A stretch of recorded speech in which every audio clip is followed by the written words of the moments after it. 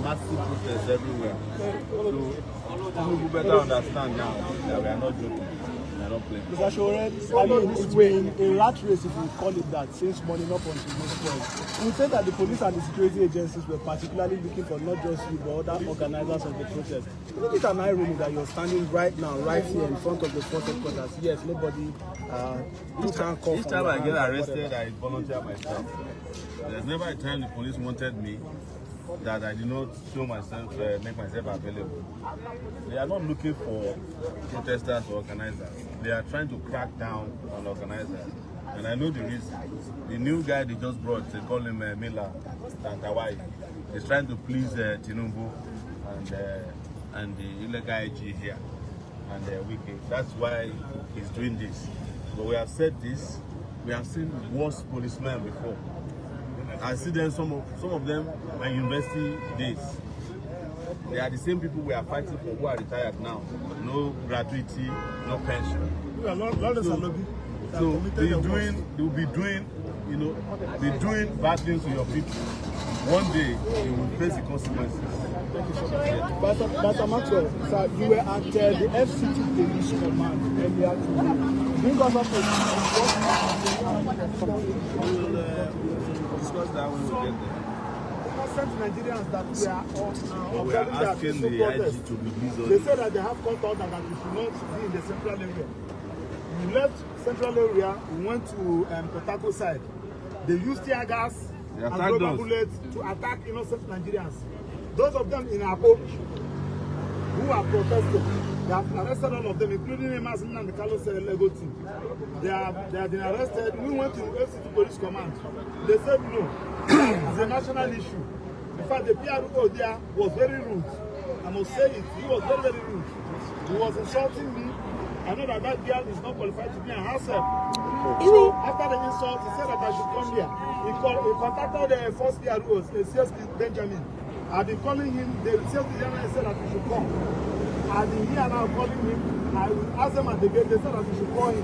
I don't know whether he doesn't pick the call. He's not sending his phone. I've sent him a test. We are here now. Tell him to take the call. The last person we know they take call for here, Muyiwa, he did for Delta now. Those people cannot sleep in any cell in Nigeria. Never. This is not Banana Republic, for goodness sake. You can't say because you have 2 years to be here and you are acting as if you are in Banana Republic. People who have seen police officers, where is that president? Yes. What he did with Idris, the one whose eyeglasses bigger than his achievement.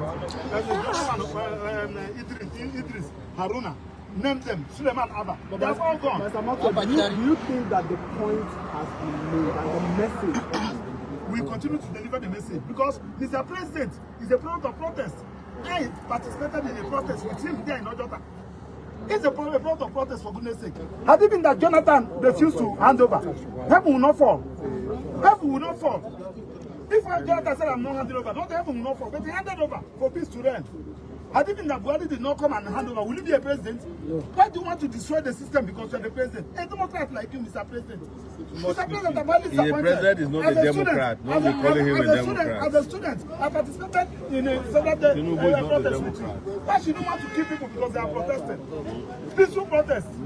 Look at police officers. I went out the people protesting for police officers. Their welfare. And I'm highly supported to police officers. Go and ask those that look at how their life is. They give you bullets. Can't you use your brain? You are addressing people. You are addressing people when we were here protesting for your salary. Leave them. Our who will kill them. They never see suffer yet.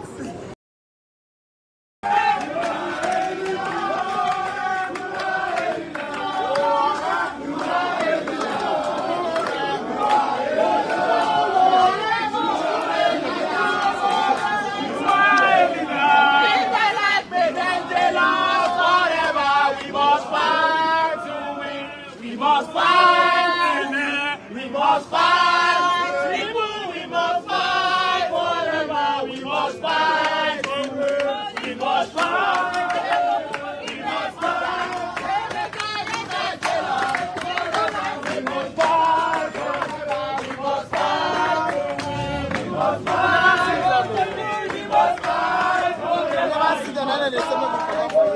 not cause the accident. We must fight.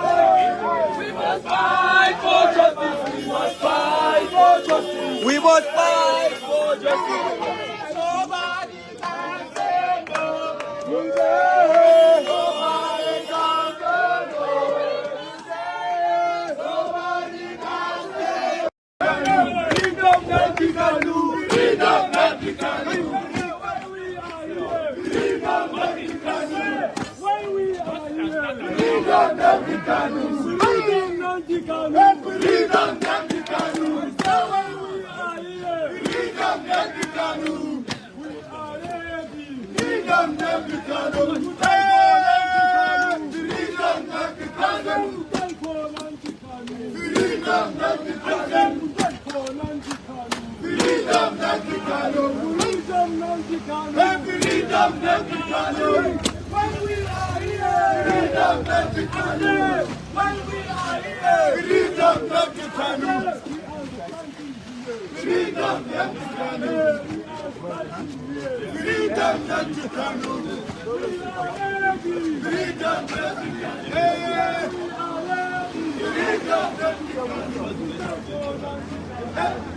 Nnamdi Kanu.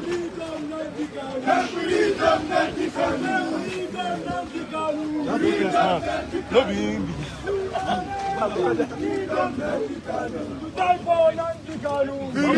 Nnamdi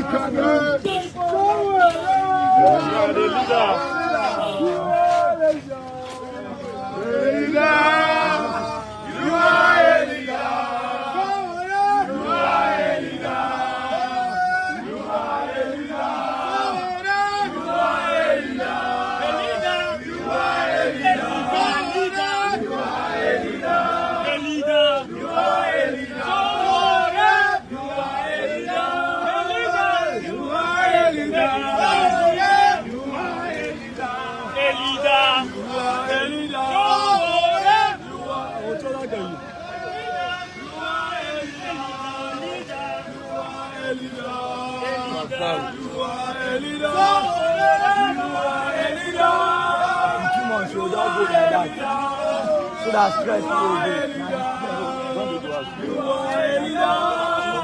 You are a leader. You are a leader.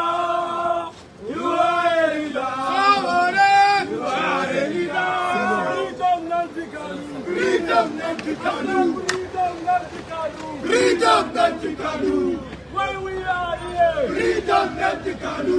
We are standing here. Freedom, Nnamdi Kanu. Freedom, Nnamdi Kanu. Freedom, Nnamdi Kanu.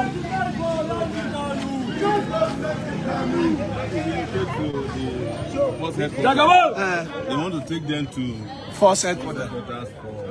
They said the Illegal General of Police left an instruction from wherever he is.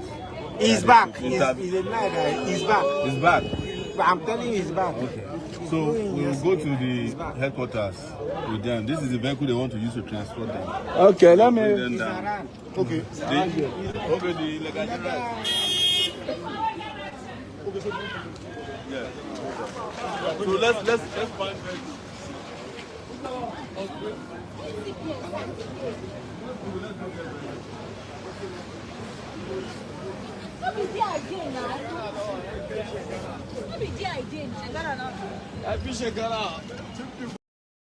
Water, bullets, na skincare, injury, na sunscreen. We dey use them guide. If the police had not gassed us today, had not injured us today, had not beaten us up today, we would be surprised. We would have known that we are not in Nigeria. We are probably in Togo or Benin. Do you understand? So whatever they are doing is the modus operandi. This is what we know them for. That is why the more they resist, the more we insist. Yes. The demands are simple. We are not even talking about bad governance. Even if this reflects bad governance, we are saying free Nnamdi Kanu. And that's on period. That's what we're asking. Is it too much? They saw Ashwebi for bandits now. They saw Ashoke for terrorists, and they say they rebranded them in hundreds, thousands, send them back into the society.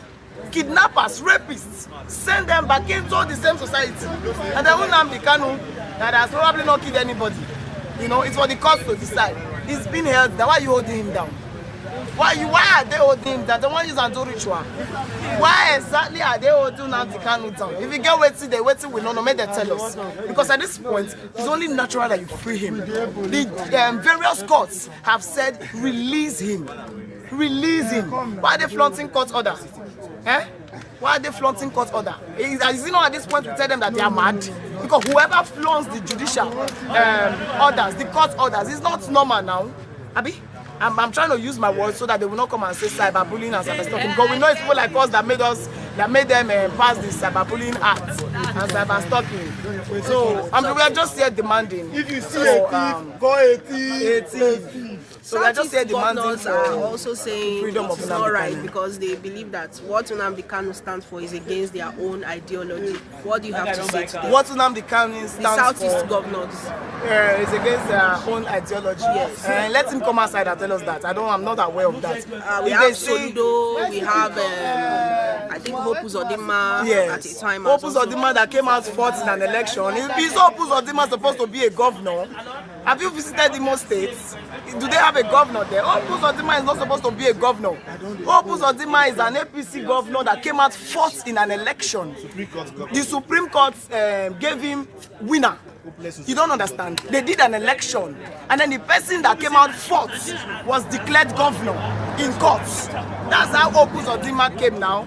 People should go and check the history of Hope Uzodinma. People are scared to talk about him. But you know me, I'm the one always ready to die. So when you see people like that take stands, you don't expect them to take the right stand when you came in through the wrong way. Do you understand? So their voice does not matter. It's voice populi, voice Dei. The voice of the people is what is actually the voice of God, not the voice of governors. So the people are saying enough of this charade. Free this young man. The other day the man was saying that he needs to go for treatment. He doesn't want to die in detention. And the police, everybody, the agencies turned a blind eye. We cannot keep watching this injustice. It's pure injustice. And so today we are out here demanding for the freedom of a man who deserves to be free. I would like you to react to the presidency's remark that Kanu's lawyer should be punished for joining the protest. The presidency said that? Yes. That Kanu's lawyer should be... Bayo Onanuga. Those are people that should go to rehab now. Can't you see his tweets? A presidential spokesman sounding like a teenage, like a juvenile. Have you not read his tweets? Whenever I read Bayo's tweets, Bayo is the exact example of what a presidential spokesman should never be. You know, as useless as the speeches of Renaud Mokri is, he's still better than Bayo. You see, so Bayo is in the pits of the pits. I don't read his tweets. So whatever he says is inconsequential. Even the president should be ashamed for naming such a person his spokesperson. So I don't take him serious. Thank you so much. Thank you so much. Alright. Everybody only want to know me. I know where. TV Platinum. Oh, TV Platinum. So you on protest ground covering almost every part of the action. I'm matching face that day. I don't get joy for tonight. Always on the ground covering events. People are dying on a daily basis. Plateau, Benue, Camp Zamfara, Castina, terrorism, poor healthcare, hunger, poverty. 139 million people living in multidimensional poverty, and we are still here in 2025 clamoring for Nnamdi Kanu to be released when he was already extraordinarily renditioned from Kenya. The people under whose watch they perpetrated such injustice, the former AGF, Malami, during the Buhari's regime, and all of them are still clamoring today and deceiving Nigerians that they are in a coalition, they want to save Nigeria. So we keep running around like a rat race in circles. Enough is enough, we can't keep deceiving ourselves. Nigeria will never be liberated until there is a revolution, and we are clear about that.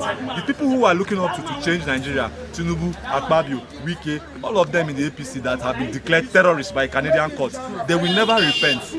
They will never repent. So it's up to us to choose our date for freedom. Our oppressors will never give us a date they want to set us free.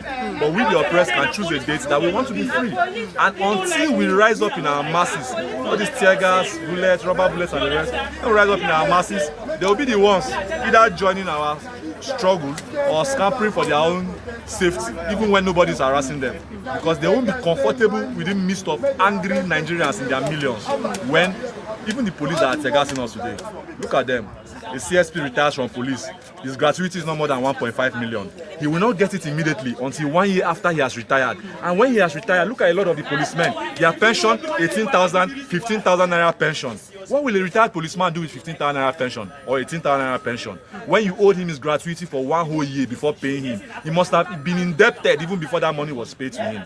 So when you see all these anomalies in Nigeria looking like a normal thing, you know that something is fundamentally wrong with the Nigerian people. And that's why we come out every now and then. I'm not an Igbo guy, even though I have Igbo blood in me. But injustice to one is injustice to all. And we must stop condoning this impunity. It emboldens the oppressor.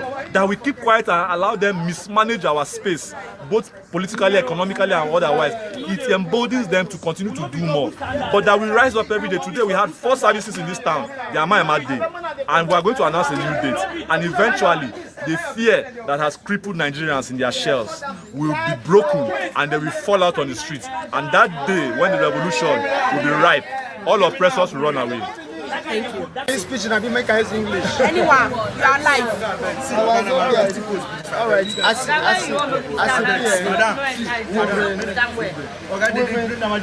Excuse me. We used to raise this bar for vehicles. Maybe you go to that side. Go to that side. We know. At the because of the barrier. FCT Police Command. Because of the barrier. And we've been tossing here and there because of all this. That side. It's okay like this. And them being very sincere with what they do. In the course of today's activities, some comrades have been arrested, some comrades have been detained. Amongst those who have been detained are lawyers, comrades who offend force headquarters. Trending.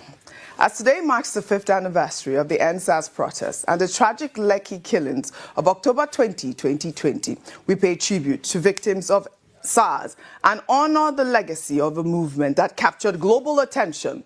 The NSAS protests brought together millions of young Nigerians demanding an end to police brutality and government accountability. The Sorosoke and Coconut Head generation took to the streets in peaceful demonstrations that culminated in the tragic events at Lekki Toll Gate, where protesters were shot at by security forces. Let's bring you a recap.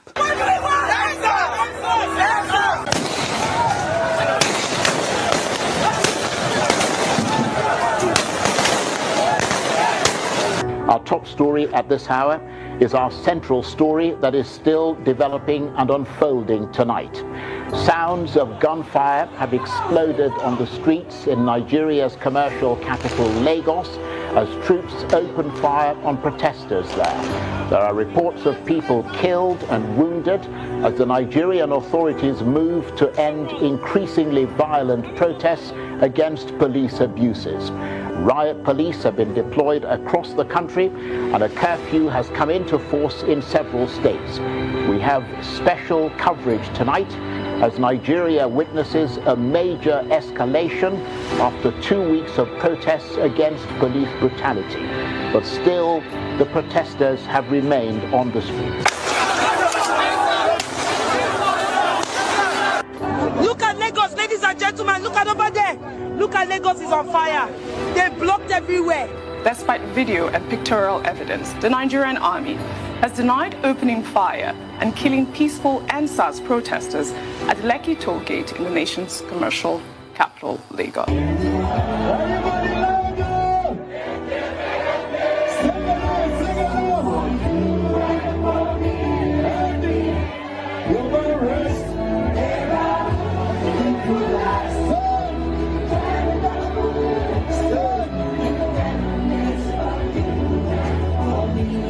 What a somber moment. As we mark this significant milestone, activist Omoyele Sowore's move to organize a protest against the detention of the leader of the indigenous peoples of Biafra, Nnamdi Kanu, around Aso Rock, the National Assembly Complex, Force Headquarters, the Court of Appeal, Eagle Square and Shehu Shagari Way has been met with reactions. The Nigerian police force over the weekend urged demonstrators to respect a court order restricting protests around key government areas. Police spokesman Benjamin Hundeyin, while acknowledging citizens' rights to peaceful assembly and expression, stated that such rights must be exercised responsibly and within the limits of the law, particularly where public safety, national security and the rights of other citizens are concerned. I mean, this statement has elicited reactions, and I'll take some posts on X. This is from Obiora, who wrote on X, with due respect to the Inspector General of Police, the places mentioned in this release,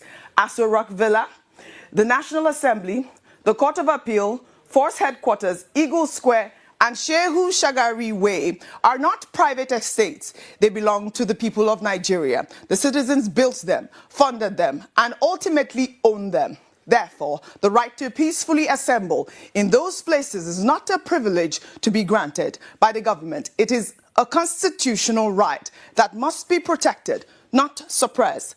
If we are to speak of court orders, then we must remember that the same judiciary has discharged Mazi Nnamdi Kanu on 2 separate occasions, yet the government continues to detain him in clear defiance of those rulings. Selective obedience to court orders undermines the very foundation of justice and erodes public trust in both the government and law enforcement. Nigerians are not asking for chaos. They are asking for fairness, equity before the law, and accountable governance. A government that has nothing to hide should have no fear of its citizens expressing dissent.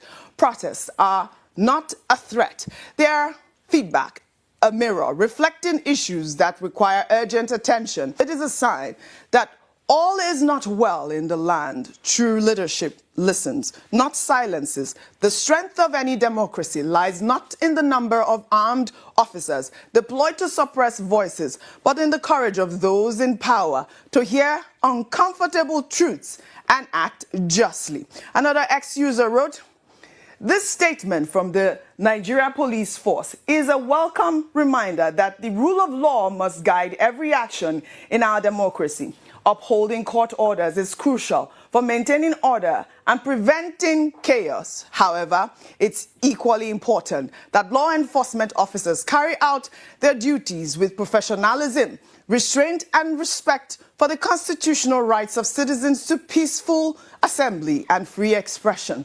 Peaceful protest remains a legitimate democratic tool for citizens to express their grievances, provided it is conducted responsibly and within the law. The police must therefore balance firmness and fairness, ensuring that while security and public order are protected, voices of the people are not unjustly silenced. Ultimately, both the citizens and the police share a common responsibility to ensure peace, justice, and respect for the Constitution to prevail in our nation. I believe that's what the ex-user is trying to say, Rufai. We know the NSAS movement, represented a defining moment for Nigeria's youth, a generation that, leveraged social media and organized this protest that captured international attention. It is quite, glaring at this moment that the rule of law has to prevail in the land. And, I do admire activist Omoyele Sowore for actually tying in this protest with the injustice as it seems. Rufai, your comment, and I'll come sit with you. I mean, it's apt to protest when people have grievances. That's why we have a democracy. Yeah. And that's why I condemn any form of, military government. Correct. Because it's a democracy, people can protest. But in a democracy, when people protest and you stifle their voice and you kill them, it makes us get sad and even question if what we're practicing democracy. And you see, I'm particularly miffed by the way they've started to stifle protests. Just this morning, what happened? Sowore went out with people to protest, and the next thing, tear gas. Daily Trust was reporting live bullets, live rounds being fired. Is this how to go? The same people that shut this country down for 2 weeks Jonathan did not go after them like this. A lot of the people that protested Occupy Nigeria morphed into what is the APC today. We saw how they had a series of protests then. Were these not the same people that protested and put Jonathan's head and call him all sorts of names, Jonathan Haram and everything? Did they stifle their voices this way? So this high-handedness we practice in the name of democracy will not get anywhere. You remember the first anniversary after NSAS, that Femi had to stand tall with the police officer. People were tear gas. Mr. Macaroni was packed up in a bus. People must have a right to protest. What are they protesting for? Nnamdi Kanu. People have talked about a political solution all this while. Because while you talk about Nnamdi Kanu, what he did is unfair. You are also seeing a lot of heinous crimes being perpetrated by bandits, and they're having peace meetings. But in this country, some people have more power over the others. Like I've repeated, they have not said everything Nnamdi Kanu did was good. I disagree with some of most parts of his advocacy. But what you cannot deny Nnamdi Kanu, are people not being marginalized in this country? Are people not being killed in this country? So as long as that is happening and you don't have a level of fairness, then you're saying people should not talk? So I keep asking, which kind of democracy do we even practice? When it suits them, they talk. When it doesn't suit them, they go the other way. So please, people should be allowed to protest. Police should be there to protect them. I remember the famous protest when Chuba Akadigbo and Buhari went to protest in Kanu that they refounded them. That was where Femi Falana went to court and he got that judgment. You shouldn't stifle protest. But what do we see? We see always attempt to stifle protest. What was the need going the way of tear gas canisters and the likes? What was the need? And you see, in any democracy, there must be protest. That's why the Americans are speaking up. Yes, speaking about no kings. Yes. And we must not have kings in this country. They say they should not go around the people's house. Mm-hmm. It's the presidential villa, not the people's house. No, in other parts of the world, don't people go to the White House? Mm-hmm. And the president will even take them on tours. Right. But you can't do. See this country.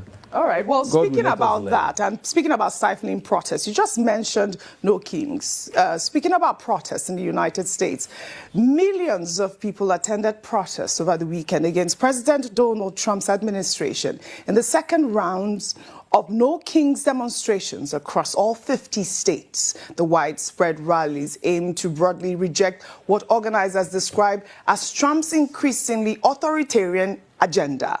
The protests, which originally began in June, follow sweeping ICE raids and troop deployments in Democrat-led states. The protests come against the backdrop of a federal government shutdown, with GOP lawmakers and the White House in a standoff with Democrats.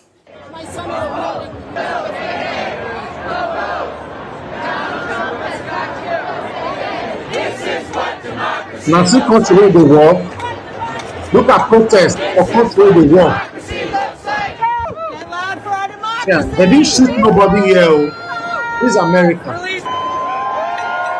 Look at that. It is reported that about 7 million people participated in the protests. Trump and Republican leaders have labeled the protests as anti-American. However, we saw states like Idaho, a deeply conservative state, turn out dozens of protesters. The scale and organization of these demonstrations reflect deep political divisions in America, with citizens exercising their constitutional rights, even as political leaders debate the legitimacy and impact of mass protests on governance and national unity. Exactly. You didn't see where they tried to stifle this protest. Across all 50 states, yes, we saw some police out there, but this is the constitutional right, Vimbai.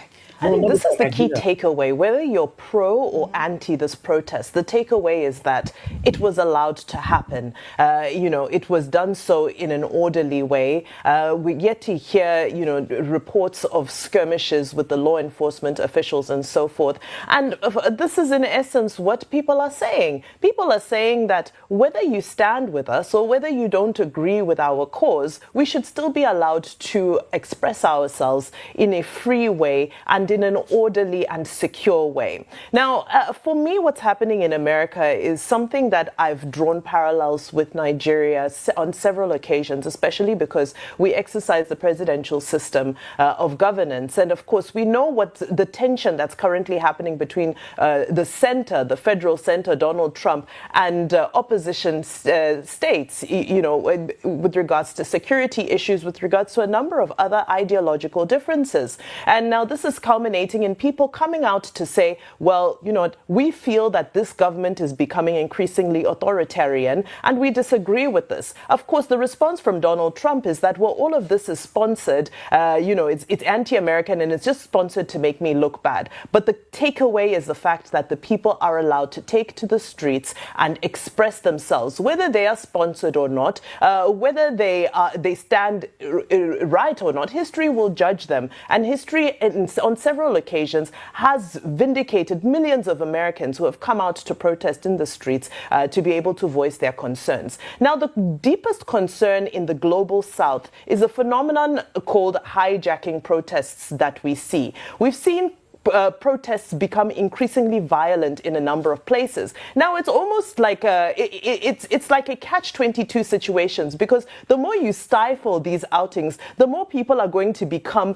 aggressive in wanting to come out. What are some examples? You look at Kenya, you look at Nepal, there's several examples that we can look at where protests have turned extremely violent, and that is because there's a huge attempt to try and quell them. There's a huge attempt to try and take away people's rights to protest. And of course, the outcome of that is violence. I hear in Abuja, a number of people have been arrested this morning. That's besides the tear gas and the bullets that are flying around. And I just say, why can't we just trust our security services to ensure that protesters are kept safe, that they stick to whatever demarcated area has been allotted to them? That's most importantly. And number two, it does not need to degenerate. This narrative of protests being hijacked is an unfortunate one, and it needs to be brought to an end. And it's up to the police to protect protesters so that it doesn't degenerate and it doesn't get hijacked by those other people who have their own agenda. Well said, Vimbai. And you know that I believe Omoyele Sowore was saying that he hasn't been served any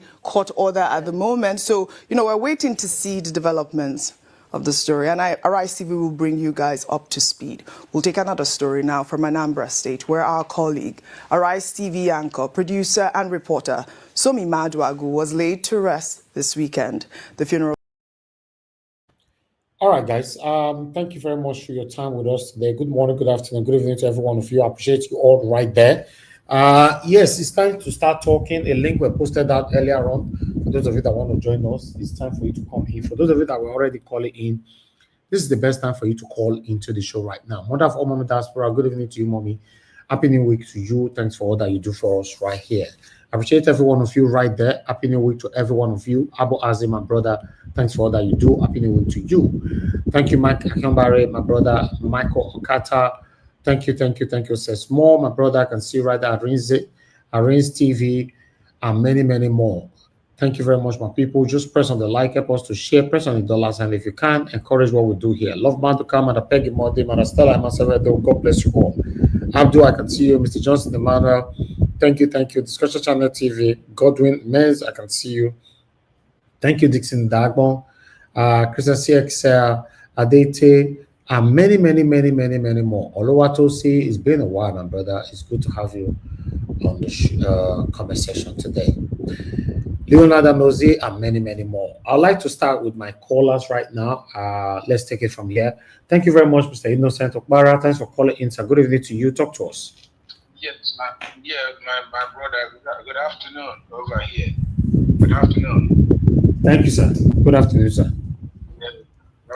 Hope your mom and your wife, everybody is doing well. Yes, thank you. Thank God for that. Yes, it's regarding this protest. It's not that I'm going to say that I've been vindicated or what I said is happening. I know, like I said the last time, yes, there's a protest, but this protest, if after protest Now, the result of what we are protesting for, we did not get it. I don't know where I can place the protest, if it has achieved what we wanted or not, or it's just made it, a mark that we are protesting for something. But if we don't get it, then it ends there. Because that's what I said the other time. Mostly Nigerian protest does not yield, many things, especially when it's branded like, peaceful. I said, it's not that I'm advocating for violence, but looking at how Nigeria is and all what is going on, I'll be telling you, if I, wrong, if I said peaceful protests will yield anything, it will not yield anything in Nigeria. It will not bend any needle. It will not bend any thread, So Nigeria, I told you that Nigeria is gone. We waiting for a new Nigeria. We might be waiting for quite a while. I'm not the people that say God will make it happen. God will not make it happen. God has given us everything that we need to make our country great. But he's not going to come here to be the president. He's not going to send a one angel from heaven to come and be president or ministers of Nigeria for things to work. It must be people here too. In Nigeria, I don't know how they can change. I don't know what will motivate them to turn around and see that what they are doing is not what they are supposed to be doing to their own countrymen and women. I really don't know. You understand? So this thing, I said, I encourage him to do that. But what I pulled out is, if he had invited, some top people from the western side, from the northern side, because if you remember, I said this Kanu thing is not an eastern something. It's not an eastern as holding him. The federal is holding him. He should have reached out to top people in the west, the people that he can reach out to people in the north that he can reach out. But he only try to reach out to people from the east, or Soludo, this and that, Peter Obi and all that, which I said, to me, he should have included, them. Even if they didn't show up, he should have said, he has reached out to this person in the west, that person in the west, that person in the north, that person in the north. Then doing this, like I said before, just may not yield anything, because what Nigeria needs is violence. If they didn't get violence, if people did not violently, attack them to make sure that the ministers and all these people, they start running for their life, nothing will happen. Nothing will happen. So, let's keep talking. We've been talking, let's keep talking. That's the only thing that we have. We don't have the power of military. Even if it becomes violent, many people will die. But then, there are people that are called martyrs. That's how martyrs, arise. People that said, I will stick my life for this. Nobody is ready now to stick their life for Nigeria. Even then, the way that I'm feeling, my brother, I will not come out to stick my life for Nigeria. Because if I stick my life out and it doesn't yield what I'm thinking of sticking my life for, then I'm gone. I'm useless. I'm useless. It doesn't happen what I wanted. I don't know. There's no way these people would want to release, Mr. Okpara, what's your take for the Igbos not coming out today to support these protests? For example, in Southeast, nothing happened, and everywhere, there were very, very minimal people from the Southeast, if there's any. Very, very minimal. Why? My brother, this question that you asked me, I can't tell you I can't tell you why, because where is my, empirical, facts? Where is it? I can't tell you, other than to say, maybe they don't want to, Nnamdi Kanu to be released, or maybe Nnamdi Kanu has offended them, or what, or they are using Nnamdi Kanu for their own betterment. I can't say all that. If I say that, if somebody can ask me, where's my facts? And I say, I don't have facts. My brother, you and I don't know. You two don't know why those people did not come out from the East. If you are saying anything now, it's not empirical. It's just what you think is the reason they didn't come out, which, doesn't fall in. See, Nigeria is just kind of a hopeless place, honestly speaking. Honestly speaking. Even look at we in the diaspora too. We have falling foolish of what they are doing there. You know why? How even people in the diaspora, why would the government be, trying to do project? First of all, they will have to say what they call flag off. What is flag off? In this country, in all the when I live there, there's not. Round up, sir. Oh, my time is up? Yes, sir. Round up. 30 seconds. Okay. So they spend money for flag off, they spend money for what is it, commissioning. They do this overpass, they call it flyover. And we also over here too use the same language, flyover. What is flyover? This is just an overpass. It's an overpass and it continues on the same road. Over here in the US, any road that goes above the other is leading to another road, not the same road. Thank you. We here too, we follow them. I tell people here, stop saying flyover. What is flyover? Okay. Thank you. All right, my brother. Thank you, Mr. Mara. What we can do. Thank you very much for your effort. May God continue to give you the strength and courage to continue doing what you are doing. Thank you, sir. Thank you very much. Yes, sir. Thank you. All right. All right. Although I have something to say concerning the protest that happened today, but I would like to take this call first. Because sometimes I think we should speak. Sometimes. Thank you, my brother. Give us a Monday. Talk to us. Good evening to you. Good evening, Mr. Elvis. Thank you very much for what you do. I greet you. Yes, my brother. Mommy Diaspora, thank you very much. Hopefully you had a wonderful weekend, Mr. Elvis. We thank God, though. Nigeria matter, let us get on like that. This now the Kanu matter, be as you get now. Well, thank you very much. I called in because you asked Mr. Okpara a very, very dicey question. Important, extremely important, but also very dicey. The question here is, do we think Nigeria as a country now, the government, and do you think the Nigerian government, apart from you and I, and then maybe some of us that are outside this tribal thing, do you think they really love the Igbos? Now, you ask why the Igbos didn't come out. Now, let's not forget that Tinubu said he will continue where Buhari stopped. Do you think Tinubu loves the Igbos? Now, look at what is happening in quote criminal government now. How many Igbos do you see maybe in the scheme of things?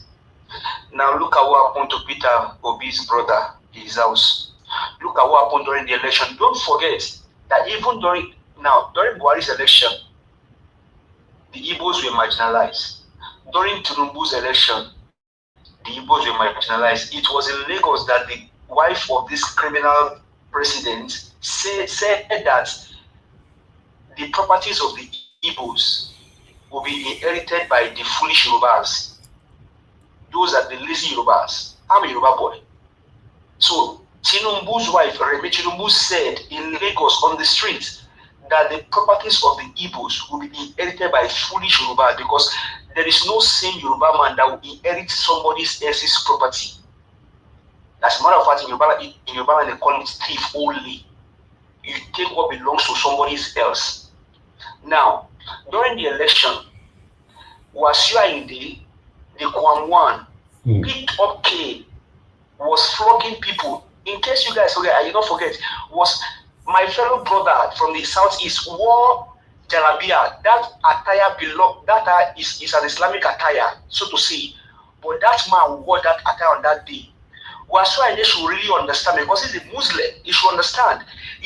Despite that thing, he still picked up cane, flogged this elderly brother from southeast. During that same election, Oluomo, I will respect the platform, not calling him other name, said that if you will not vote for APC, Mama Chukudi, don't come out. We all know how the story went. Now, fast forward this year now, Sowore tells you is protesting for Nnamdi Kanu. Well, I have my own stand about Sowore.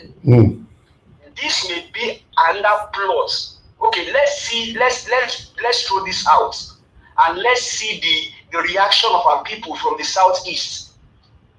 Now, if few people went out today to protest and they were met with bullets and tear gas, don't you think that that's a sign that this was even, I have my restriction about it, even this, I have my restriction. For me, there is nothing that Sowore does that I can support. That's me.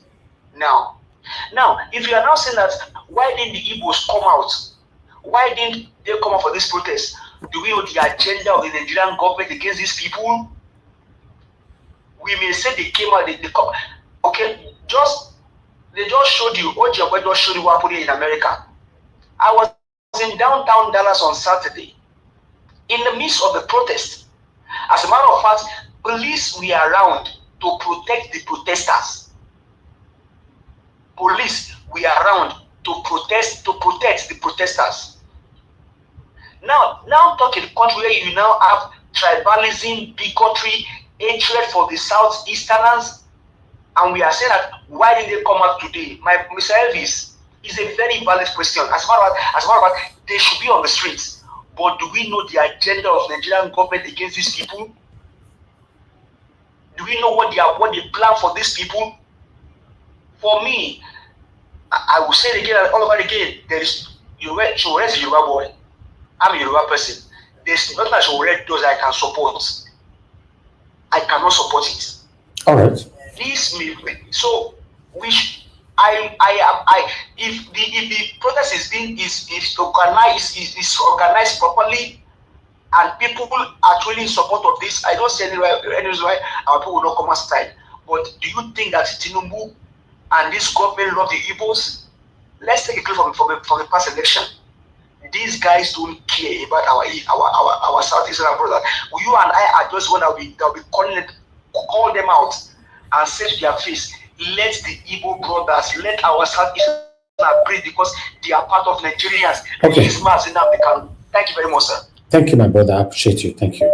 Let me hear from others quickly. Hello, yeah, good evening to you. Your name and where you're calling us from. Hello, you have so much noise on your background. You have so much noise.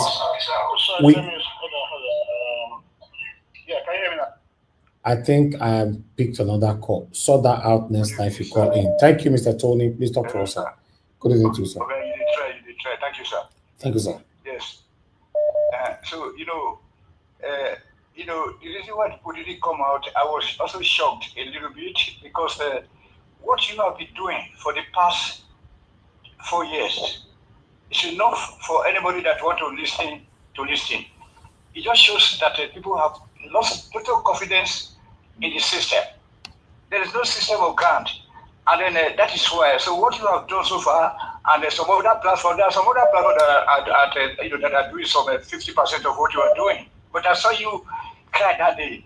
You don't know how you see emotional. It was to me. You know what I'm saying? I have been feel that way, but that when I saw you, I said, "My God, this guy is so nice like this." I never knew that you were so that nice. I said, "My God, how will your mother feel? How would your people feel? How I felt." I saw you cry live. You know what I'm saying? Because of Nnamdi Kanu, my master. The first thing that Joshua mandate is getting everything wrong. You know what I'm saying? It is not about the Yoruba or the Hausa or the Igbo. The system right from the onset was faulty. We can't be together. The Igbo must be allowed to go their way, the Hausa must go their way, and then the Yorubas will go their way, of which we are part of if we want to. Otherwise, only the Benin City can form a nation if it's possible for them. It's high time we realize that. The country was not one. We cannot be one. You know what I'm saying? And then we're not the same people. In actual sense. You know what I'm saying? So all this blaming Yoruba, blaming this, blaming that. There is no system of ground. You have no police. Look at what is happening in Edo State right now, my brother.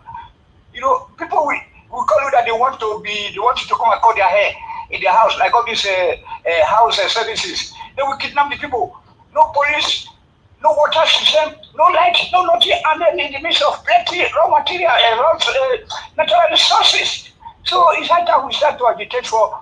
We're even looking at that Tinubu is even dealing with everybody, that Northerners are even clamoring for separation now. So let us see a way we can negotiate or navigate, to separate the country, sir. Otherwise, don't everyone is listening. Because you have to have a country, then a government, whether the government is good or not. There is no government in Nigeria right now, sir. That's why. Okay. Everyone is listening, sir. Thank you very much, sir. Yes, I'm here. Thank you very much, Mr. Tony. God bless you, sir. Thank you. I hope that you got me, because what you have been doing is enough for people that you listen to. Of course, We have to make the change. You see, I listen everything to just you. going down. Every day just going down. You know what I'm saying? Thank It's you. like if they are protesting, if we're to be a country or a country with government, you see the ministers coming out today, or the spokespeople of the government, they say, okay, yes, we're looking at the situation. Well, you have to know you're in UK now. I'm in Germany. They will come out. You will see some musicians. They'll be playing. Police will be there to be guarding them. You know what I'm saying? Some of them will be having coffee. You see, that is what we call when there's a government. There is no system of grants. No local government system. It's just a warlord situation. I'm not look, I'm not against anybody. You know what I'm saying? But we don't hate each other. Let us separate the country. Let us look for a way to separate our country. Let us make sure that there is no fight in Edo State right now. Let Urubuma come and be councillor for Igubahi. I don't care. Let Osama become governor. Let the job man become governor of our state. Let us come together as one family, okay? Thank you. Thank you, sir. Thank you, Mr. Tony. God bless you, sir. Thank you. Okay, let me take another call quickly. And an origin, thanks for calling in. Good evening to you. Are you there, Madam Origin? Hello, Mr. Niger Watch. Yes, ma'am. Good evening to you, ma'am. Please talk to us. Can you hear me? Yes, very clear. Go ahead. Oh, thank you for picking my call. Thank you. I greet Mommy Diaspora. I greet everyone here. I greet all everyone. Yes, today is the 20th of October. The protest has happened. And I called earlier when Nnamdi Kanu's health, the doctor said that he had his kidney, his prostate, his liver, multiple organs. He is called us on that day I called us on Peter Gregory Obi, and I said, what is going on? Someone needs to say something for Nnamdi Kanu to be released, to be left, because looking at everything that is going on in that country, there is no reason why he just released him, and his health. But today we hear that both the all arms of that government, everything that you can call an institution inside that country, is not doing anything, including the health sector. They call them the Nigeria Medical Association. Could not do anything. And lo and behold, here came Sowore, who wouldn't take it and say, okay, if this is what is like a benefit of the doubt. But why I'm going to say this outright before I say anything else is that as we speak, my Twitter account is down. I can't get any access. I don't know why. I don't know if this is a major or an elaborate type. Barrister Aloy Ejimako said there was a mammoth crowd where he was. And he said they are ready. And Sowore was not there. And as we speak, Barrister Aloy Ejimako is under custody alongside with the brother. Why am I going this route? I want to tell Sowore, in everything and anything that is going on, I want Barrister Aloy Ejimako out. However he's going to do it. Now let me go to the today's protest. Today, the 20th, marked the massacre of youths, of Nigeria at the toll gate. A lot. I mean, the CNN, everybody carried it, and they said they didn't see anything. If your government said they didn't do it, nobody saw it. Mr. Niger Watch. Yes, ma'am. You see, while Nigerians are before the Tollgate massacre, everybody was why Southeasterners quiet. They have never been quiet. Because what these youths of Nigeria are doing, the Southeast youths did it 2015, 2017, 2019, 2020, 2021. What you people didn't know is that it all followed with a massacre. There was Obibo massacre, Okigwe massacre, Olo massacre, Headbridge massacre, Obor massacre, Aba massacre. And each time when these things happen, just like what happened at Tollgate, where the people, the government said they didn't do anything, and CNN said, neither did I see. Al Jazeera said, neither did I see. If you come to your government that's supposed to protect you, there was pythoners and every kind of gas. If they didn't see it, it never happened. And today, we are still talking about going to. That is why we fought so hard. Round up, 30 seconds. Whenever anybody wants to say, let us sit at home, they come and blackmail everybody and make sure that they make it, rub it on people that they are going to dismantle and decimate.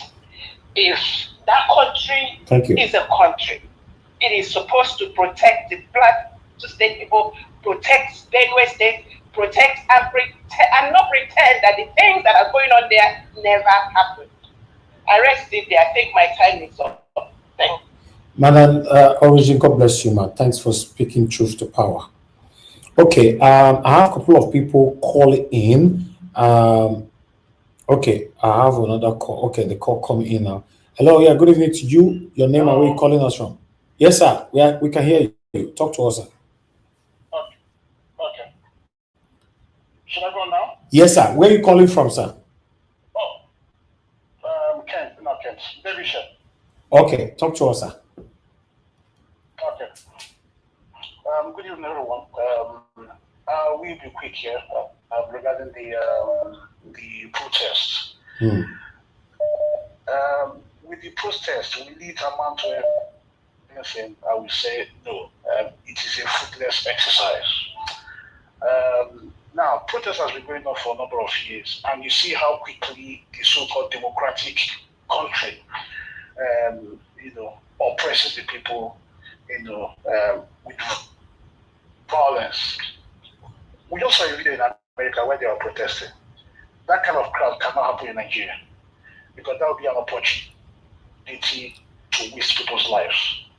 Nigeria is in bondage, and no amount of protest will rescue that country. So what I normally say is yes, it's a good call. It makes sense.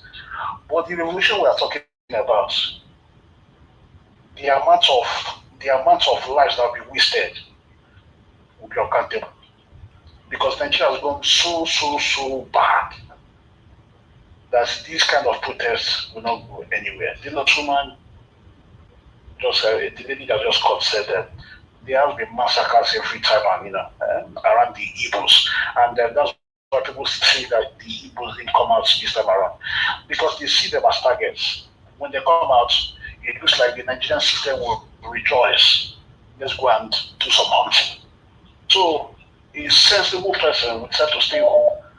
Let them suffer. Let's just try and figure out what to eat and then just live our lives. Okay. Now, it's already recently that we heard that there's this supposed said coup allegedly. And allegedly they say it was the northern party because they see this government as a Yoruba government. Nigeria is in trouble. Let me stop here for now. Thank you very much. Thank you, sir. Thank you very much, sir. Okay. Wow. Okay, but I said today now course day, because a lot of people are calling in. But when we are done with calls, I'm going to end the show because I know this morning I've been on air. Thank you, Oga Simon, for calling in. Good evening to you, sir. Please talk to us. Oga Simon, are you there? Okay, now we can hear you. Go ahead, sir. It's a long time. I can't be first day that. It's past a long time. No. I didn't say long time. I didn't say long time. I didn't say long time. No, I didn't say that. Thank you for that. Thank you, sir. Also for my submission, what they are saying for the way they say that the leaders now be the youth of tomorrow. Ghana was some of the leaders, not the youth. Now the old melody for power. Now the youth are the leaders for tomorrow. All those protests that they do for Nigeria. No one don't walk, no one don't get ahead. I don't say maybe government not the only for a good day. Nigeria cannot listen to their citizens. The government of Nigeria will be for governor to president to local government. They don't listen to their citizens. So that's why they get for Nigeria. And so if I see protest for outside there, what did they do? I would imagine Nigeria on now how does a doctor don't know enough. You will also see people that will be like San for other countries, African country, Europe, or they'll be like Sasa. But Nigeria, if you come over, they want share food, then you will see people they die for food. Everywhere go full. But when they come for protest, or guys, Nigeria watch. Okay, Lord, you don't feel sit there, and they go hard. So all they do protest, I mean, they don't do, but this are same protest now. They want to free this country. It's not possible. Now the leaders for their own mind, the evil criminal leaders in the room. And Uganda say they want to work, that they want to do this country. Like this is not the Kanu case now. They want to do this man now. Really say, if a person job, Jonathan come to pass on job, or the president of Europe before, they got to go meet Tinubu. And they will feel this man. No be protest in Nigeria, they protest everywhere. Nigeria, the government, they don't listen to protest. If Jonathan pass on job, or the former president, the vice president go with their own, with some governors, they will feel this man. And they see with the local people say Lalayo, they don't want me to lose them, say don't kill many people for news, different news, all these things. So they say, now the North, now with the people, the army who put that man for there, not like some people's governors, that they will put that man. Thank you, Ghana, watch. All right, thank you. Thank you, sir. Thank you, sir. Thank you very much, Mr. Samuel. Okay, there are more calls coming in, so let me I think I should take the last call now. To be honest, I don't want to be here for so long today, my people. You guys can see that I'm tired. Thank you, Mr. Joseph Orji, sir. It's good to have you on the show. I'm fine, sir. I'm very fine, sir. Yeah, thank you for everything. Thank you, sir. And also thank your mother and everybody on the platform. Thank you. It's about all these guys, all those people calling, saying that protest, this and that, protest. I don't know why they are complaining like this. If there's anything, one should be commenting exactly what Mr. Sowore have done so far. And besides, there was protest today in Umuahia. The whole Umuahia was shut down. There was no activities. All shops were locked. Also, even in Lagos, Akowojo, all those areas, shops, all Igbo shops were shut. But they didn't come out to protest. They just shut their shops and sat in front of the door of their shops. Even in main Lagos, all the Igbo shops were shut down. They sat in front. There was no activity. There was no buying and selling anything. And again, Igbos were involved in the Abuja protest. All their shops in Abuja, all those places, Mr. Sowore went to campaign, asking them to come out. Yes, some of them came out, not all, but the shops, there was no buying and selling. All their shops were locked. No activities, but some people stayed at home. But that Igbos did not get involved. They were all involved in Abuja. There was a lot. Because the only thing is that, you see the protests in Abuja, it's not in one spot. It was all like scattered. There are areas where you see huge crowd. Maybe some scanty crowd here and there. So that was how exactly the situation. But that of Umuahia was huge. The whole Umuahia, the whole city Umuahia, the whole place was shut shut down. No activity at all. It was totally activity. They were all roaming the streets, huge crowd, and it was very peaceful. I didn't see no police at all in Nwaya. Nothing at all. Everything was peaceful. Wow. It's just a shame, you know. To me, Mr. Elvis, when people phone in like this, it's like you've given up. So we should all enter house. The government should just do whatever they like. People are phoning in. You go up there, okay. This idea saying you don't go to war because people are dying. So soldiers shouldn't go to war because bullets they kill people. No, it doesn't happen like that. It doesn't happen like that. There's going to be war. You won't. People will get killed. Then you won't go. If that's the case, what about all this other advanced world? And besides, even here in our fellow our African countries, people go out and protest. And this is exactly what can encourage a huge crowd in the future.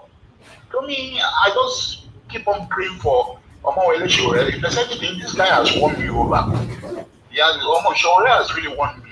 He has won me towards himself, inside. Because if you have somebody who is very determined to follow a course and channel it to the end, and that word is said today that this is just the beginning. It's going to continue. They are coming out with a new date. This is exactly what I like. I've phoned a few friends of mine here and there. I say, oh, are we in the UK, but like in London? Why can't we go and queue up in front of the embassy too? I don't mind. I'm okay. I can walk. Even if with my stick, I can walk with my stick and go in front of the embassy. They came, it's like we Igbos, we shouldn't behave like a conquered nation. That's what it is. That you don't want to protest because people, they will target who? You want to tell me, Mr. Elvis, today, if Mr. Obi was in that place, in front of this protest, you don't want to kill him, let them kill him now. That's the way I see it, out of this day, because we are living as if we are conquered. That's the way I see the behavior.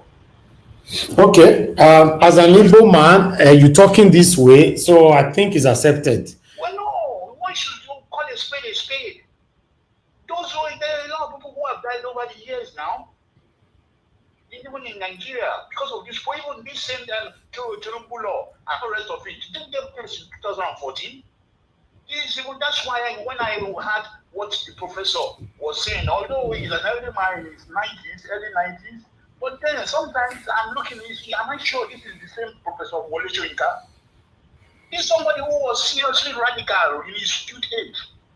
You know, the Yoruba have a saying, say, Agbawabura Bewe Obashideri. Saying you as an elder, come and swear if you too you didn't go through the youthful side when you were younger. That language is said that is condemning the obedient. It should be a shame on my own generation and their own generation too. We are bequeathing these younger ones with a failed nation. It should be a shame. Because while he was young, he can't tolerate this. He can't tolerate this. He cannot tolerate all this nonsense that is going on in this government. I don't know what has changed. Maybe your old age. I don't know. I don't know. Okay. It's a shame. I should just buttress this to you, please. Thank you, Mr. Joseph Oji. I understand how you feel. Thank you, sir. God bless you. Okay, callers, I think I'm done now. Let me just give my own submission so we can round up. Yes, to be honest, it's not easy to do this. Today have been a very, very busy day for me. If we're having a panelist since, maybe I would have a long time ago left the platform for them. But still, let me say this, guys. Realistically, I'm not happy that the Igbos, or rather the Igbo, but I don't know what Igbo means. I only just know Igbos. Maybe somebody need to educate me. Because when they say Igbo, what does it mean? Is it the same thing with Igbos? Maybe Augustine will teach me that someday. I don't know why they are always hiding themselves all the time.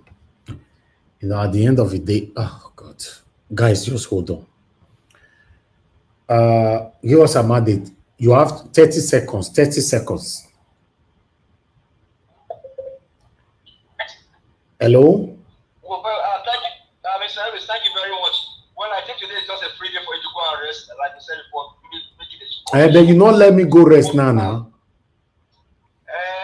want to thank you for all that you do, all that you did. Okay. Just to probably add one or two lines to Mr. Oji. I mean, if you have this information of where our brothers came out to come and protest, I mean, send to Mr. Elvis and then we can broadcast it here and just let people be aware of what's going on. That's what I want to say. Thank you, sir. Okay, thank you, my brother. Thank you. Oh, okay. Igbo means Igbos as well, right? Okay. Ozatesi said Igbo means Igbo people. Okay, all right. Like Edo people, right? All right. Okay. We are learning every day. But still, let me say this.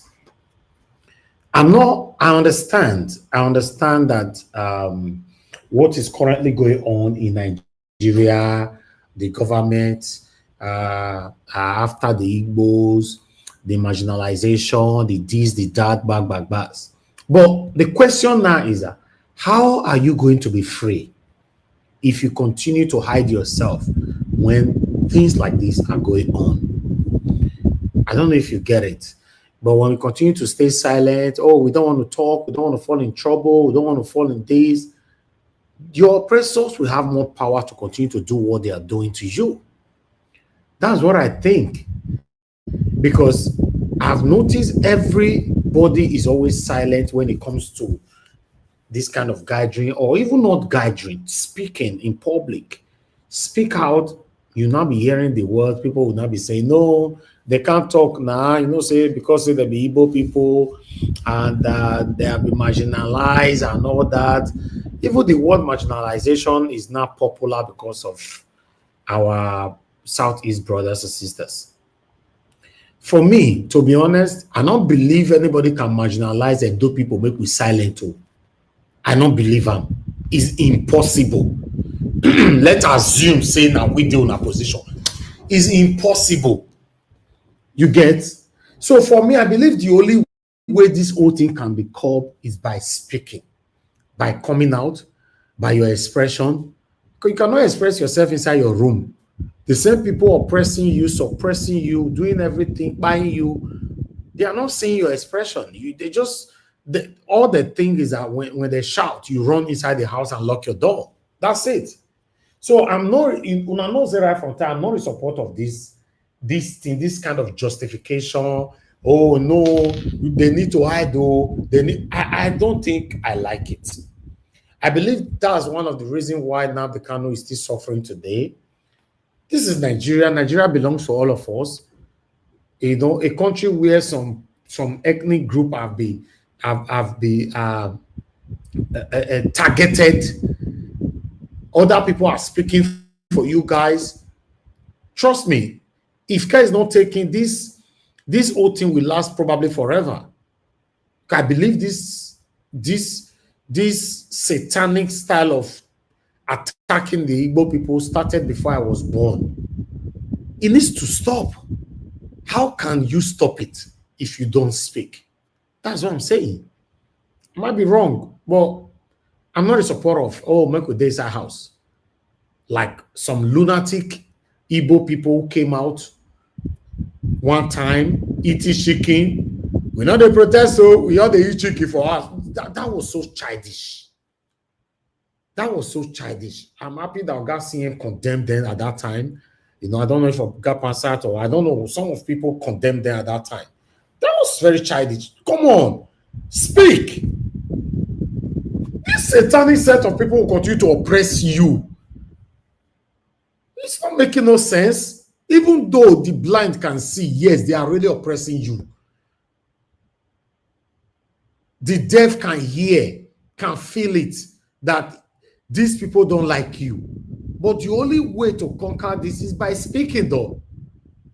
If you are silent, we are not going anywhere. That's my take. Mr. Oduwa, thanks for calling in. Talk to us sharply. Good evening, Mr. Najaw. Yes, sir. Very much. Thank you for the job. And I thank all of them who go out for protest, but it's not easy. Anyway, I will urge my brothers and sisters, whether from the east or the south, any other time to join the protest. But for people who say they are afraid, you can only succeed over your oppression when you take the good step and say enough is enough. Exactly. So, like Madagascar today, they are free from the shackle of that their president. It is because they said enough is enough. Bangladesh, Kenya, anybody who said I'm being oppressed and they want to be free, you have to take the good step and say enough is enough. And that is what that is. But Mr. Nagawash, one thing you said that they cannot press our Edo people, I believe they silence. No. The same oppression that they feel is oppression. We are the one we are is even worse than that. With the Benin, the Edo, the Bayelsa, it is only Bayelsa that Sakin Sariwiwa, all them that time agitate. The rivers and cross we are marginalized because not only Jonathan. Anybody tell us from to cross who have ever been president, who have ever been senator, who have ever been the senate president. So we are, and we feed the country, entire country. We are the one feeding them. We the Benin are the one feeding them. So it is only that. All right. We just live and let live. And we just live it and live and let's live. If not, you see the way they are calling us minority. This side we say minority, the other side minority. They'll be calling us minority, exactly. That's true, though. So that is just, I just want to prevent that. But for me, that's our Igbo brothers and sisters. Even though we had the bad one, we said, don't fool Nnamdi Kanu, but let the good ones come as a mass. Exactly. On Monday, when we are doing city tattoo, why don't you use that mind and say, let us release our brother? Nnamdi Kanu was fighting a good fight for everybody, all the Nigerians. He was fighting a good fight. So that is it. Thank you, Mr. Thank you, Mr. Odowa. God bless you. I would like to quickly say this. For example, our Igbo people joined that protest today in Abuja, for example. How do you think the government will know that these people are Igbo people? Are they going to stop each persons and be asking, speak your language to confirm who you are before they start shooting? Because like what people are saying, oh, they will delete them, they will shoot all of them, they will do this. How? Is it written on their head? Saying a Igbo man be this. And CEO, you said it's already happening in Benin and nothing is happening. I don't know what is happening in Benin, to be honest. For me, I don't know. If you're talking about Fulani herdsmen is in Benin, Fulani herdsmen is everywhere. They're everywhere. And they are going to continue to be everywhere unless we all speak. Say you're carrying Benin person, you're the oppressor and he's silent. I don't believe say they happen for Benin. It's not possible. They ever born that person. How? Where? How you want it to happen now? Show me one that those people whether they oppress right now, where everybody you're silent, say, look, we all take and say that like that normal thing. It's impossible now. That's what I'm saying. You need to speak for your oppressors to run. You don't have to do it though. If you think you guys know better than me, probably you do, but still, I'm only just saying this. There's nothing wrong you coming out to join the protest. There's nothing wrong. Would have been nice to see that everywhere we are sacked today. You know? Would have been nice. Everybody at their house. I don't understand. Well, nevertheless, what do I know? When the whole thing started, they ever born me. I grew up to understand that the country is not fair. Some people are being treated fairly, while some no. Some terrorists are giving Agbada, giving a peace talk, while some are in prison now. It's crazy. That's why you see I'm calling out for the release of Nnamdi Kanu, because this is obviously obvious that this is very, very unfair. Very, very unfair. That's all I have. I have Mr. Pansat with me. Mr. Pansat, thank you, sir, for joining this broadcast. If not because you came here, I just wanted to jump out now. Talk to us quickly, sir. Thank you. Good evening. How are you, Mr. Elvis? I'm here, sir. I'm tired. I need to rest. It's not easy. It was 5 hours ago that we were in the air. Exactly. And thank you, sir. I I give you kudos for trying. You're doing your very best, and like many people call in, and those in the panel, they say, "May God bless you and keep blessing you." So you keep doing a fantastic job. Amen, sir. Yeah. Now, let me say hello to everybody, Mommy Diaspora in the comment section, and everybody else who's listening to the show. Mr. Elvis, I'm a proper Igbo man.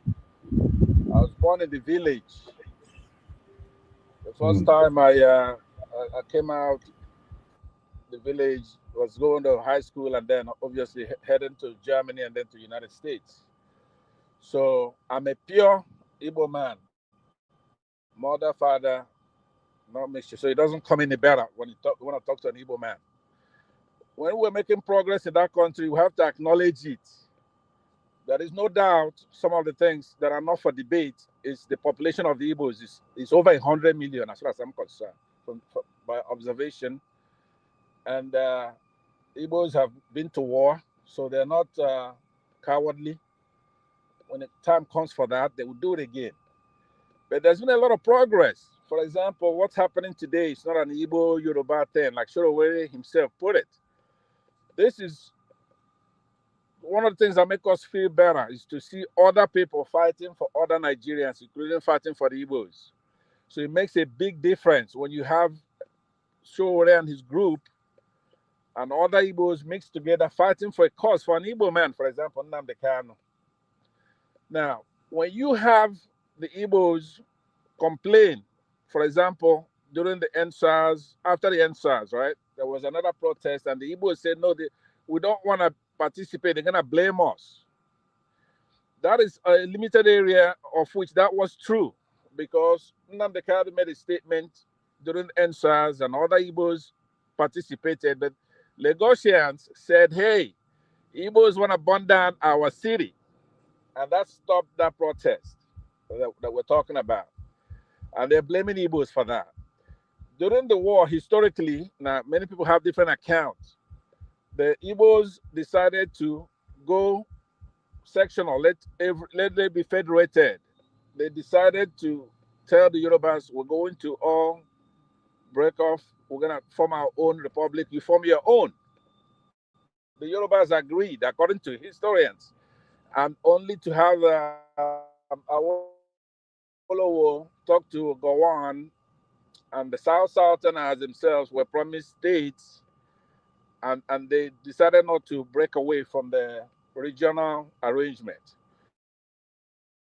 So those kind of things. So we went to the war by ourselves, and then we fought valiantly for 3 years. They cheated at the end. They don't want to make it no victor, no vanquish. They want to go, oh, you lost the war.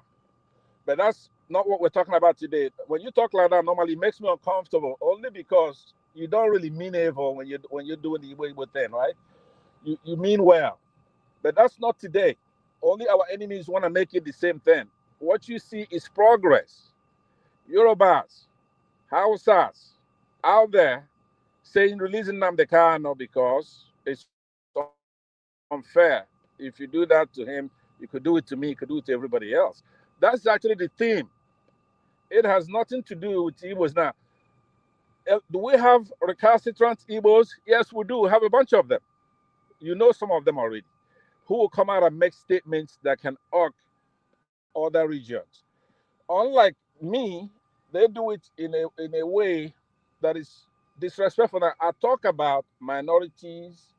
I would praise my tribe like you do. You just said that nobody can nobody could victimize the dudes. That's just your own patriotism for your people, because you're being victimized. Everybody is being victimized in Nigeria. Igbos try to talk for ourselves. We know that Idos are being marginalized. We know that some Yorubas are being marginalized. Even inside Yoruba, Lagos may be getting a lion's share of what's supposed to go to the Yorubas, whereas the rest of the Yoruba states don't get the same thing. That's marginalization. It wasn't long ago here, they grabbed very dark man and his mother, and everybody put on, it wasn't an Edo thing. That's very dark man who at that time we thought was doing a good job. Since then, he has become bad, obviously, being anti-capitalism and playing stupid game. I want to talk to you about that one day. That's not what I'm talking about today. But everybody gets victimized and marginalized, including all the way up to Dele Follow to me. And there are more Igbos, so there'll be more victimization for the Igbos, right? I'm telling you now that our population is 100 million. Some people don't want to hear stuff like that, but that's the way it is.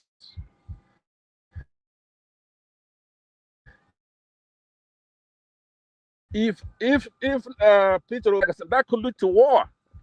If something happens to Nnamdi Kanu while he's in custody, that could lead to war. A lot of the Igbo situation, it's everybody's trying to avoid the provocation that will lead, because it won't be protest. We've already been there, we've done that. Where the organization just doesn't come from Nigeria, it comes from UK. It comes from international people who don't want Nigeria itself to prosper, because if they let the Igbos unify with the whole country, with the other talents from the other country, they can't be going over there taking all our resources and selling our prices. They can't. So that's our marginalization is totally different from, say, a tribe. Igbo is an ethnicity that has a lot of tribes in it. There are Igbo tribes in Edo State. There are Igbo tribes.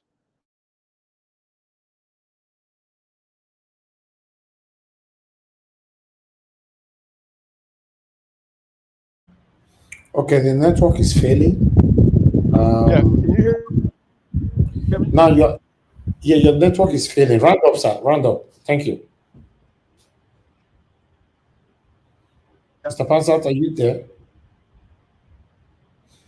Okay, the network is failing. I don't know where it's coming from. I think your network is failing. It's not my fault. Can you guys hear me? Network is bad. Can you guys hear me? I don't know if it's a general thing. I think it's your network. I think it's yours. Okay, Mr. Pansat, that's fine. You've done well. Your network is failing, so I'll just let you go. Let me give submission to them. Okay, Mr. Pansat, your network is failing. Seriously failing. I have to take you out now because I can't even mute you. Okay, guys. According to what Mr. Pansat was saying, that it's not an Igbo thing and all that, I agree with him. I agree. I like the fact that we all need to be there for each other, especially what Sowore is doing now. I support it 100% because it's even more beautiful because he's a Yoruba man, you know. But let us be there for each other. It doesn't matter, because when point A can be there for you, but when you reach their turn, you cannot be there for them. That's bad. So let's be there for each other. But what the government is doing, we should know that they are doing it to all of us. Injustice to one is an injustice to all. There's no reason for you to justify anything that is wrong, that is bad, and there's no reason for you to applaud it because it's happening to somebody else. What they are doing to Nnamdi Kanu now is wrong in every ramification. Anyhow you want to look at it, is wrong. If they can give a peace talk to terrorists that have openly admitted they have killed so many people, they have impregnated children, they have raped people's wives and many things, then I wonder why Nnamdi Kanu is still right there. I've done my part. I'm doing my part here with my wonderful panelists, callers, commenters, and my spectators every day. This is the best that I can do. Hopefully, Nigeria will be better someday. But remember, we all are just being hopeful. We are not sure when. We are getting old. I'm getting old. You are getting old. We all, everybody listening to me right now, we all are getting old. Nigeria go better. That music, I believe they sang it then, before I was born. Today, we are still waiting for Nigeria to be better. It's not working. Nothing is working in Nigeria. The only thing that is working in Nigeria created or put in place by the individuals, by the Nigerians themselves, not from the government. Tell me one thing that is working in Nigeria that was created or put together by the government. I don't know any. Unfortunately, I don't know. You know, as I'm talking to you right now, I don't have lights. I'm using solar as I'm talking right now. So nothing is working, literally. You have to be responsible for your own security, for your light, for your gas, for everything, I don't know. You know, for the past couple of weeks now, gas was a problem here. You have to bribe your way through for you to get gas. The same thing. This is an oil producing country. So if we have to go there, we will talk deep over this whole thing. Nothing is working. And the reason why you see someone like me crying every day, I just want to see Nigeria work because I prefer my country than any other country in the world. Nigeria is far better than any countries in the world. You might not understand, you might not believe me, but it's the fact.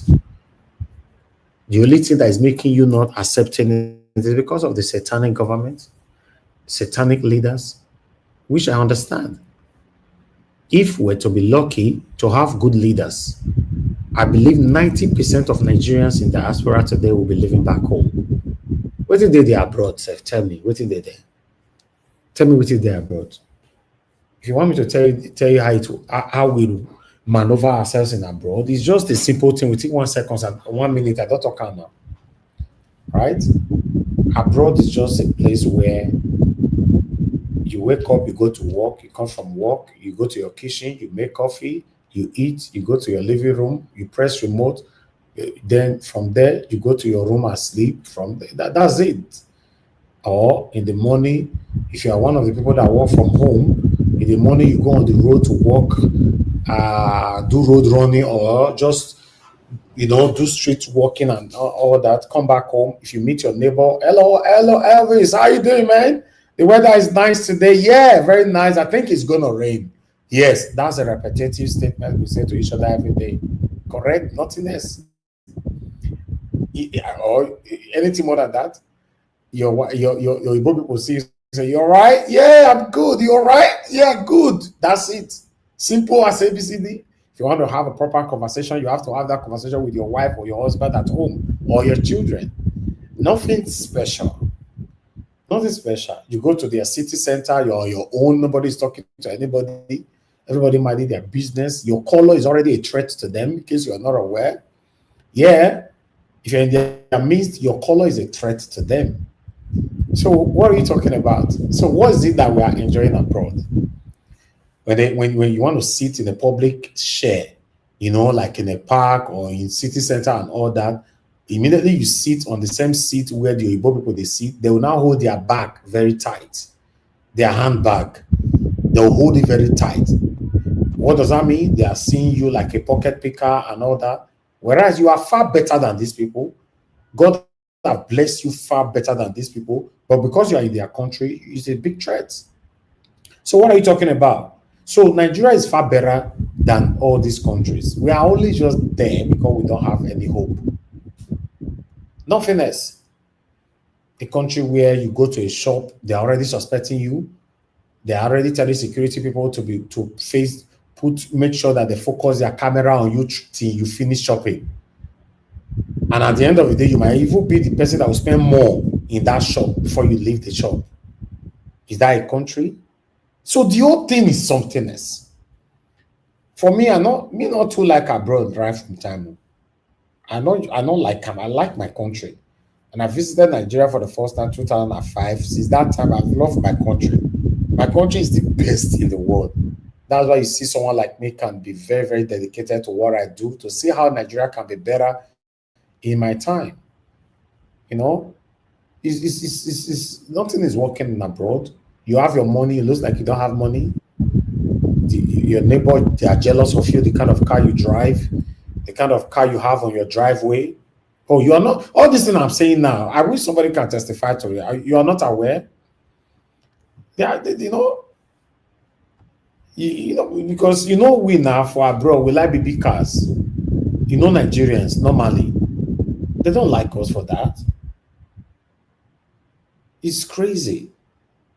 So Nigeria to work is supposed to be a collective effort. One could put it together and make it work. Not the feel like say you be Oduga for abroad. Say be Oduga, I dey abroad, I dey UK, I dey America, I dey Canada. Forget it. Madam, you are just like a slave there. Or God, you be like slave for there. I mean, they tell you. And they tell you, you're just like a slave. Nothing much. Nothing much. You know? So I just urge everybody, to stand right. By God's grace, 2012, now I get my own house for abroad. 2012, the neighborhood where they stay in a very, very wonderful neighborhood. Now me be the only Nigerian person for my neighborhood. You know what that means? Upon all that, now like we still dey live like say na oh God, you won't understand. Now only when your wife, your children, everybody don't come from school, come from everywhere. Now you can't feel like say, thank God, the house will not be bubbly. You have something to gist with your wife, your husband, your children. Make all of them don't come off for us. You know between I was there and I shall be there. But let's talk about Nigeria. Immediately drive out of your driveway for Nigeria. You don't everywhere is just I don't know. I want to describe the scenario, the atmosphere of my country. You understand you are in your country, for Christ's sake. You understand. So nothing is working over there.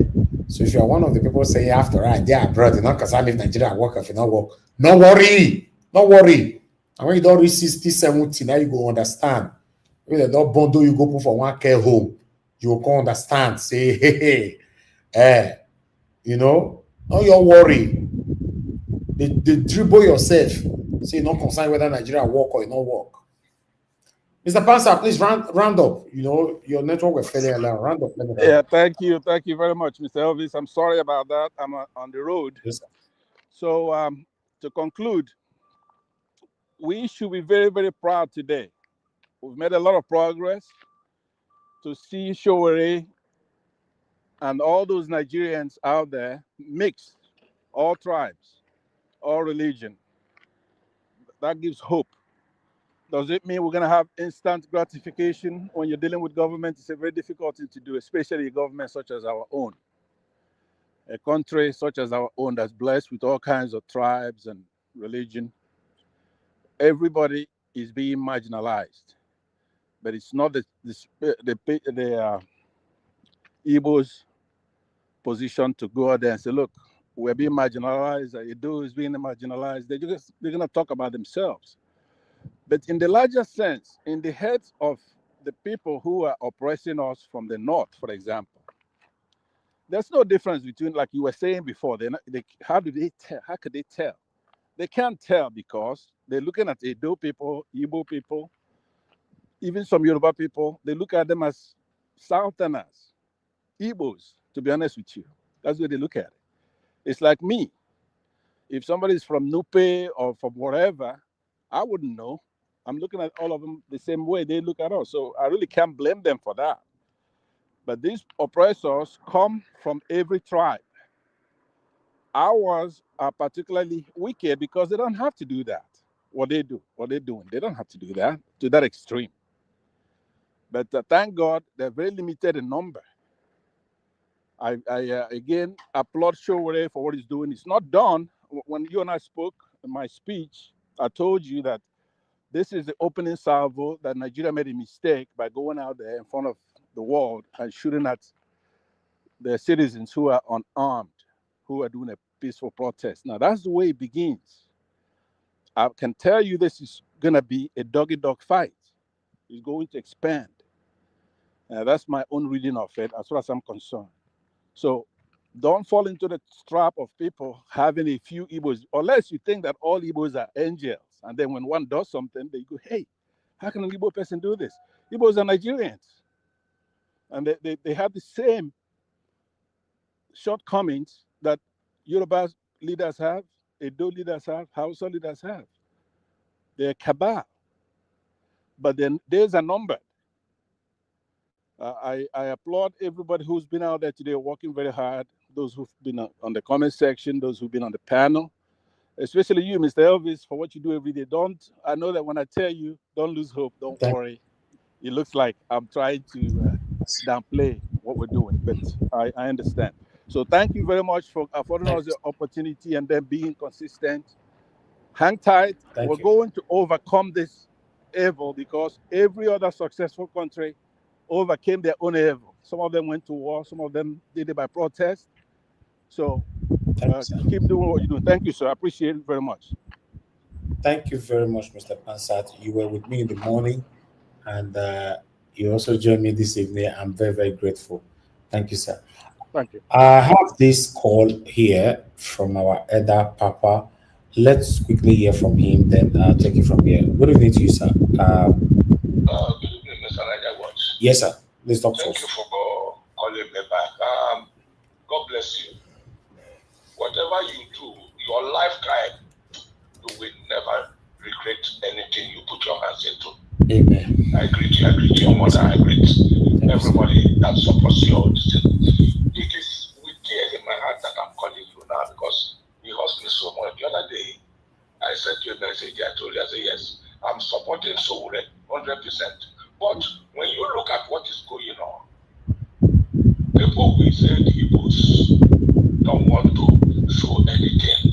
See, what's his name? Give us our mandate. Any day you see him close by, give him a thanks from me. He spoke Nigeria. Give us a mandate is not a tribalist. No, it's what not. He said there is perfectly what is going on in Nigeria. Igbos are targeted Nigeria. What? Yeah, if I have to tell you. You know, the other day I told you, I said no. Obi, so we call Obi. There's nothing wrong for Obi coming out, but Obi is a target. If Obi were to be here today, one policeman will do as if he has gotten drunk and he will kill that man. Then, no more, what do you call it? They won't have any competition anymore. Please, for God's sake. He said there was a song they were chanting in the Sowore group there, that in unity, they were given, I can't remember exactly the way they put it. Look at where the lawyer was and Nnamdi's younger brother. See how they quickly picked them. They are now something with which they will bargain. This other group, nothing. You see, if Nigerians can jointly agree, I was anybody, just mix up. You don't need to announce this to them. There are certain things I don't want to say over this thing. We have strong young men in Nigeria. These policemen, Sowore has been crying for them. I, for one, I'm on that pension. If I tell you how much they pay me, at the level I left in uniform, you will shout. These things are happening, and those people, some of them, I tell you, our police, half of them are Fulanis. I mean, half of them are Fulani. How can they want to support these people? They cannot. I will tell you, I think the best thing is if Nigerians want to, I don't know if you want to pause this place and just hear what I want to say alone without putting it on air. If you have to cut it off, you cut it off. I tell you, the only solution is the way protest can achieve something. Talking of, yes, you know, the violent protest. These people will not hear that end peace like this. You peacefully, you're wasting your time. See how they shot tear gas, firing live bullets, and all the rest of them. If you have strong young men there who are really bitter, they will house of those policemen and collect rifles from them and track them. By the time 2 or 3 persons are shot down among the uniform people, you will collect their rifle like that. Those young men will scatter them there. Then Nigeria will get what they are looking for. We don't have the country anymore.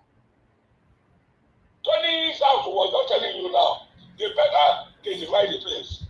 That is, I think, what is going to eventually come to be. These people don't want Nigeria to live. Otherwise, they want to make Nigeria dry and continue to use it in intimidation. Anybody that shows face, they will, why 1 or 2 or 3 or 10 or 20 people, every person will pull back. Igbos are targets. I can tell you that very clearly.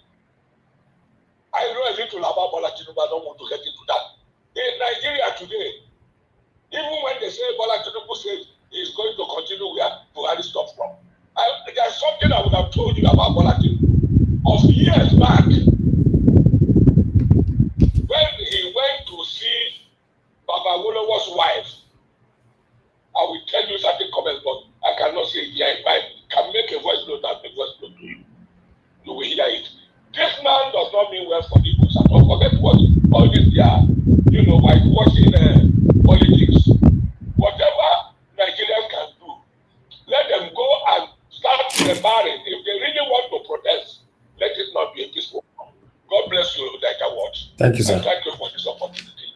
Thank you, sir. God bless you, sir. Thank you, sir. All right, my people, I appreciate every one of you right there. Easy. For me, I just want a better Nigeria, so I'm not against anybody. I believe what the government is doing is affecting all of us. So it's better for us to be speaking truth to power. I can't see him. We don't close. Oh, hi, this man. I was just rushing now. Niger Watch. I was just rushing. Say at least if you see in fact, I shouldn't have been here by now. I was just, to be honest with you, I said, I know you may soon go.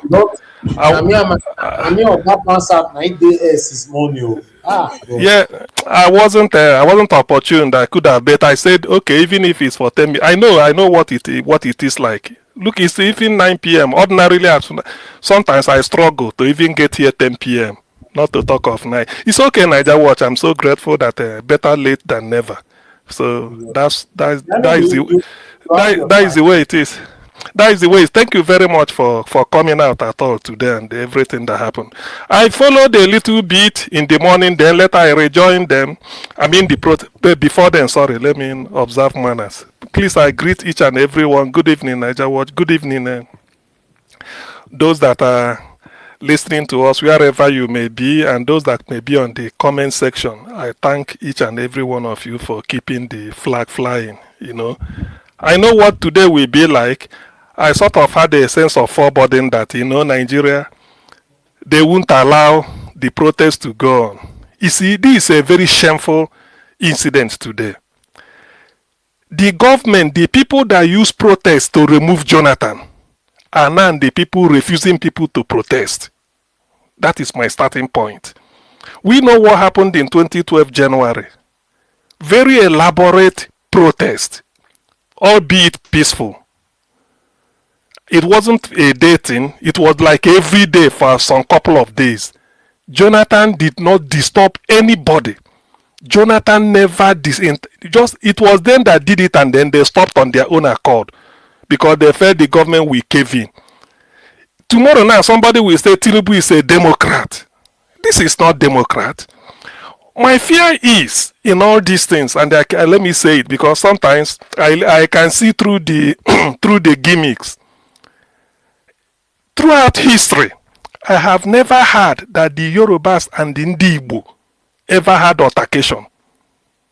Throughout history, somebody can phone in or come and contradict me. I have never heard. I have never. Up till 1940s, 1950s, 1960s, I have never. What people feel that they can manipulate Tinubu, don't do at least deny us the idea of peaceful protest. A Southerner is denying a Southerner peaceful protest. Before they used to say Nigeria, they won't. Now this is Tinubu, a Yoruba man, who said he carried placard for MK Abiola. This is now the person in charge. You are denying people the right to protest peacefully in their own country. And you feel you want to preserve Nigeria. You see, let me tell you, today I read through what they said, the failed state. Nigeria, the way it is going, everybody know that Nigeria has almost come to an end. It's just that, well, we just have to keep the hope alive. The way it is going, you want to deny us peaceful protest in Nigeria. What Jonathan gave everybody free of charge. Jonathan, a German, now a Yoruba man is in charge. You are denying us peaceful protest. Who is Sowore? Sowore is not Yoruba, it's not Igbo. He's a Ijaw boy from the riverine area of Ondo. He said it. Now, because he's going to lead the protest, you are denying us, hoping that when Igbo come there, you start to shoot everywhere. And then, before you know, Do you know that today somebody was telling, because I've been on different platforms, WhatsApp, checking messages. The whole of Southeast, since they started this thing, that is nearly everywhere. Army, everywhere they are battle ready, so that anything they will start raining bullets, and then a helicopter they can use to rescue people that were falling from how many story building in Lagos when there was fire.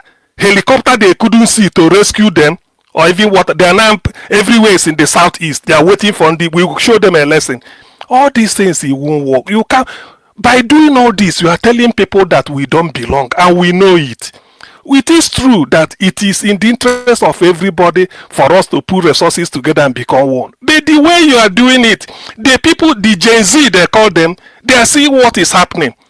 Why not allow peaceful protest? Rather, you go and populate the whole of Southeast with military, hoping that at anything you start pulling the trigger and tell the international community, they've come again. They've come again. They want to bring Nigeria down because P2B didn't. That's what they think we do. Because P2B didn't win the election, they've used all manner of something. When they were doing what is it called? Hunger protest. Iwanya will say, let us not come out. The former president of Ohaneze, he said it, and people heeded the call. You see the way he went. Let Ndibo come out. All they will say is that yes. No, Sowore said he is Ijo boy, not Yoruba Ijo. He didn't mention Yoruba. He said he is Ijo boy. That's what he said. So if you like, I don't need to. Sowore, he said Sowore is not Yoruba. He said he is Ijo boy. That's what he said. From the Kirigo area of Ondo State, south. It's called what is it called? Either Ilepepe, local government, or Kitikpupa. I don't know what it's called. So this is what they are looking for. So that they will give, they started the war again. All these things, it won't work. It's a shame that Nigeria want to go to another civil war again. It's a shame. That is what they are planning. We know all this. Some of us, we read, we hear news, we hear everything. It's just that people are playing it calm. People are saying no. Because nobody is prepared for this. So they do not feel that they will borrow money from the World Bank, buy arms, stock it everywhere, and then be waiting for the Igbo to. Already our Igbo businesses in Lagos are all going down. At the last count, it was 4.3 trillion. They checked it. Trade Fair, Mandela's, Aspanda, and is it Alaba? 4.3 trillion. That's what the traders are telling Ohaneze, because everywhere it's just like Gaza. Everywhere it just go to Mandela. It's just like Gaza. So these are the things. These are the things that are happening.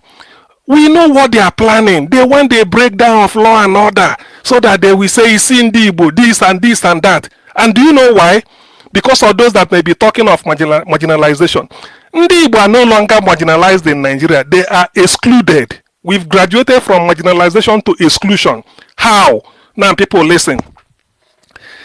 When you talk of gas in the world, the largest gas deposit is in Russia, followed by Qatar, and then Nigeria. Where in Nigeria? It's in Imo State. Or Moguta. That is where you have the largest gas deposit. Do you know that they are putting gas pipe to go to Europe with substations everywhere, but nothing in the southeast? Is that not exclusion? Even when the gas, you are laying the gas pipeline from the southeast. You know, when this is Niger Watch, when I want to talk here, I give facts. This is pure exclusion. That's why they are doing all this insecurity here and there to make sure, so that the thing will be going underground. What did we do? We had a railway. Today, if you are in Lagos, you want to go to Ibadan anywhere, either you go with your car, or you can enter public transport, or you can take the train. You can't try that in the east. You went and modernized the rail from the southwest to the northwest, up till Niger Republic, free of charge. What of southeast? You see, it's unfortunate that they've decided to be treating Ndibo like this, and we know for various reasons. My only regret, it pains me that those of us, some of our brothers from the south area, Niger Delta, are even bearing the brunt. No, indirectly, and let me say it. If you open Warri Seaport is not Igbo land. Warri Seaport is either Ichekiri, Urobo, or Ijo. I don't know who, but it's not Igbo. But if you open it, Ndibo will say, okay, it's nearer. So because of that, because of opening it to open the economy of Delta and Edo State, they have to shut it down. If you open Calabar Seaport, which is already working before it was opened, Calabar is a fake, it's not Igbo. But Igbo man will say, okay, that is even better for us. Let us get out of this Lagos that they are chasing us up and down. But because of that, they deny the people of Efik the growth of their economy. Now look at the one that is in One and Port Harcourt, the Ikwere area that say they are now Igbo. Why is it not working? So these are the indirect effect. That's why they can never open Warri Seaport, because they open it is for the economy of Edo Delta. But Igbo man will now come there and be doing business and then forget about Lagos, so that we can leave this Lagos that is the Almighty, that is now the Igbo man's grave, where they slaughter us either during the election or they destroy our business. So this is the problem we are facing. So, but the question is, for how long can you sustain this? You can't. Buhari did all his wickedness 8 years now, where he has died and then gone in hellfire. So Tinubu, you are trying to continue this. You cannot be able to. One day you will leave. Ndibo will continue to live. Why should you deny us the opportunity of a peaceful protest? Why? Why are you shooting at people, tear gassing them for what? What did they do? What did they do? Did you see anybody carrying arms? Some of them were even raising their hand up. What nonsense? He has not got nothing to do. He has got nothing. For those that may be thinking Igbo unit, if Igbo should unite the way Nigerians are feeling, let us unite and be like this. That will be another problem. They will say, you see them, they are gathering. You see them, they will now allegate one thing and they use it to come and rain bomb from above on us. So we know all these things that are happening. We know it's a conspiracy. Take for instance that there is no mineral resources in the southeast. Take for instance that this gas is not in the southeast. Who will bother? But all these things they are doing, we know. Because this generation you are treating like this, they are wiser than you. They know all this. They know all this. Eventually something must have to give. That thing you do not want, you are calling for it indirectly. Indeed, we are not prepared to for war now. We are not. We are not even contemplating that. But if they should say they want to force it again, I remember what Yenko Dumaki said, that the coalition that formed that of 1966 to 67 may not be there again to form it with them. All this nonsense won't stop. What has Ndibo got to do? To protest Nnamdi Kanu, charge him now? No way. Find him guilty? No way. Let him go? No way. The treason you charge, what is the name? Iboho, is what you charge Sowore, is what you are charging in Nnamdi Kanu. Why is Nnamdi Kanu own different? There has never been a Nigerian that you will try from the High Court to Court of Appeal to Supreme Court, then you come back to High Court. It has never happened in the history of Nigeria. I'm here. Somebody can phone in and tell me. It has never. So what is the meaning of all this? You just want to be a people of over that we are everywhere in the world and you are talking. It won't be easy. All these things that I know what they want to do just to provoke. That thing they are looking for, if Nnamdi Kanu dies there, anything they see, they take. I know what all these things, all these shenanigans, they just want to show Ndibo lesson because after the war, why should they get up again? You are not God. Nobody is God. Anybody when you push people, there's a way you marginalize somebody, the person will not look in ways and they help himself. If you destroy my business in Nigeria, you've not destroyed the one in Mozambique or the one in Tanzania, the one in Kenya, the one in Senegal, the one in Ivory Coast, the one in Benin Republic, the one in UK, even the one in US or China. You can't. So all this nonsense they are doing, it is in their own interest. If somebody is telling you to go and damage somebody who is essentially innocent of any charge, that person do not like you. That person do not like you. So when they are doing all these things, are trying to bring Igbo and Yoruba to jam our head together, I'm just saying, sensible Yoruba people should go and appeal to Tinubu. Afenifere has told him, releasing Nnamdi Kanu, what are you charging him for? He did nothing. If that, I said here, if that is one of the conditions under which the Fulani gave you power, you cannot be your own man and say, no, let me make history.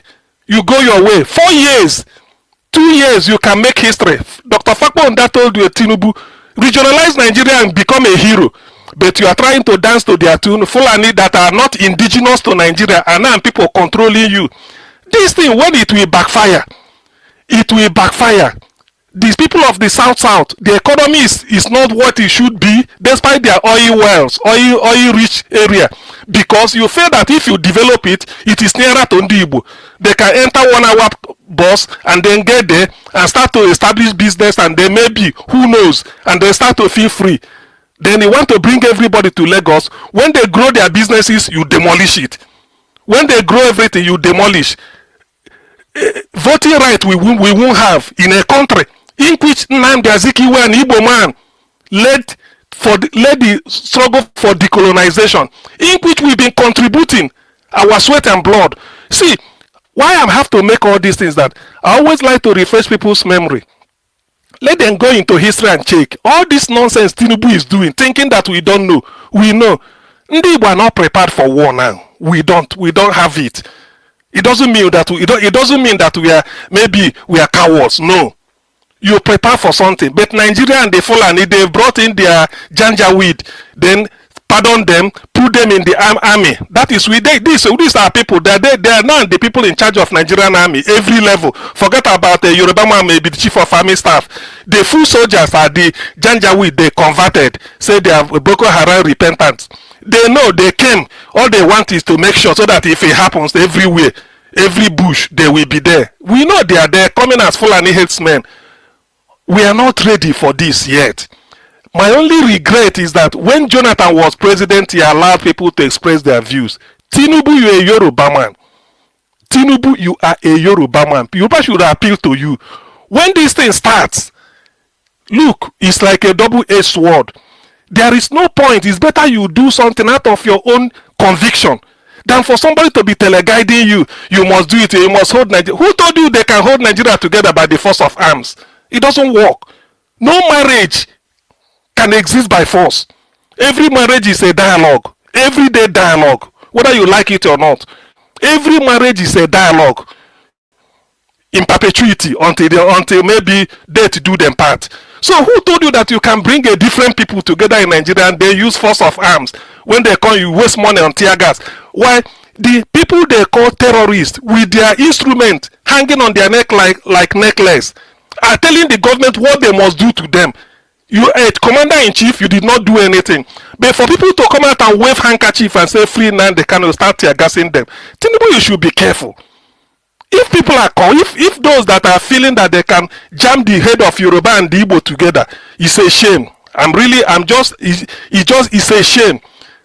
Reasonable Yoruba people should stand up now and tell Tinubu that he should allow peaceful protest. Jonathan Ijoman allowed peaceful protest. For him to feel that he has more stake in Nigeria than any other person else, he's just being deluded. Nigeria, you see, was a creation of the British. If there is no dialogue, Nigeria cannot go forward. So all this nonsense they are doing, trying to think that we don't know, try to say that if you come out, don't come out, they can't guarantee. Can they go and tell people, is Tinubu in charge of Kasena? Let's face it. He's the commander-in-chief. It's only for the South. Tinubu is only the commander-in-chief of Southeast, Southwest, and South-South. That is the only where his commander-in-chief, his role stops. Tinubu cannot go and tell them he's the commander-in-chief in Kasena, in Zamfara. He dare not. Let him try it. They know all these things. So why are you pretending? Why are you flexing muscle because it is Igbo? You want to... What did Igbo man do to you? What did they do to you? Because of Igbo, you are even dealing with the people of the South-South region. What did they do? Nothing. You can't bring development to them. You can't develop their seaport. You can't give them rail. You can't. You cannot give the rail to connect the whole of South-South. You can't. Say from Bini through Sapele to Warri to Yenegoa to Port Harcourt. Why not give them rail? And then from there to Goja. You can't. Because you feel that it is nearer to Ndibo. Somebody from Anambra or Imo may come and enjoy the rail. So let's stop it there. You are punishing them. And it's Ijoma and Igbo too. See, all these things, we know all this nonsense. We know, we understand. But we are not ready. Just know it today. Ndi Igbo are not ready to pull the trigger yet. We know what Nigeria is just wait. They're just hopping from anywhere looking for. Why can't they go to Zamfara and deal with them? Those that are even stealing gold, Those that are even stealing Nigerian gold under your nose as commander-in-chief. What a shame. Only what you are, as a commander-in-chief, you are only interested in the 3 regions, and you are punishing Ndib on behalf of the Fulani in the hope that they will like you. Look at what, even what happened in Kwara State, the southern part of Kwara, what is it, Kwara South Senatorial District, the Yoruba dominated area. Is it not the Fulani that have taken it over now? And Tinubu is a Yoruba man, and you are the commander-in-chief. What did you do to that? Why not deploy police? Why not deploy tear gas? Because Ndib want to come out and then they want to show the world. Look, the generation that fought the war, our parents, they've all gone. This new generation will have their own fight at their own time. Ndib must one day have an air of freedom. The way it is going, it's unfortunate I have to predict this. We will one day have our air of freedom. This cannot continue like this. We can protest. For what? We can't do peaceful protest. What Jonathan allowed, President Jonathan allowed peaceful protest. Allowed it. Say, John Man, allowed it. Tinubu as a Yoruba, why are you not allowing it? Tomorrow they will say you, who are you keeping Nigeria for? Are the Yorubas safer in Nigeria? Even Yoruba people, they are not safer than Ndib in Nigeria. They are not. So why is Tinubu pretending? Why is Tinubu, what is he pretending for? Who is he trying to satisfy? A Fulani that gave you power? Is that what you want to satisfy at the expense of your people? Can the Yorubas feel free in Kwara State? Can they feel free? No way. But you are the commander-in-chief, you are a Yoruba man. What if it was somebody else? They say Isiam. So all this nonsense should stop. Allow peaceful protest, please. Let people vent their anger. If you feel that holding in Nnamdi Kanu is the price, you have to do all this, all that, then your people are pretending. All they are looking at, before you know it, there were helicopters flying all over Imo State today, some part of Southeast. Helicopter above. When they are doing protests in Abuja, they are flying helicopter above. What are they looking for? Just to say, well, you know, they open fire, bring out all the artillery, they borrow money from this, they buy arms. What? Why do you like killing people? Nigerians killed over 5 million Ndib. Is that not enough? Do you people like red oil? Is that what you want to continue in 2025? Is that the way to go? If you can't manage us, allow us to go. It's as simple as that. Allow us to go or give us our full citizenship. Is that not what we are asking for? When you come out to demonstrate or to peacefully, like every other person is doing, and then you are hunted down. What is the meaning of all this? And you feel that this is the way a country can be together. It can never ever be. It can never. No country can be together. No diverse set of people can be together by force. No arm can hold us together. Yugoslavia tried it. The moment Joseph Tito died, 1980, then the crack started happening. The moment they removed what is his name, Boris Johnson in the 90s, Soviet Union started giving way. You can't hold people by the force of arms. It's only dialogue, like marriage. Marriage is a dialogue in motion, in perpetuity. That is simple as that. So whoever is telling you any other thing is just plain what is it called? Plain deceit. Nobody will unite. You unite people. You don't see. I wish I will engage this Antonio Ola. You come and let me engage you. You can't unite people. Antonio, you are Yoruba. I'm Igbo. If we are 10 years old, we cannot have the same cutoff mark to enter a unity school. Is that how we unite? For your information, Yinko Dumaki made the case in Arise TV, was asking Chamin or a channel. He said, what is common about common entrance? When people of different ethnicity will sit together in the same classroom, take the same exam, and you give them different cutoff mark. He said they are writing common entrance. Say, what is common about the common entrance? So please don't, if you don't know what to say, just better keep cool. There's nothing. Unity comes from the mind. What brings unity is justice. What brings unity? If you do justice, you don't need to tell people unite. If you treat me the way you treat others the way you treat me, that is unity. Forget about all this nonsense. There's nothing like unity. You unite people not by the force of arms, but by reason and dialogue. And by doing justice, equity, and fairness. So with all this, you are not doing for everything. Unity is just mouthing. How do you do unity? You want to unite me? The youth will unite what? When you, as a Yoruba, go and tell Tinubu, tell him to allow peaceful protest. Jonathan gave him the opportunity. all the Yoruba champions, they came out to come and protest. Talk of Tunde Bakare, Femi Falana, even Ganifa Ohimi's son, Mohammed, before when he was alive, Wole Soyinka, all of them, Tunde Bakare, all of them, they came out. Did anybody disturb them? Was there a police? Was there any tear gas? So what is the meaning of all this nonsense? What is the meaning? And you are coming to tell me youth will unite what? Don't deceive yourself. If there is unity, why is the Fulani sacking Yorubas in the southern Kwara South Senatorial District? Where were the Fulani taking over? Or don't you know? Sacking the entire village. The other day they say Shehu Kimbaloyo of Channels, his village was one of those that are affected. Why? Is there no unity? Can you not unite with them? See, I don't believe that the enemy of an enemy should be a friend. I don't believe that. What Nigeria needs is dialogue. And that dialogue will be to answer the question Bola Ige put to us.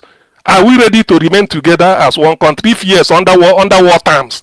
There's nothing is coming. Not like this. A new Nigeria is coming when there is no election. A new Nigeria is coming when there is beaver, when there is a glitch.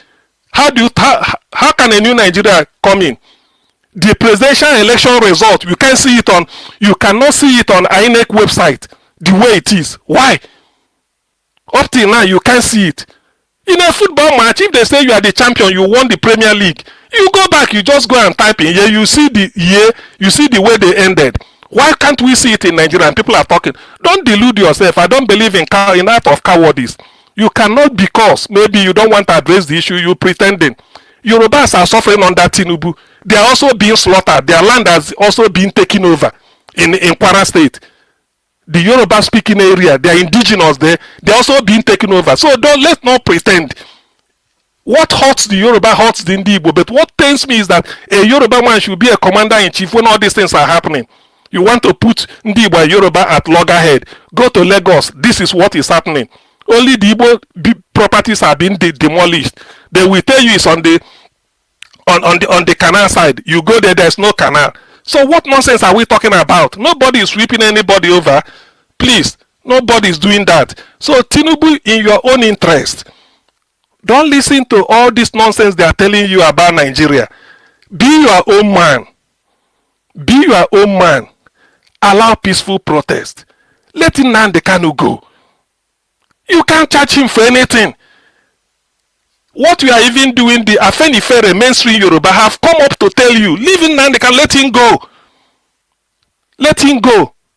So what are all these things you are holding him for? What are you holding? Holding him for what? What are you holding Nnamdi? You can pretend this, they will go and start shooting people. What is the meaning? What we need in Nigeria is a dialogue. Let everybody state his own case. If the center can no longer hold, quietly we go and then start to develop and then be our own people. Why must we be wasting every generation? Every time. So that is what we are saying. We just have to keep this. We just have to maintain a semblance of sanity. That all this nonsense we are hearing every time in Nigeria, you can't even. If there is the best example of a military regime in civilian uniform, Tinubu provided it. You can't protest. If you cannot protest, of what use is your citizenship? Of what use is your humanity if you cannot protest? That you are not happy with what we see everywhere, people do it. Even President Jonathan, let me go back to it. President Jonathan allowed it. Between 2011 to 2015, Jonathan allowed peaceful protest in Nigeria. He never used tear gas on anybody. He never sent any police to go and disperse. Nowhere. It did not happen. So Tinubu, what are you doing? Are you a Yoruba man? You see, are you not even ashamed that you are the commander-in-chief of only three regions? Only the south you are commanding. Can you go to Kasena and then make noise? Issue an order to Kasena and then you find yourself wanting. So what all this? Why? Why are you pretending? You don't pretend. Nigeria has gone to the graves and has gone to the dust under your regime. So what are you doing? I hate all this stuff because the news I had today was so baffling. So baffling, coming out tear gas for what? That people cannot gather and say they are not happy. Why not? That in the civilized country, at least Jonathan did it. You allow people to protest. When Femi Falana was telling people, tomorrow come with your sleeping mat, we are going to sleep in this or Jota or this or that, did Jonathan even utter a word from Abuja? He pretend they just left you people to your own fate. You demonstrated the way you want, beat drum, everything. Did the police, was there any tear gas at all? Was there any tear gas? When you get to your own, you want to show them, they want to deal with Ndibo. You see, let me end on this note, because so many Nigerians do not know. I keep saying it. There is something called air, A-I-R. You breathe in air. You breathe it out. You cannot see air. The only way you feel air is you may see the leaves in the trees waving. Or maybe you see something like you put your clothes in the sun to dry, in the line to dry. You see them waving. When air is in motion, they call it wind. So that wind that is flowing, that is how you feel. Oh, there is wind. This place is windy. That wind, you can never catch it with your hand. The way I'm holding this pencil, you can never. Nobody can catch the wind. And because nobody can catch the wind, nobody can suppress Ndibo. Nobody. The day you are able to catch the wind, hold the wind the way you are, I'm holding this pencil, the way you're able to hold the wind this way, that is the day you will be able to bring Igbo man down. The Igbo business in Nigeria is just 0.00001% of what Igbos are made of. So if this plan of trying to circumscribe Igbo to do all this, you are just wasting your time. You can't. No human being can except God. So just stop wasting time. Allow peaceful protest. Releasing Nnamdi Kanu. Let him go home. He did nothing. Forget about all this nonsense. By the way, are you not even ashamed? You rendition somebody extraordinarily, then you want to try him in a court of law for justice. It's not done now. It's not done. It's not done. So this is exactly what Nigeria is. I don't care where people disagree. I say the truth. Because at a time you just have to no need to pretend. You can't continue circumscribing people. What is the opinion of the protest? Tinubu was allowed to protest. In 1990, in 2011, 2012, they were protesting. Nobody ever stopped any protest, let alone tear gas. So why should Tinubu come and do it? What is he trying to do? All over Southeast today, there were something like a helicopter, military, just to scare people.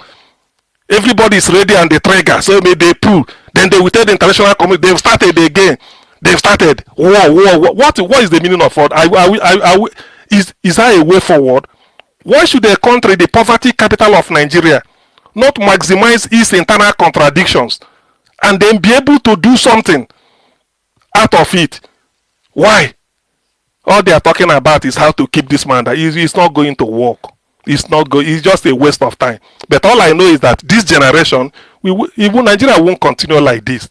Although they will predict, people will say this. You can't keep people together by a force of arms. It's not possible. It has never happened. You use arm by force. Everybody must be together. It cannot work. Unity is weeding. It's only when you bring people to a dialogue, they will not dialogue on how they coexist. Then you see real unity. All this idea of forcing people, oh, don't go there. If you go there, we shoot you because Britain joined Nigeria together. Then we must maintain it. By the way, Nigeria is the only country joined together by Britain that is still like that. Why? And we are the poverty capital of the world. Are we not ashamed? Where is India? Where is Pakistan, Bangladesh, Tanzania, Uganda, and Kenya? Where are they? Zimbabwe and Zambia, Malaysia, Singapore, and the rest. They've all gone their separate ways. And they're all making progress. So why must all this nonsense be happening in Nigeria? All they are talking about is how to hold this man together. Nnamdi Kanu, you try him. There is something they have to. He has a case. Which law? Even you, the judge or the whatever, a professor taught you law. Those professors are also listening. They will say, what law? Is it not written in black and white?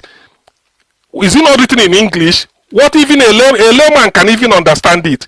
That's what is called law. So what interpretation? Now the Kanu did this, he did this, he did that, he did this. What is the meaning of all this? Stop provoking Ndi Igbo. Ndi Igbo are not ready for your war. We don't need it. We are not prepared yet. When we prepare, you provoke us, we go. But all this nonsense, we can't continue being a slave. We can't continue being excluded. Give us our full citizenship, you refuse. Allow us to go, you are refusing us. You can't have it both ways, you are not God. Tinubu, you are not God. It can't happen. Infrastructure, we don't get anything. Allow us to go so that we fend for ourselves. You said no. We must be in Nigeria. Then you'll be sucking the gas from Imo State to Europe, tendering it as a what is it called, collateral to get World Bank loan, which we don't know what we are doing with it. In the end, we are not having a rail to pass through the East. No rail, except the one of 1896, done by the British, which you've modernized. They've modernized the West. If you are traveling from the Yoruba area to the North, you go through better rail. Otherwise, they felt that by putting a rail to Benin, down to Sapele, to Warri, to Yenegoa, it may benefit in the one way or the other. They have to stop it. So what is the meaning of all this? Why all this wickedness? Are the white people still in charge of Nigeria? Why this type of generational wickedness? It must not continue. We know what we are planning. We know, but one day, Buhari 8 years has become history. If Ndibo can survive 67 to 70 genocide, there's no challenge in future that can be like that. Now we are wiser. We know what to do, but we are not ready for your war yet. When the time comes, maybe the generation that will fire you, and then we go our way. But because this slavery, modern day slavery, it cannot continue. There's no pretense about it. We can't protest. We cannot protest in our own country. What they allowed you, you don't want to allow others to do it. And you tell me you are the commander-in-chief only for the southern part of the country. It's a shame.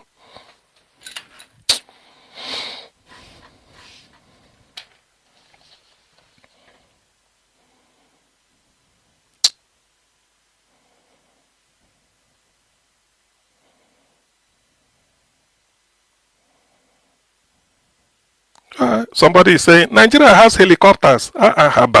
Military, they are every day in the armory. Nigeria has arms. Is not. They have it. But they cannot use it there. They cannot use it in Katsina. They can't use it in Zamfara. They can't use it in Southern Kaduna. They can't use it in Borno. Neither would they use it in Yobe or even Kano or Jigawa. They can't use it there. Or they are waiting for it just to make sure that somehow they want to come and be threatening people, civilians that are armless. They don't have anything. They don't have anything, and then you are doing this. My greatest disappointment is a Yoruba man that is doing this. Then what is the meaning of Southern unity? What is the meaning of Southern unity? People will say, oh no, the South should unite. In the South, power should be. What is the meaning? When Jonathan was there, he allowed everything. Come and protest, even criticize him. When you get to your own, then they are talking of armies. Go and use tear gas on innocent people. For what? You want to tell us that you love Tinubu, you love Nigeria more than the rest of everybody. That's a waste of time. Ndibo are wind. Nobody can catch Ndibo. Forget about all this nonsense. If you like, give them authority to demolish every Igbo property in Lagos.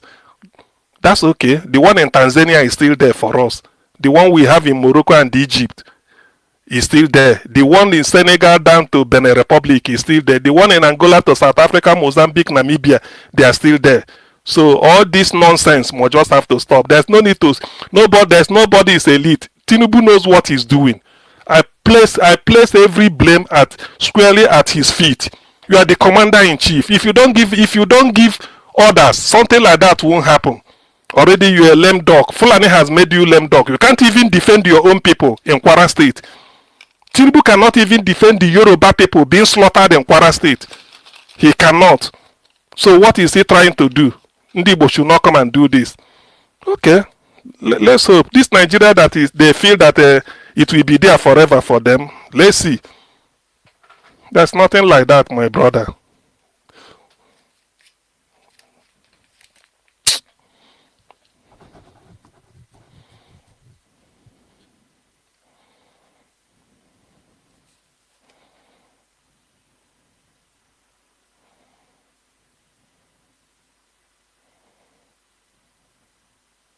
They're forming an alliance. Well, I mean, because sometimes you wonder what really is happening in Nigeria.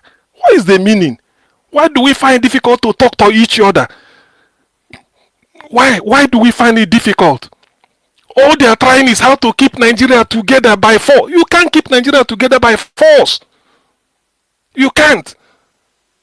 Every time unity, you can't force people to beat. You can never. Nobody ever done. It has never worked. You can't. Anywhere you see different people being together, they're always having a dialogue, and they have a clear-cut procedure on how they relate to each other. In our own case, nothing. No constitution, nothing. All we do is that we must be together. We don't want Nigeria. It's a lie. The unity together are we happy about it? Tell me which people are happy.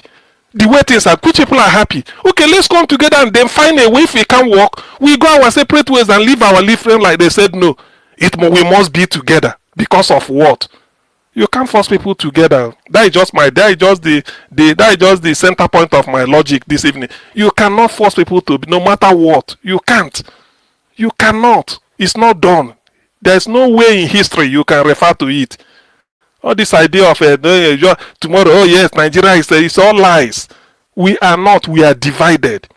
Nigeria is a divided country internally. There are so many contradictions that we cannot resolve. The only thing is that why can't we come together and then look each other eyeball to eyeball and say, this is what we want. This is how we can go about it. But people are pretending. No. We must have to be together. Be together. Who is happy? Who is happy? Who is happy about it? It's a shame. Then since they want to benefit from the disunity, not everybody wants. We can't be wasting a generation. Yes, like Niger Watch said, every time people are getting old. Yes. When are we going to enjoy the good? When are we going to live like human beings? Nigerians are running away every part of the world. Yes. Because Nigeria is a pressure chamber. It's a pressure cooker, so to speak. Why can't we come together? If you demonstrate, go to any part of the world, you are free to carry placard. You demonstrate peacefully. Only in Nigeria, under Tinubu, for that matter. Because under Jonathan allowed it. And people express themselves, oh, there was what is it called? Occupy Nigeria. Occupy Nigeria. It was a huge success. People were, did you hear any tear gas? When it came to Tinubu, a Yoruba man, you now said no. Commander-in-chief, you will give order, everybody, you don't get it. For what? Who are you? Who the hell is who? For what? People must be able to vent their anger. So far they do so peacefully. It's allowed internationally, everywhere we know. So when it gets to your turn, you want to put Ndib under the jackboot. Well, nobody should talk. What did Nnamdi Kanu do to you? If you had convicted Nnamdi Kanu 10 years ago, he must have done 10 years now, or latest 9 years. They say, okay, he has been 9 years imprisonment. Then that should have been. Then we know why. Then every time Rigmaro, holding him, making it so that one day he will collapse there, and then when he died, they say it's inconclusive. The trial, we couldn't conclude it. He gave up the ghost. We gave him the best of treatment. As far as we are concerned, they'll start to tell lies. Nothing was wrong with him. The Supreme Court awarded damage of this, because the soldier invaded his house. Where is the wife? Come and take so billion. The Southeast, please, you come and take this, and all those things, all those nonsense. Are we not ashamed of ourselves? Nigeria is a laughing stock on the whole world. Are we not ashamed? That's what they will start to say. Hey, we are really this. So see, yes, that is it. We just have to manage ourselves and then do this thing. Before you know it, they will use a soldier and military everywhere, scatter the Southeast and be waiting. If you don't want to maintain peace, every car passing they will wait. So please, we want to maintain peace. Where are they burying him? It's not those. No. Are we not ashamed? Are we not ashamed? Then they feel that you've ended that struggle. It's a waste of time. Nigerians don't learn from history. But well, we shall see. This Nnamdi Kanu issue will sink Nigeria. It won't happen. That war they are expecting in Igbo, we are not ready yet. That is the issue. That is the take-home message. They are ready because they borrowed money, armed everywhere, brought in terrorists, wear the Nigerian army uniform as repentant Boko Haram, flood them everywhere in the country, waiting for them to pull the trigger. Then they will tell you, oh yes, we want to keep Nigeria. In whose interest Nigeria is becoming one? Who and who? When did Nigerians agree to live together as one country? When? When did they decide to live together? If not that Britain joined them together, for which they are even regretting. It's a shame, really. Well, Black Panther, I can see you. Hello. I think I saw a black.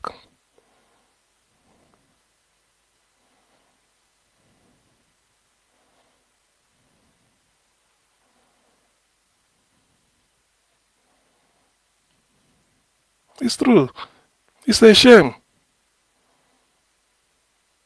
I'm telling you, we can't be, for in whose, that's what I'm saying, in whose interest?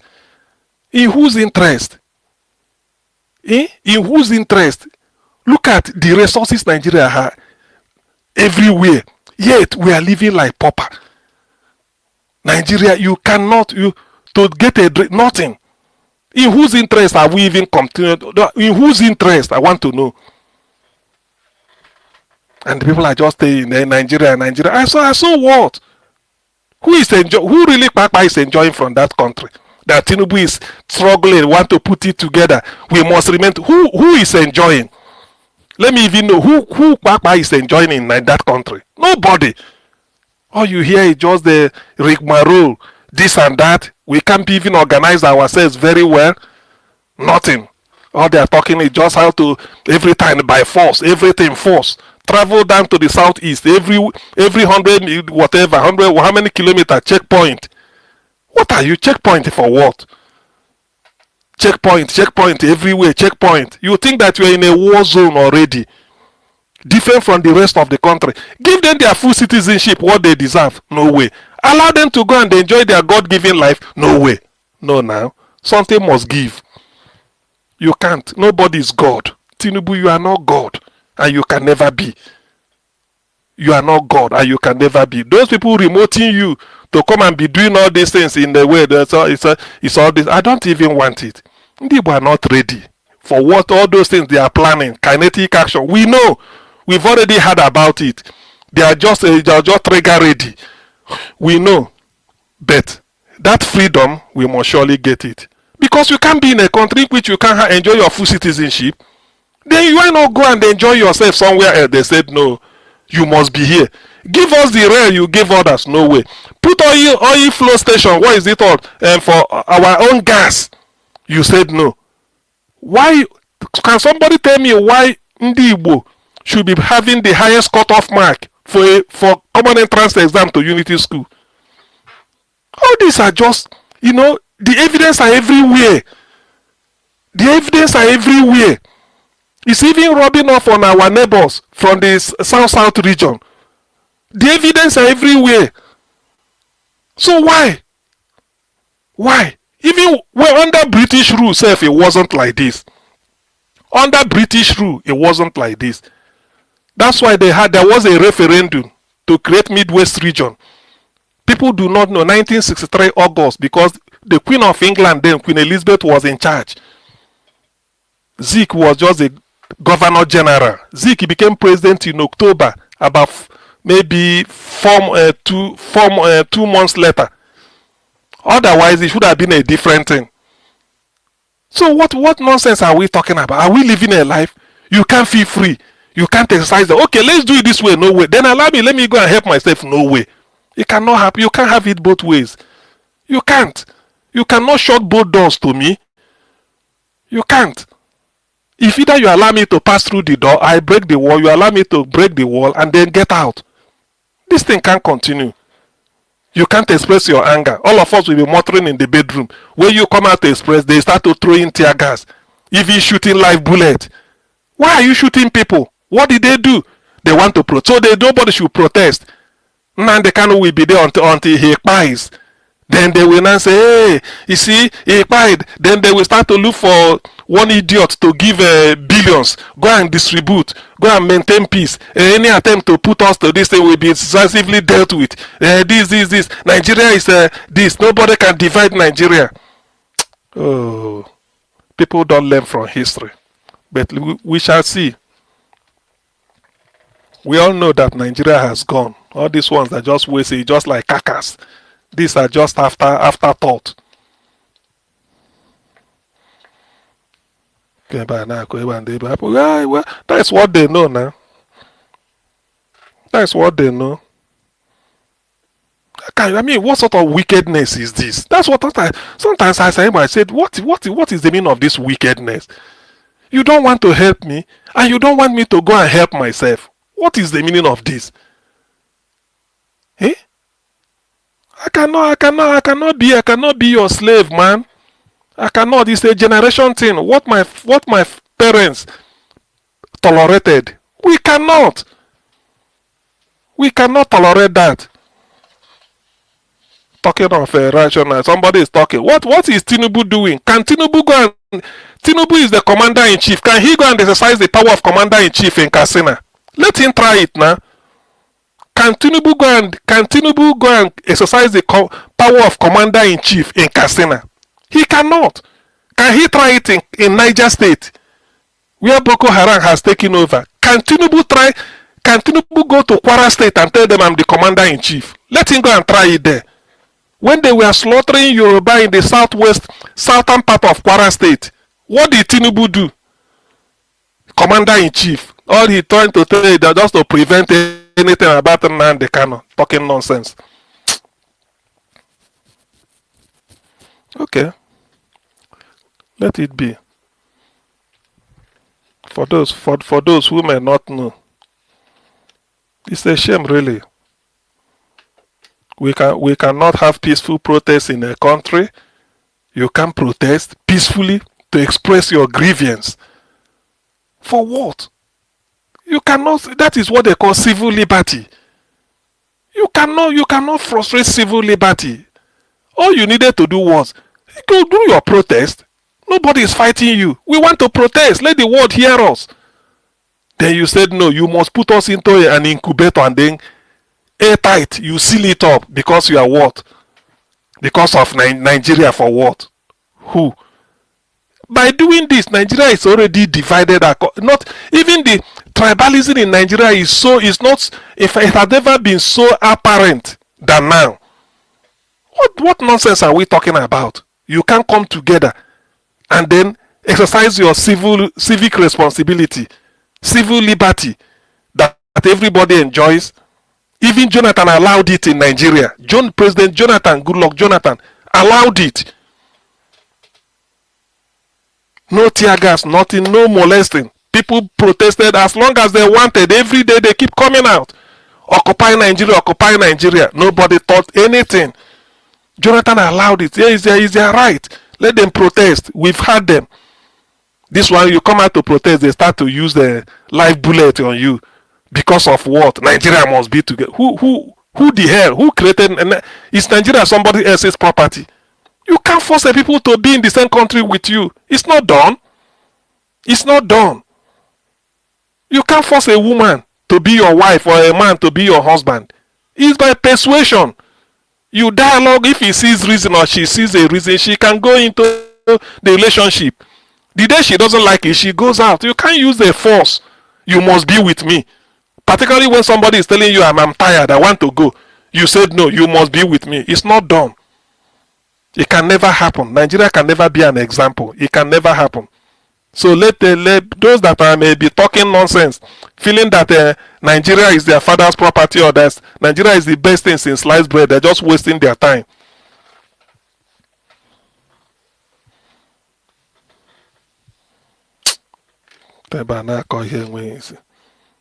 When you see people just talk, you can't do that. You can't stop people from protesting. It's not done. But I'm really surprised that sometimes I see something. Well, for what?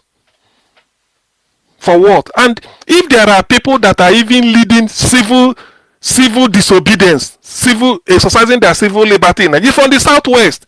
Mainly they're from this. Under Jonathan, they use all manner of subterfuge to remove the man. Now look at Tinubu's case. You can't even allow people to protest. And you are using a live bullet. Why the people, the real terrorists are in the north? There are a list of names causing it. Tinubu will keep quiet because those ones are Fulani, or maybe they are from what they are not in the Igbo. Then they have to you to when it's an Igbo's if affair, then you just rise up and give order that they shouldn't do anything. But the Fulani are the people coming down to Kwara State, down to Kwara, southern part of Kwara, to be buying the Yoruba people. And Tinubu kept quiet as commander-in-chief. Your power of commander-in-chief is only when it's concerned southeast. They send soldiers to come and then scatter everywhere. And well, we shall see. All these things is a question of time. Time will tell. But one thing I know is that history has a way of repeating itself. And when it repeats, probably those who thought they must have learned from history will now repeat it. And repeat it in a very tragic way. But I pray that should not come. This is not a case of something for what? A country that will pardon all manner of criminals. Nnamdi Kanu, find him guilty, no way. Allow him to go, no way. Give him bail, they send troops to invade his house to shoot, to buy him. It's only by the grace of God that he's alive. Those people they buy, then call nobody. Burnt everything down. Then Ndibo must for us to be part of Nigeria, we must shut up our mouth. It cannot work. I'm surprised that this is happening under Tinubu. I never expected it. After Afenifere told you, releasing Nnamdi Kanu, why do you want to bring Ndibo and the Yoruba people together? Have we ever had misunderstanding before? We've never. Have we ever had misunderstanding in history? We live side by side. We fought for independence together. So what is the meaning of all this? When something concerns this thing, then you come out. Are you trying to tell me? You're not. You can't provoke us. Don't provoke Ndibo into a war. We can't go it with you. Even I believe Yorubas are not prepared to go to war with you. So what is the meaning of all this? I'm so pissed off today that this thing will even happen. You don't bring two people to go for what? What are we quarreling? Nigeria, who does it belong to? Live and let live. Then you're exercising the power of commander-in-chief when it comes to Ndibo. Why not go and exercise it in Katsina? Exercise it in the northwest. Sokoto, Zamfara, Kebbi. Go and exercise the power of a commander-in-chief there. They will listen to you. Just to come and peaceful protest to tell the world of the plight. Somebody you cannot find guilty. Somebody you renditioned. How can somebody deploy you to illegal mission and you are doing their bidding? I'm really disappointed in this commander-in-chief. I never believed it. Anyway, it does not represent the Yoruba people, so to speak, because I know ordinarily nobody can elect him. But it's a shame that this is now a plague that is sort of tormenting Nigeria.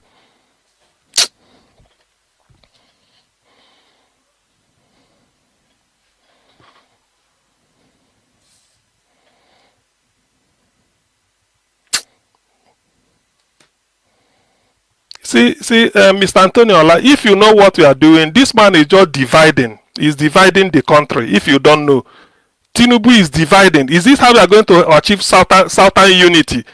When they say power should be in the south, is this how they are going to achieve southern unity? It's not. I'm really disappointed. Niger Watch, are you there? Oh, somebody is even asking for what is his name? Oh, Jonathan. Niger Watch, send the link now.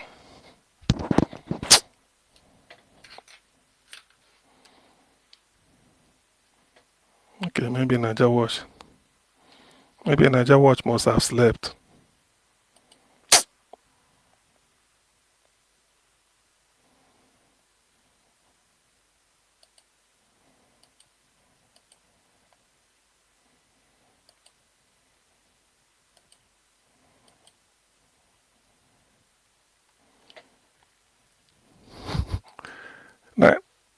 Niger Watch.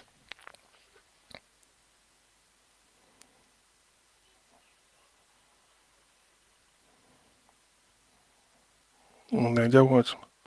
Okay, or mommy diaspora, send the link. Please, oh mommy. Niger Watch is tired. I don't believe him. After all, he cried on air one day here. It's a shame, really.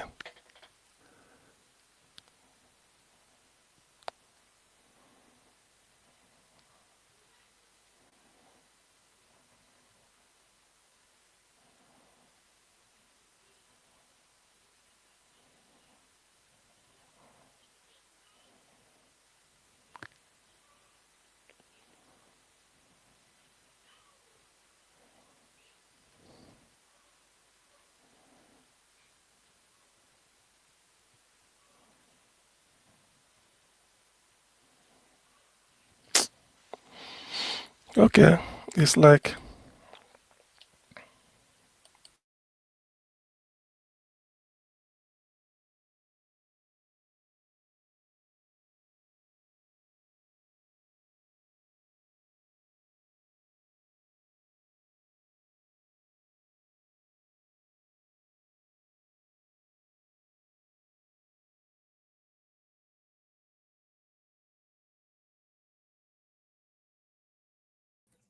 Dr. Siam, are you still there?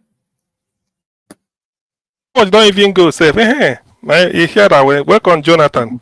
I just been annoyed to be honest with you with the turnout of events today. I'm really disappointed that they have to be using tear gas again for what? Yeah, For what? I've been listening to you, Dr. CM. You said it. You said it all, and I greet you. I greet everyone, Mr. Elvis. I greet you. God bless you, and those are the comments. Mommy Diaspora, thanks very much for the link. God bless you greatly. I greet you once again. I greet everyone. You're all welcome. You see, I've been listening to you, Dr. CM. You know, you said it all. I was just rounding up on an assignment so that I could join Nigeria One. You see, it's so unfortunate, you know. It's so unfortunate. Somebody I was reading the comment. Somebody was saying that Nigeria can come together. They can, you know. I don't know. The only question I have for that person, I will be happy if the person can say his age, just say his age. No, if you don't want to say your age, just say, give us a bracket with the range. Maybe you are within 30 to 40, 40 to 50. Just give us your age bracket and see where in another 10 years from today, we are not get where you will be. We are not in terms of age. We're not getting younger. There's nothing like keeping Nigeria together. It's clear. Everything is all clear. I think some few days ago I was talking. I said from the onset, from the beginning, the structure of Nigeria, the configuration of that country, from the beginning has been so faulty that it cannot be productive, and the people that are handling it cannot do anything right from the get-go.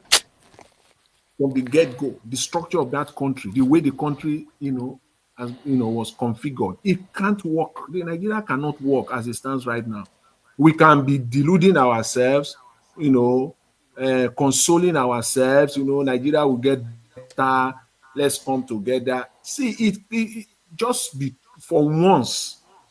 I heard you, Dr. CM. For once, let at least at the minimum come together, sit down. Exactly. Even if Nigeria will not, even if you will not split the country, at least be truthful to yourself. Sit down. Let's have a conversation. Let's talk. Let's have it. Why is it that people are so afraid to have a conversation? I don't know. Why people are so afraid to just sit down and have a conversation about Nigeria, about how to move the country forward and correct all the wrongs? Why is it that is difficult? Okay, if you even say that, okay, the division is off the table. It's off the table. But yes, come and sit down and let us talk. What is stopping the conversation, for crying out loud? I don't know. Some people want it to remain so. They believe that they cannot have headway if Nigeria, if anything happens to the structure, the current configuration of Nigeria, if anything happens to it, it's going to affect them. Do you know, Jonathan, the best example of United Nations is Nigeria? Do you know that? Have you thought about it? The best example of United Nations you see is Nigeria. No matter, look at the population of India, 1.4 billion. Look at the population of Seychelles, maybe not up to 1 million. Yet one seat, one equal right. Equal right. Yes, equal right to everybody. All right. Go to UN. Look at the economic power of China. Then look at a small country like Eritrea. The same thing. That's why when you want something, Eritrea wants something, they will say, hey, who is I mean, when China wants something, it wouldn't say, US. He say, who is Eritrea? You have to go and call the ambassador and lobby him and beg him. Yes. Vote for us. That is the way it works. As powerful as America is, America will go to Togo, Benin Republic, saying, we want to, can you support this vote so that we can move we want to make sure that Israel gets the capital. American embassy will move from Tel Aviv to Jerusalem or this. They were voting for it. They will lobby Togo. Look at the population of Togo and the American. Look at the economic power. It does better in one vote. That is the way it should have been in Nigeria. So why are we? That's why sometimes when I look at this, I say, look, why can't we come together? Every ethnic group, one, round the table, one, or equal representation. Let us decide. Then all this idea of we just mask and then feel that Lord Lugard they joined us together, therefore we go to do it like that. You know go walk now. A generation will rise up, tell you no go walk, and that is the beginning. It won't walk. No. By the way, those people that are telling you to do it that way, in their own country, will they do it? Will they do it? I saw today in some of the videos, I saw the soldiers, the army that they brought out all lined up like that. I was wondering. I've never seen them like that in northern Nigeria. You'll be wondering. I've never seen soldiers or army, Nigerian police, rather, lined up, Nigerian police come out like that. Exactly. To confront any issue in the northwest or northeast. I've never seen it. No. After yes. You won't see anything, and that is where the devastation is taking place. People are crying, but you won't see them. But it's just like, and then they are mustering their muscles over. Exactly. That's what I'm surprised. You can't force people to be together. That is the mistake they are making. You cannot force people to be together. You can't. Was also talking about, does Nigeria have helicopter? I think you responded to. Oh yeah, yes. Helicopter. There's helicopter. Have you seen any helicopter in Kwara South? Did they display any helicopter in Kwara South? That one is even worse. See, do you know that it was a shame of a nation the day how many story building in Lagos was burning? And there was nothing like helicopter. You know, this type of thing is the way they do it is helicopter will just be taking turns, just like at any floor they got to, they throw in the one type of rope. When they throw it in, they just hold the rope. You hold the rope, they lift you down. That is before you know, under 10 minutes of flying up and down, they must have rescued a lot of people. That is what helicopters are for. They don't have that. They don't have all of that in Nigeria. Make no mistake about it. They don't have all of that. And even if they do, I guarantee you, they are not maintained. All those kind of equipment or infrastructure. Even if they do, somebody will still have to hold on to it. They need the approval of someone. They need someone to go ahead. Perhaps. You will be surprised that people that are supposed to even do the work, they are not even on ground when the incident. Exactly. That type of that is how you rescue people. The moment the thing starts, all it takes is, and it's a public building. Every public building must have a fire alarm connected to the nearest police station. It's a health and safety issue. I learned it in the UK. Every public building that is high rise must have a fire trigger the moment it triggers, you think say no only on a way there, if they reach the nearest police station, fire service, you go surprised. That is the way it is. So this one, as the helicopter is coming, all that we need is that the helicopter is like an empty space. The thing will just come close to the wall of the building. They will throw a rope. You hold the rope, they take you in, take you in, take you in. They are not going anywhere than to come down. Just descend. All of you will come out. Go. The moment all of you, you just drop, you just as if you come out from your car. Then the thing will just fly up again to the level it was, packing people within 20 minutes. It must have evacuated the building within 20 minutes. Because it doesn't go anywhere, just to fly up, carry people, come down, you disembark, it moves up again. This is what it will be doing until people will say, no, the building has been evacuated. Nigeria, we haven't got it. But if you see protesters, you now see some fly there, say, what is the meaning of all this? They will muster out the muscles. They will muster out the muscles that they have. It's like the case of Nigeria. They, as you say, you use the word that they are not ashamed of themselves. You use that word. It's true. No, it's true.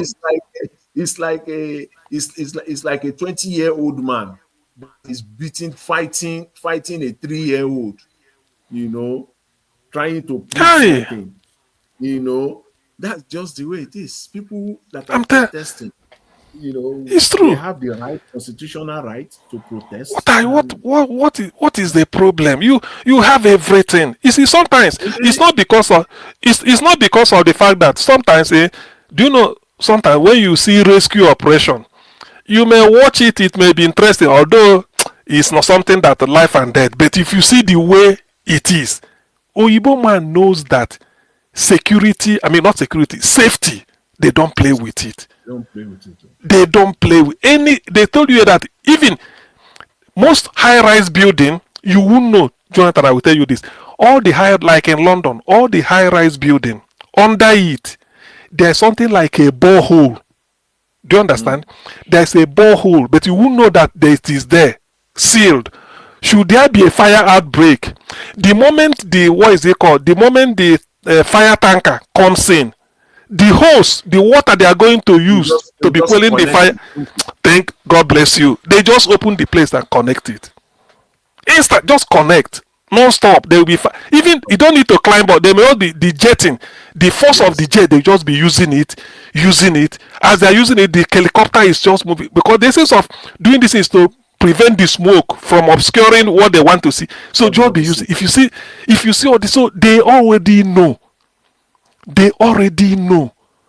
But why is it that in Nigeria? Because that of you think UBA headquarters in Lagos on Marina or so. I mean on Broad Street.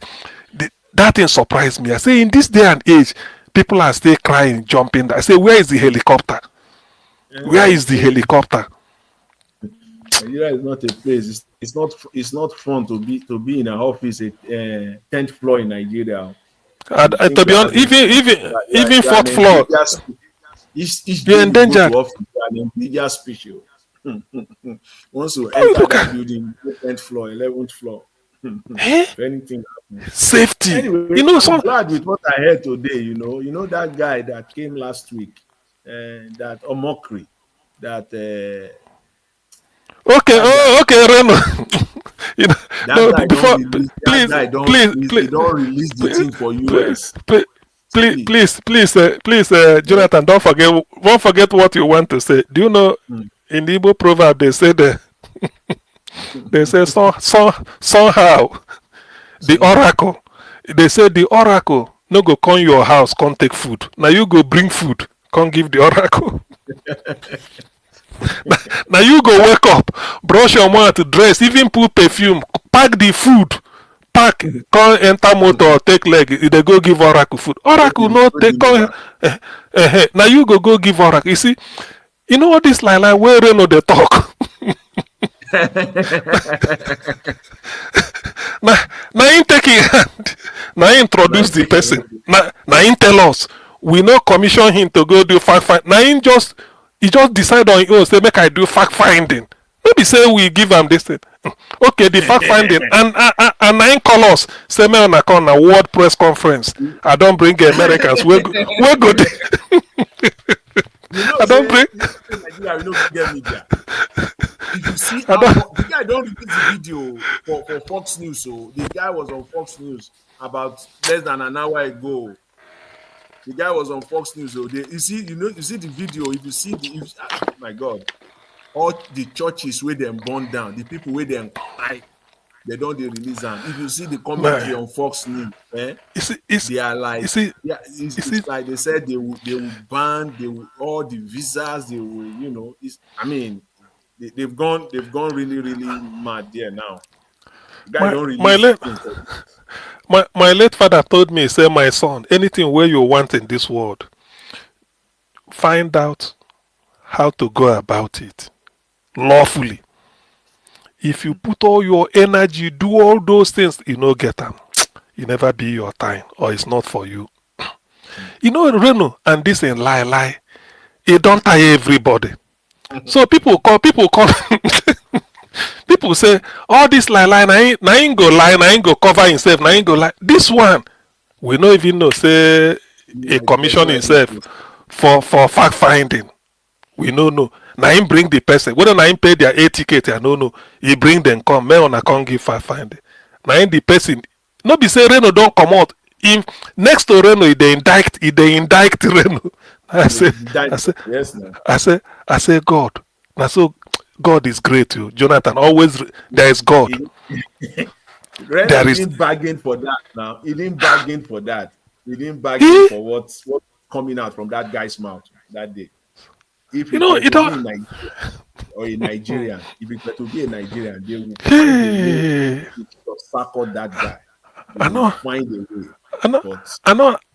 And the thing, the guy present her like a written address. He there everywhere. He there everywhere. Please. Now, you see, if all those videos where Nigerian media no go show, then you will be wondering. See this thing on Fox News now. You'll be wondering. All these things happened in Nigeria. You have never seen it on Nigerian media once. Do you know all the IDP camps, churches where they fight people, churches where they burn down, churches where they fight people, where people like where red oil fill everywhere. They have to, the Fox News have to say it is very graphic and all the rest of it. So you can just see now that these people now have no place to hide now. They are in big trouble. Because the comment that I heard now today is that President Trump will look into it. Or he will have to take a step. So now, as I talk like in table. Black Panther, welcome, Jerry. But let me say this. You see, do you know one thing? Even if I don't get faith in God, because of this Reno something, I don't double faith, say God there. Because, no, I'm telling you, when I go to laugh, because okay, how you go catch Reno for lie? How you go tell Reno waiting in the talk since Tinubu came to power and lie? No way. Now he just invite these people come, make them come help and sustain in life. The man tell and say no. The money where they work for now, money don't cease. So Tinubu go there say, this say you never.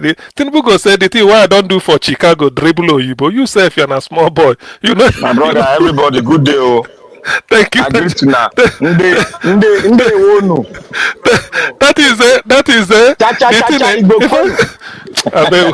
with the talk of Reno first now. See, hold on, Black Panther, hold on. You know, no, it's true. Forget side they laugh. What Reno something taught us is that make all of us, Jonathan, you and Black Panther, and anybody listening, may not lose faith in God. God can always fight for somebody who may appear helpless. Because what Reno wanted to use this genocide to nail anybody, even to nail United States, to nail Ted Cruz, where they say this thing, he plan him. But when he come, before his very eyes, your key witness, they testify against you. You never go court where they say, they tell you, prosecutor, the prosecuting counsel, can we have you say CM appearing for the accused? Okay, can we open the prosecution? prosecution open your case. The moment you open your case, say, let me call my number one witness. It will Make I take the do talk. delivery for network. Where I dey now, network does the mess up. I dey for one island. Make I do I mean, delivery now. you know the You see, America again. I dey America. America get island now. I dey island, one island. See, let me say this here today. Good day, everyone. Good day, Naija Watch, everyone. May God bless you all. I want to say a big congratulations to the rally today. And I want our expectation is so high that sometimes we believe that when we go for rally, where that very moment, government will just carry phone change. There are different kind of rallies. But before I go further, I would like to say, Mommy Diaspora, may God bless you, Mommy. And to all the viewers and listeners, let us congratulate and let us boosting the morals of our patriots that are in Nigeria on ground, that are doing the job, despite they are few, but the message is moving to Aso Rock. Now, you see, we had our rally yesterday. It was in total, the speculation was about 5 million, but we have the highest in the history of humankind happened yesterday in the US. We have up to 7 million in total all around the country that came out. Which rally was that? Maybe I did. I missed the rally it. of no king in the US. No king. Which one? So No yeah, king?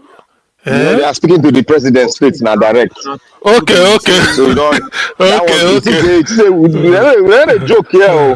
We don't send. The rally is not to do anything or to touch anybody. It's to send a message out that we are ready to make a change. We just want the doors to be open for the people to come out to speak, and there will be a change. We've done it before, and we're going to do it again.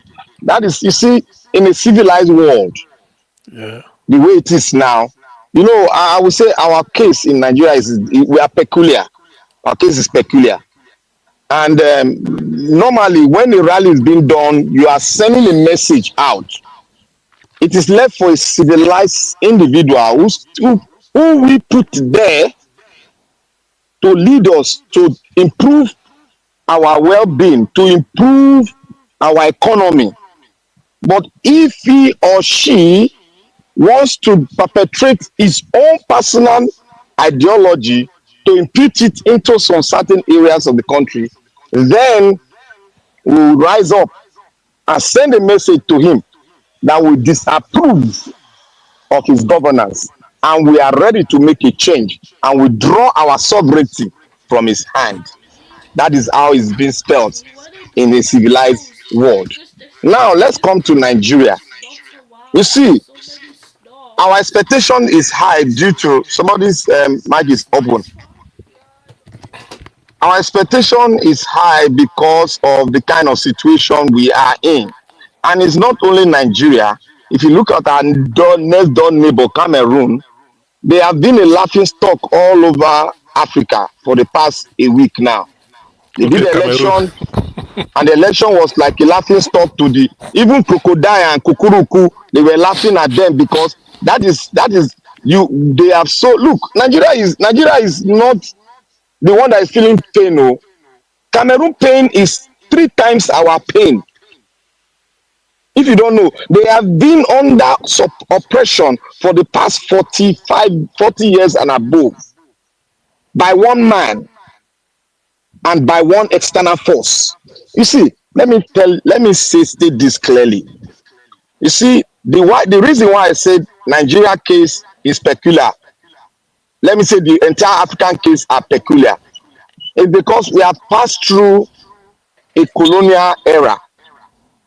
And most of the colonizers refuse most African countries to sit down and have a common goal, which they will pronounce as a vision towards a greater nation and a prosperous one. They refuse.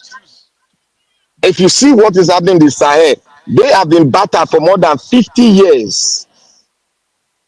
And they have gotten their success today because one person has to rise up to make that success light to glow.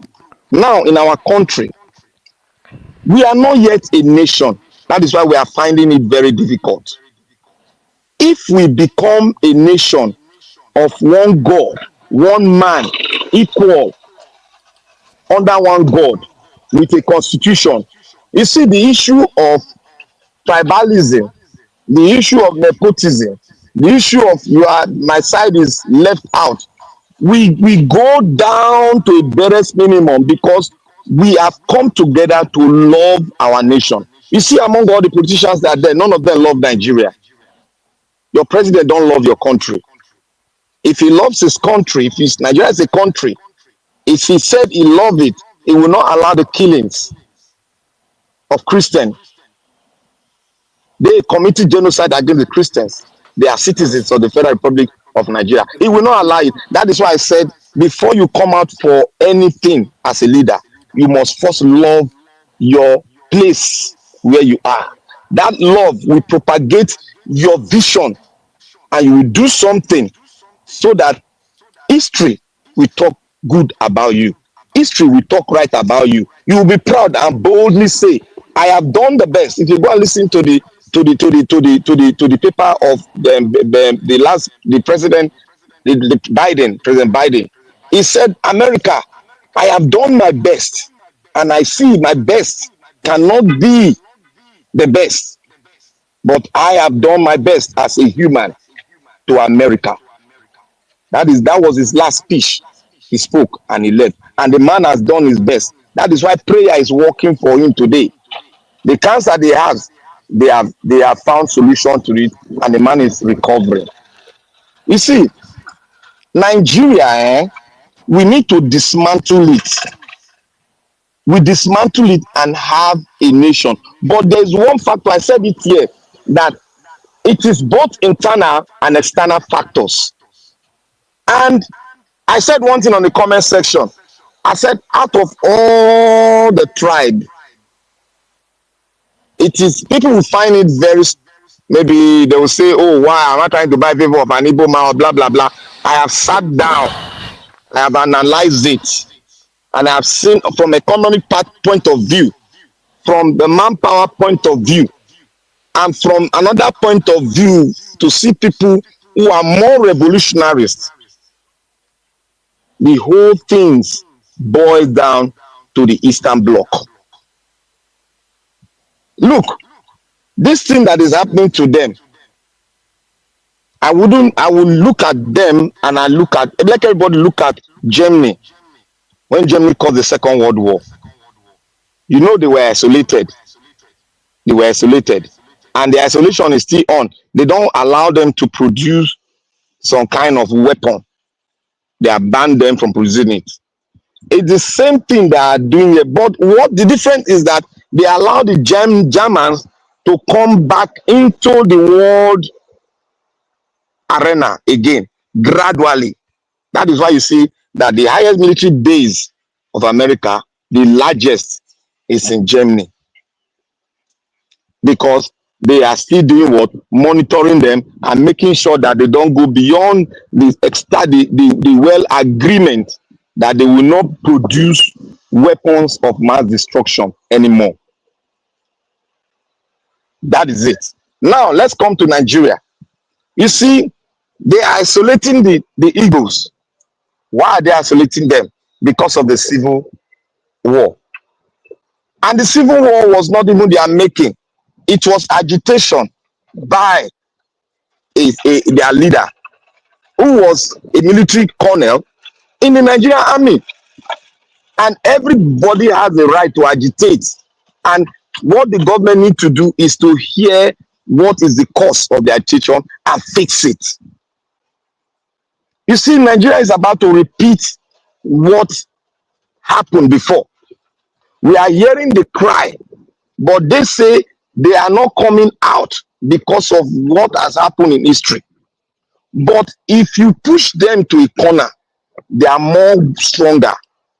They are more stronger than any one of us, any tribe. They are more stronger. economic-wise, manpower-wise, experience, they have been there. And there was one thing I said here, which Oga Jonathan agree with me. I hope you guys are hearing me. Are you guys hearing me? Are you guys hearing me? Black Panther. Yes. Are you hearing me? Yes, I'm hearing you. Yes, yes, Okay. yes. Okay. Yes. Now, I said one thing to Oga Jonathan, finally saw reason and look at the push I am making. You see, we are fighting both internal and external force. We have done the needful. We have fought from internal. We are aggressive. Remember, there was one time I said, the Nadeko way that they fought, let us look into it. But somebody said no. You see, that thing that the Nadeko did, that thing is a universal thing, ideal, that you must do after you have fought, because your records will be shown to the outside world that you have done all needful, pass through the right whole channel, but still you have been nailed down. What was that? I said we need international appearance. We need to spend money to go to international arena and speak of what is happening in our nation. We need to go to international arena and speak that Nigeria is not yet a nation. We have not sat down to have our constitution. We need to go out there and speak it. What did the Palestine do? Despite they caused the issue, but the children that were born in the outside, they were born in Palestine, that made themselves in diaspora, what did they do? They penetrated every nooks and crannies of the United States, both press, everywhere. They were forceful to stop the war, the killing in Gaza. That Israeli are committing genocide. Some of us were saying, make them sit down, they were the cause of it. But we later realized, because what was happening needed to be stopped. But who did it? It was as a result of the external leg they took. And their diaspora did it. And what is happening? There's peace. You see that thing that all this Israeli, they blow down. The entire world is going to build that place back again. The entire world are going to build that place back now. They are even writing a budget, and now they're going to build Gaza back. After building it, they will have a two-state nation. You see, these are universal system, because Nigeria is a member, quote and unquote, is a member of United Nations, and we have the right to go out there and talk and shout that we need to be heard, that there's genocide, and that is what the bishop that came to America to speak to the senators. And let's come to that. Nigeria, we are talking about 2027. What about 2026? We don't know what is going to play. They are trying to, it seems they've heard the voice from the wilderness. These people are trying to make election come in 2026 by changing the constitution. See, whatever they are doing to favor themselves might not turn out well. It might explode in front of them. But we are not. That's what I saw.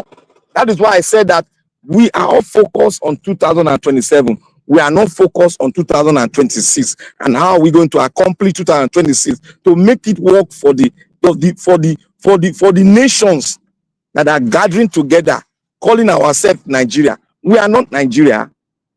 We are not yet a country. We didn't give ourselves that name. We have not sat to give ourselves a constitution. Neither have we sat together to say, yes, we want to be one nation under one God with one belief that God reigns supreme and we are equal before that supreme God. We have not yet agreed. Rather, we have separated our God. We call one the God of the Muslim, the God of the pagan, and the God of the Christian. That is what we are still practicing in Nigeria. We need to wake up.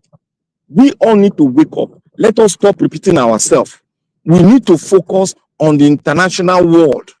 We, like said, the Igbos have a lot of work to do. They have the ace. Look at the position being held in the international world now is one of the strong positions is being held by an Igbo lady, a well-read woman, and a former general, the former Secretary General of Commonwealth, which I don't see anything common, but it's a stronghold that we can still use the man. Before the man pass on to meet his ancestors, let us start from his experience and make use of him to get what we want.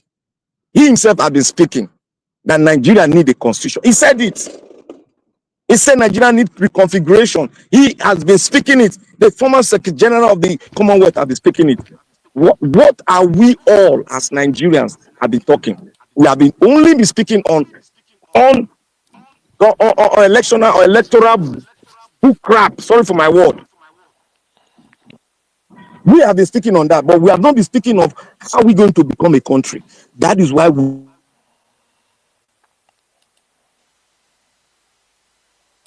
It's true. Black Panther.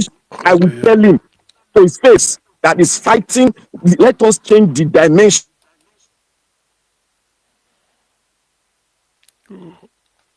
The colonizers, we should forget them. They will come and take away our resources. No. Why did we ascend to the United Nations Charter? Why did we? If we don't want the external people to come into play, why did we accept the Charter of the United Nations? Do you know what surprises me, Black Panthers? Because I'm not a head of state or president, maybe they may say I don't understand.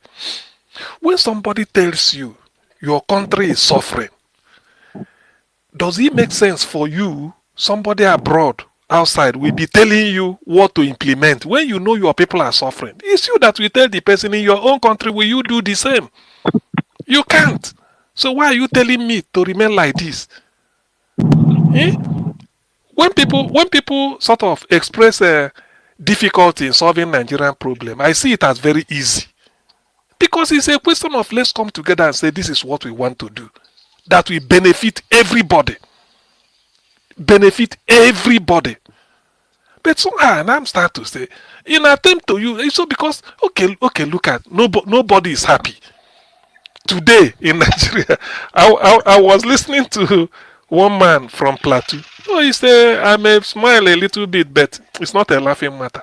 The man was virtually crying from Plateau State. He said they sent either terrorists from Bauchi to come and invade them. He said, look at where they left them desolate. Yes, I heard that interview. Okay. They sent message to the military, but they refused hearing them. Yeah, God bless you. So, you see, you now start to wonder, in whose interest will all this, because there are certain things somebody will be telling you. That's why I start to wonder, say, in whose interest?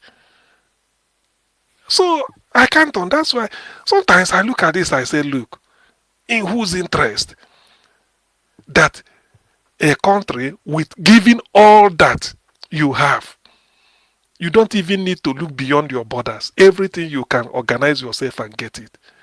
It will be easier for you, it will be easier for me. All of us will be happy. Since we said, let us remain one.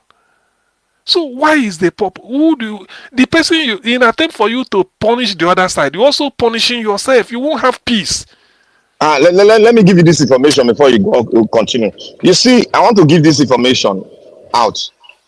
If you people think that external forces are not going to come in, it's right on the table right now as we are speaking here. You see the CPC bill that they presented in the Senate. They've started looking at it, and the secretary. What is CPC? Country of concern. Okay, in the US. Okay, I thought it's Nigeria you're talking of. Okay, they've started. They are working on it, and after the house, the lower house converge. You know they are fighting now. After they converge, because it has the backing of the Secretary of State, it has the backing. It has the backing of 2 senators, and that is enough to push that bill to move, because everybody is now focused on the genocide. They have the record from the CIA and every other records to back it up. So all those things, all the shenanigans they are doing.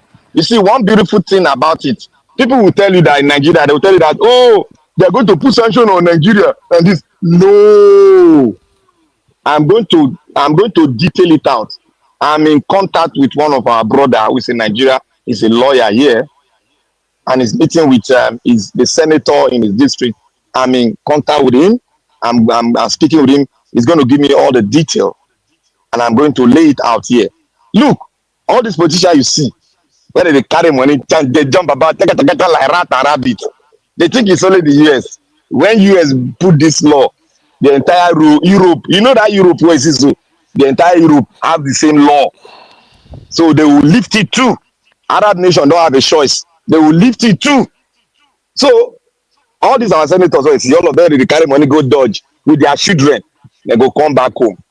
That they don't know what is going on. That is why they are fighting tooth and nail to send people. That's why the Senate president said he's going to send somebody to US to beg, not be to talk, to beg. They need to beg, but their begging cannot go anywhere again because they can no longer lie. That is why you see that conference that Reno and that white brother. So that's why I see the white brother say, Reno, don't box me. I will say the truth. Because you know why he's saying that? Because before he came here, he's from Texas. Before he came down here, he has already given record to the senator in his district that is coming to Nigeria to get information, the right information. And this guy has been in Nigeria for more than 10 times. Reno did not know. So when he told Reno, Reno was shocked. So he told them, if you go to the guy's website, you are going to see all his investigation. You are going to cry. To my shocking, I never knew that most of the IDP camp, the ones that don't have father and mother, the orphanage, some of them are in the University of Abuja. Some of them are in universities now as we are talking. Some of them they have learned how to speak English, clean one. It was taught by a pastor gathered them. There are more than 2,000. He built houses. He built schools. He's teaching them. He has done a lot. I want every one of us. I sent a video to Nigeria. I want every one of us to go to that brother's website. You will see the magnificent work. He himself has participated by helping the children. If you see what, I never believed that the first time the children ate ice cream, drink ice cream, they were jubilating. First time in their life. Children of 15, 16, first time in their life they drank ice cream. Come and see celebration. Tears rolled out of my eyes. My heart was beating. You go and see the destruction these people from the north have done. It's there in there with the website. I beseech every one of us to go there and watch the investigation this brother from the US has done. He's a pastor. He has done. He has done what our pastors cannot do. All these evil men of God that we have in Nigeria, he has done it. Black Panther, do you ever believe that there will be US troops on Nigerian soil? On Nigerian soil, yes. Now they will come. Now you know what I'm saying? They'll come. They'll come. Because somebody on the chat column is saying that it can, maybe it won't happen. See, let me tell you, if that CPC law come into place, America have a right to enter. You don't know. Let's do it this way, Black Panther. Rather than sending senator on a boys club or committee of friends to go and be begging America, why not use your power of everything to address that? Because the moment somebody from outside is telling you what is happening in your country, all you need to do is maybe you thank the person, in disguise. You look inwards and then correct that imbalance. No. That is one thing. What you just said now is one mistake we have been doing for long. We are signatory to the United Nations Charter. We have to do, after we have done we have been doing in Nigeria, we have to do the needful and alerting the other nations that are our brothers and sisters that this is what is going on in Nigeria, so that they can back it up. That is how Nelson Mandela was free. That is how South Africa was free. I'm talking in terms of this Christian genocide. That is what I'm talking in terms of this slaughtering Christian genocide bill that Ted Cruz is introducing.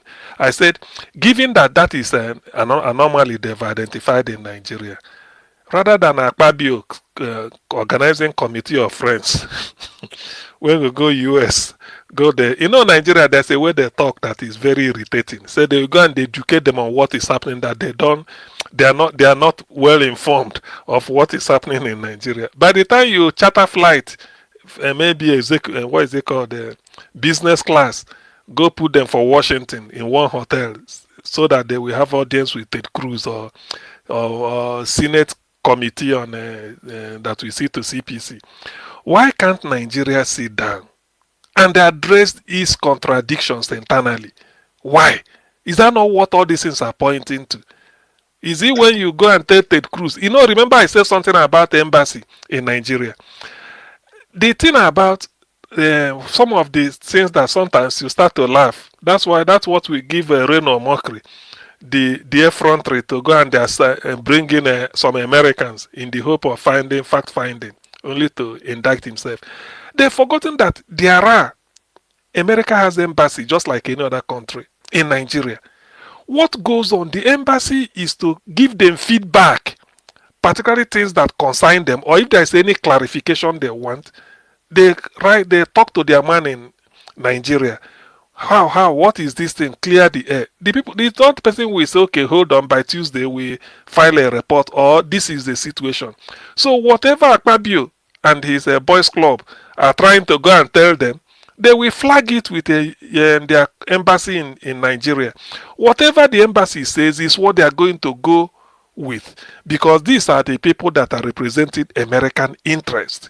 So whatever they say is what the American institution, whatever it is, we believe. So why is it that Nigerians, they've not understood this aspect of diplomacy, and they are still saying that when Oyibo says something good about us, something bad about us, you feel that you need to go and educate them or make them see reason why it is not so? No, you've forgotten. Rather than go all those things, you can summon an American ambassador to Abuja or to Senate and have an audience with him, and then say this and this is. I'm not trying to play their play their role, but this is better what you do, because whatever you tell them, they will bounce it back to their embassy. Please, can you confirm this, or is this the true situation? They will say no.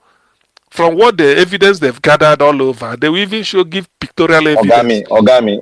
Yeah, is the thing. Anybody that is corrupt, that is deep into corruption, does not speak articulated the way you spoke, and they don't think in a normal way. That is what you are saying. So when you are saying all these things, you make them laugh. They'll say this boy don't know anything, make you go don't know anything.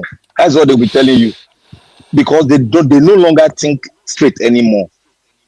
So you saying it, you are even helping them, but they don't know that you are helping them. Look, the Nigerian space, Nigeria is, now, you yourself know the history now. When you started your speech, I was listening to myself, because I've spoken something like that.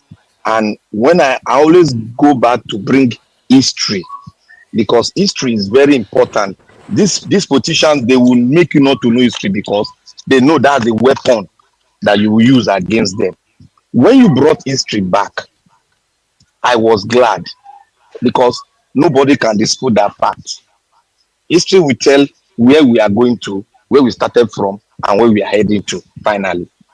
If you forget about our history, then you are just joking. You cannot even speak in the international world. You cannot speak eloquently. They know that Nigeria is not a nation, but it's left for us to prove it. Anyako, the former Secretary of General of Commonwealth, said it. He said it. He said we are not yet. He said Nigeria, we need a constitution that will bind us. Constitution is like love, an agreement of love within both parties, because we come from different family. We need something that will bind us, so that we will have our aim and objective, and we will have our dream. So when we have our dream, everyone that wants to become a president will be speaking along that dream, not to be deviating and speaking the dream of his own tribe, and having an alliance with another tribe to subdue his own country. You see, that's what they are doing. That the people don't understand that we are not a nation. I keep on saying it. They think, oh, I'm not patriotic. You tell me now, since I've been saying it, has anything changed? We are not really. And it's shocking. We are not. Nothing has changed. It's a shame, really. But sometimes I used to say, how will Nigeria end? Do they really want, with what is happening in the world, with our eyes wide open, we want to end in a very catastrophic way? It's not necessary. It's not. We don't. I don't believe in the loss of life and human lives and resources. It's not necessary. The world is enough. We've seen so many examples to guide us, to guide a people that want to live. So many examples. So, but you, and then part of the example is that you can't lord it over another person.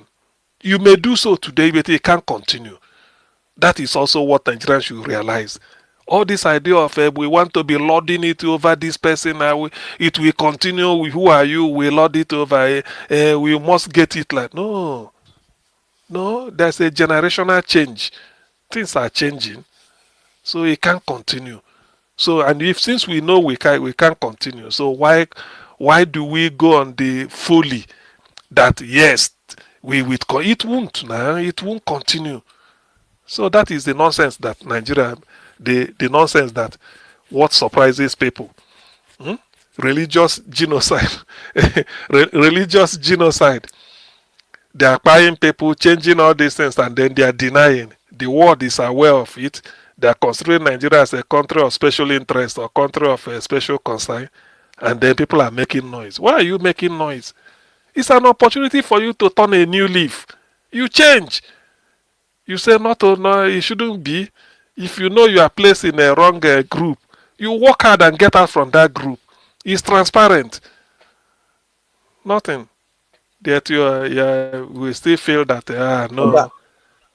Now we versus them. Doctor, Yeah. doctor, Now we let me give you versus. more information. Let me give you more information. You see the Russian war with Ukraine. All Yes. the sanctions they place on Russia and all the money where they seize for the oligarch and all the men will get money outside will come for that country. They said they are going to use that money to build Ukraine back. That is what is going to happen to una people where they for that Nigeria. They steal money, all their money they will freeze all if that law pass. They after the law pass, they will not convey the Secretary of State to bring all the lists of concerns, the sponsor of the terrorism, the sponsors of the genocide, and all interest group that saw it but refused to say it out. They will bring all the list out. And many people they say there are well over thousands of names that will bring out. All they will confiscate all their assets, their money. You know, so they know see them again now. That means they cry now. To be honest with you, it is true that, like me, I don't know for any other person, you start Nigerian discussion, you get annoyed. At a time, you pause and start to laugh at Nigeria. To be honest with you, you pause and you start to laugh. The folly of Nigeria. It's true, sometimes you just shake your head and start to laugh. Whether because you've been exposed, you know much. Sometimes I said maybe if I do not know much, it would have been better because you could be mumu like just the go, nothing concern you not to drink your gari go. But when you know the way the world works to some extent, and you've seen the way things are changed, you shake your after being annoyed, you start to cry, you start to laugh again. We just exist, nothing, electricity, gas. to see electricity in Nigeria is a luxury. Pipe-borne water na luxury. Good road is a luxury. Good road na luxury. You have to celebrate it. You build better bridge na luxury. We go to celebrate. All these things are not support. These are what is taken as a given in ordinary third world countries. But we see it as a given. As a given. You know, it's a shame. Eh? Doctor, you see, Yeah, it's you a shame. mentioned, doctor, it's a big shame. Oh. You know, when I was talking about the gas pipeline from Africa to Europe, To people were Europe, yeah. thinking that I was joking. When I No, made it's true. mention of why Imo State governor is always appearing in the state house all the time, people In thought I was Abuja. joking. No, it's Thank true, God it's you have true. said it here now. You No, have said it. They've no. already started building that pipeline already. Let me say Now because construct. of this, They don't start up. do you know the thing is that maybe if I say this, people should not think that maybe I'm not, but no, I don't believe. To be honest with you, so many Nigerians have had their eyes wide open, but they know they see anything. They're not to The see eye, road now. They don't no, blind it's still, finish. listen, the eyes where you see, so you go just wide, they like this, but they know they see anything. they see, they know they see anything. You see, sometimes, what I'm even surprised is, we have all these resources. Why are you killing people? Why are you buying people anyhow? Why are you killing? Why are you buying yourselves about the resources that even if you live for 100 years, you can't finish it? All it takes is to make life a little bit better. Everybody go there happy. When you leave Nigeria and move to Europe, you need one thing. The moment you get where you dey sleep, get where you dey work, it doesn't matter how much they pay you. The next time they see you for supermarket, you carry milk, carry bread, carry egg. You come back home, open your fridge, put all those You things see, there. Oga, Listen, sorry to cut you. You see that gas, that gas will last over a century. That the Nigeria thing, never man. wake up, oh. Okay, let me even ask you, since when you dey hear crude oil, you don't hear one country their crude oil finish. Tell me, Black Panther, have you ever had since you dey hear crude oil? Crude oil. Where go Saudi, finish? no, Sand don't finish. Sand don't finish. no. Let's leave Nigeria. Let's assume that Nigeria no dey. Just all the Gulf oil countries in Middle East. Anywhere you hear, have you ever heard that? Saudi Arabia oil don't finish. Angola oil don't fit. Have you ever had it? You see, that is the issue. You know they finished. So you see, what I'm trying to tell you is that the life of an average Nigerian. I'm just saying because I was involved in some to resettle people that came over. So the moment you open your fridge, the egg where you buy 1 dozen or 2 dozen egg where you buy day fridge, the bread, the milk where you 2 liters of milk or 3 liters, it dey there. The apple where Malan they carry for Lagos, sun go don't beat am, so they go to spray water on it, make it dey fresh. you know, apple when they say for when sun don't beat am tire, then go see they touch am with water to preserve am. You come here, you see apple, the banana where you no fit buy everything. So you just go small walk, come back. They give you small change. You come back, you can fry egg, you eat all this. Life don't start to. This is what you can see in Nigeria.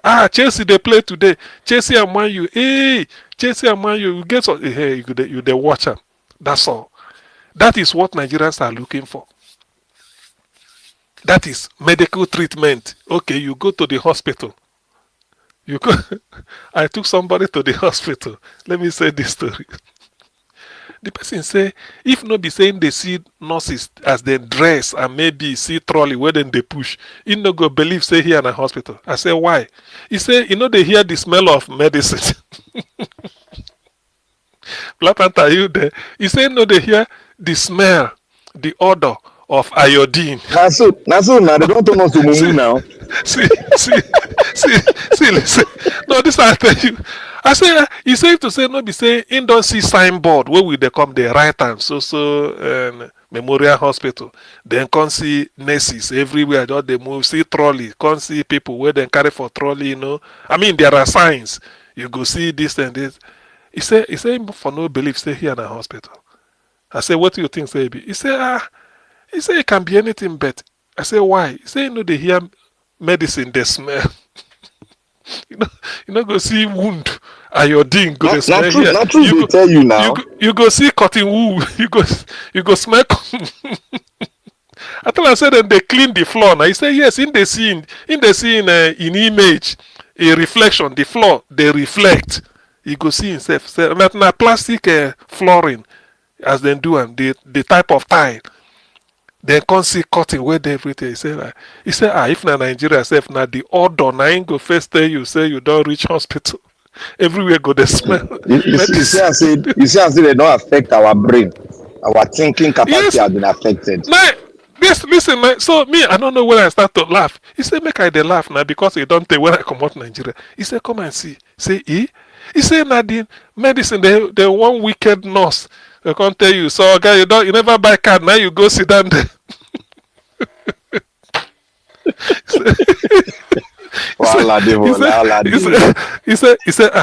He said, where your card?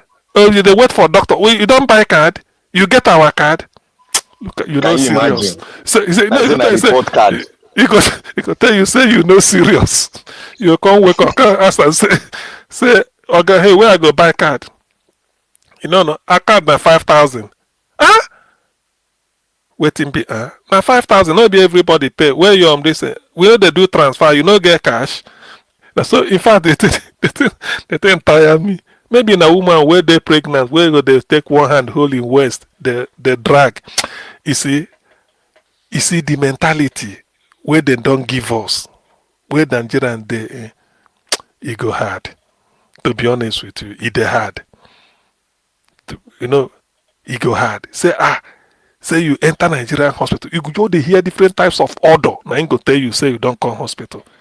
Foul smell. You see, I want to take us back to waiting Awolowo, Zik, and Amadu Bello and Sodana talk. You see, Nigerians, we too they forget. That is why they always say the word that the man speak is his own image. You cannot separate your word from yourself. When you speak, that is why they say man is a spirit. You see, waiting Saldana talk, not being the happen. It's Saldana say, we not come from the same place. We know they speak the same language. Nothing make us supposed to be together. It tells Zik now. Then Awolowo was said, Nigeria is not a country now. Why are they worry on ourselves? Now just a location now.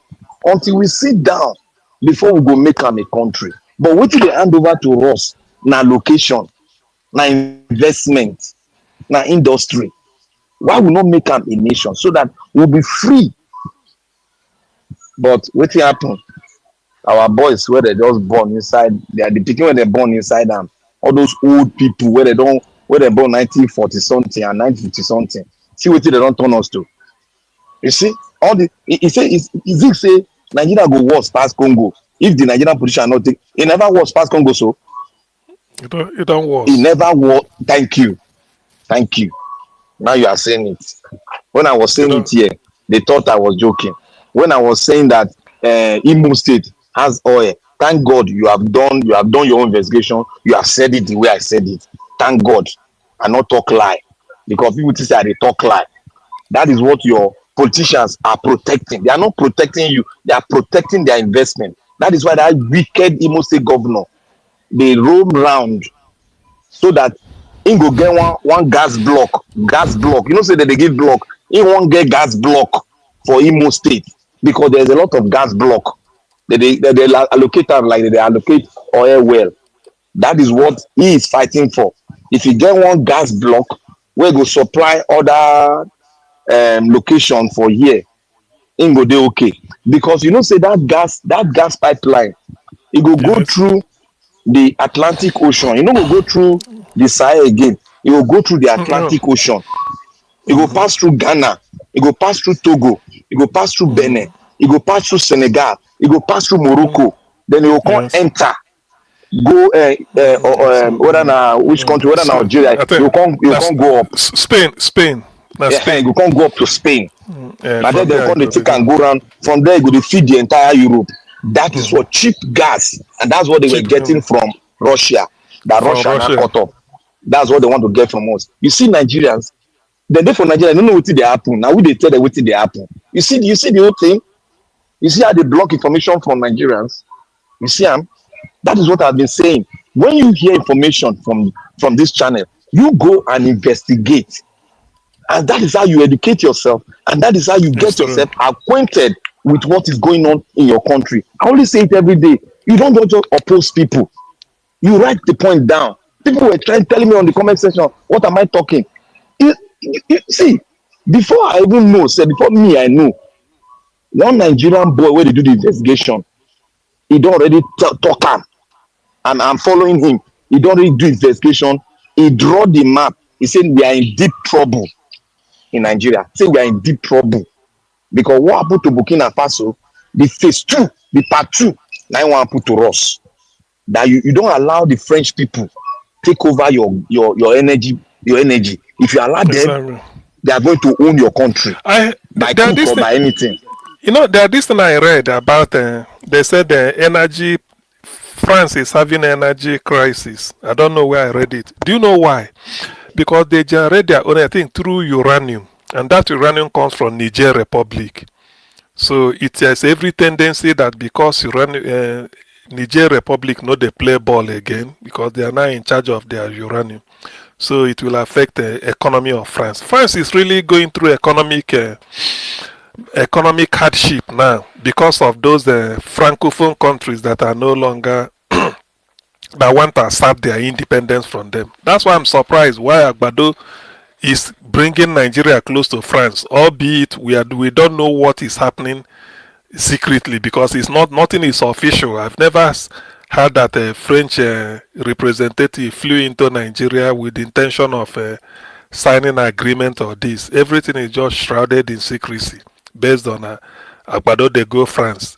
Today they say it's always a medical checkup. He's going for walking visit. He's resting. He don't know. There's so many. I mean, we all know now. You know, we all know, but you can never know what is happening. So that is it. That is the Doctor, issue. you see what they happen so well about it they do. Now it make the North they unite, say they want fight am more. Not be because of say they want help Nigeria. Now this Yes, I energy know. issue. We know everything. Now energy issue because you see this renewable energy. If and that's why I say make people go read book. The renewable energy, when they go read them, it's not a scam, it's a reality. If the renewable energy, because already China don't go 40%, no 35%. China don't go 35%, and by the year 2050, China will hit 65%. And if China hits 65%, then it will affect the world economy to be affected. And now look at what's going to happen. You know, China does not have crude oil. And China population is almost getting to 2 billion. And China can control the world economy because they are number 2 now. They can control it. The reason why I'm saying is that most manufacturing industry, most of your cell that you use in solar cell, 85% of it is produced in China. Get this very clear. Go investigate them where they talk so. 85% is produced in China. Then battery. This battery they take do cars. 90% is manufactured in China. Go do your investigation. As they talk, so go do your investigation. See, by the year 2050, my brother, they are going to take over everything. And when they take over everything, they are going to punish the countries that owns oil well. Your oil will be irrelevant because you and all other world, you are a signatory to reduce the gas that is being burst out of carbon that you are producing every day from your cars, from your all those nonsense that they use. So everything now in China is being done, and they are using renewable energy. You see, China is even going to the extent of even producing a generator that can power a community for more than 2 years before you go, more than 3 years before you go renew the batteries. China is ahead already. So waiting on the fight for now, wait while you see the insurgent they come in.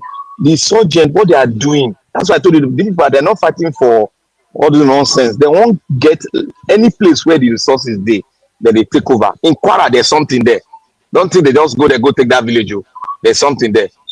They It's won't true. take over all the places in the middle belt because the middle belt has the largest resources that you can think about in the north. They have it. So they won't take over that place, drive the people out, then they will come destabilize. They are even thinking ahead of even breaking the country. If it breaks, it doesn't affect them. If they are in charge, they are even thinking ahead of all of us. That is why I made mention yesterday. Say we in the south we are weak, very, very, very weak, because we don't even know what is going on. We are just following them. Hey, now my brother, now my brother. We are very, very weak. If this thing come, you see this oil, all this oil where they get go dey useless. E go dey useless. Then Agbado and the organic people, they will take over the energy business and the wealth. There will be a transfer of wealth. That is what they are fighting. That's why they are fighting Agbado, nothing more. Anybody will get anything where they fight, may come prove am here. I go even bring diagram sef. Come take proof am here. So these are the problem. That's why I said our problem is not only internal, external forces are there because this is the geopolitics that is going on, and Africa is very weak because we don't have leaders. We are very weak and we are subject to manipulation through our leaders. It's That is true. why you see Burkina Faso came out and look at them now, they're having money. Niger Republic came out, look at them, they are very wealthy. They can give themselves anything. They don't require money from Nigeria anymore. They don't require loan from Nigeria because what they have can sustain them. And as they go on, they will power the entire Africa if Africa is ready to come together. Because now gas we get to now that gas now we get little of bitumen. I mean uranium, yes, which can sustain only us, but Niger can sustain the entire Africa. So that is why we say the African continent is what is going to make the world survive. That is why you see China now is investing in Africa. They're investing, Of they are course. doing what they call it Belt and Road something. So they are investing, giving Africa money to build their road network. What China is targeting is that China want to link Africa through Asia, through Egypt with rail. Get this thing what they talk, go investigate that. They want to link China through India. From India, go Egypt, come enter Africa with railway system. That has been their vision. And this president, that is why in a no nonsense man. And look at it, in a democracy, the capitalism was supposed to produce millionaires, isn't it? More than communists, Yes. isn't it? Yeah. Now, Yes. the communist party in China has been able to produce 2 million millionaires every year. What does that tell you? What does that tell you? Is capitalism not failing? Of course.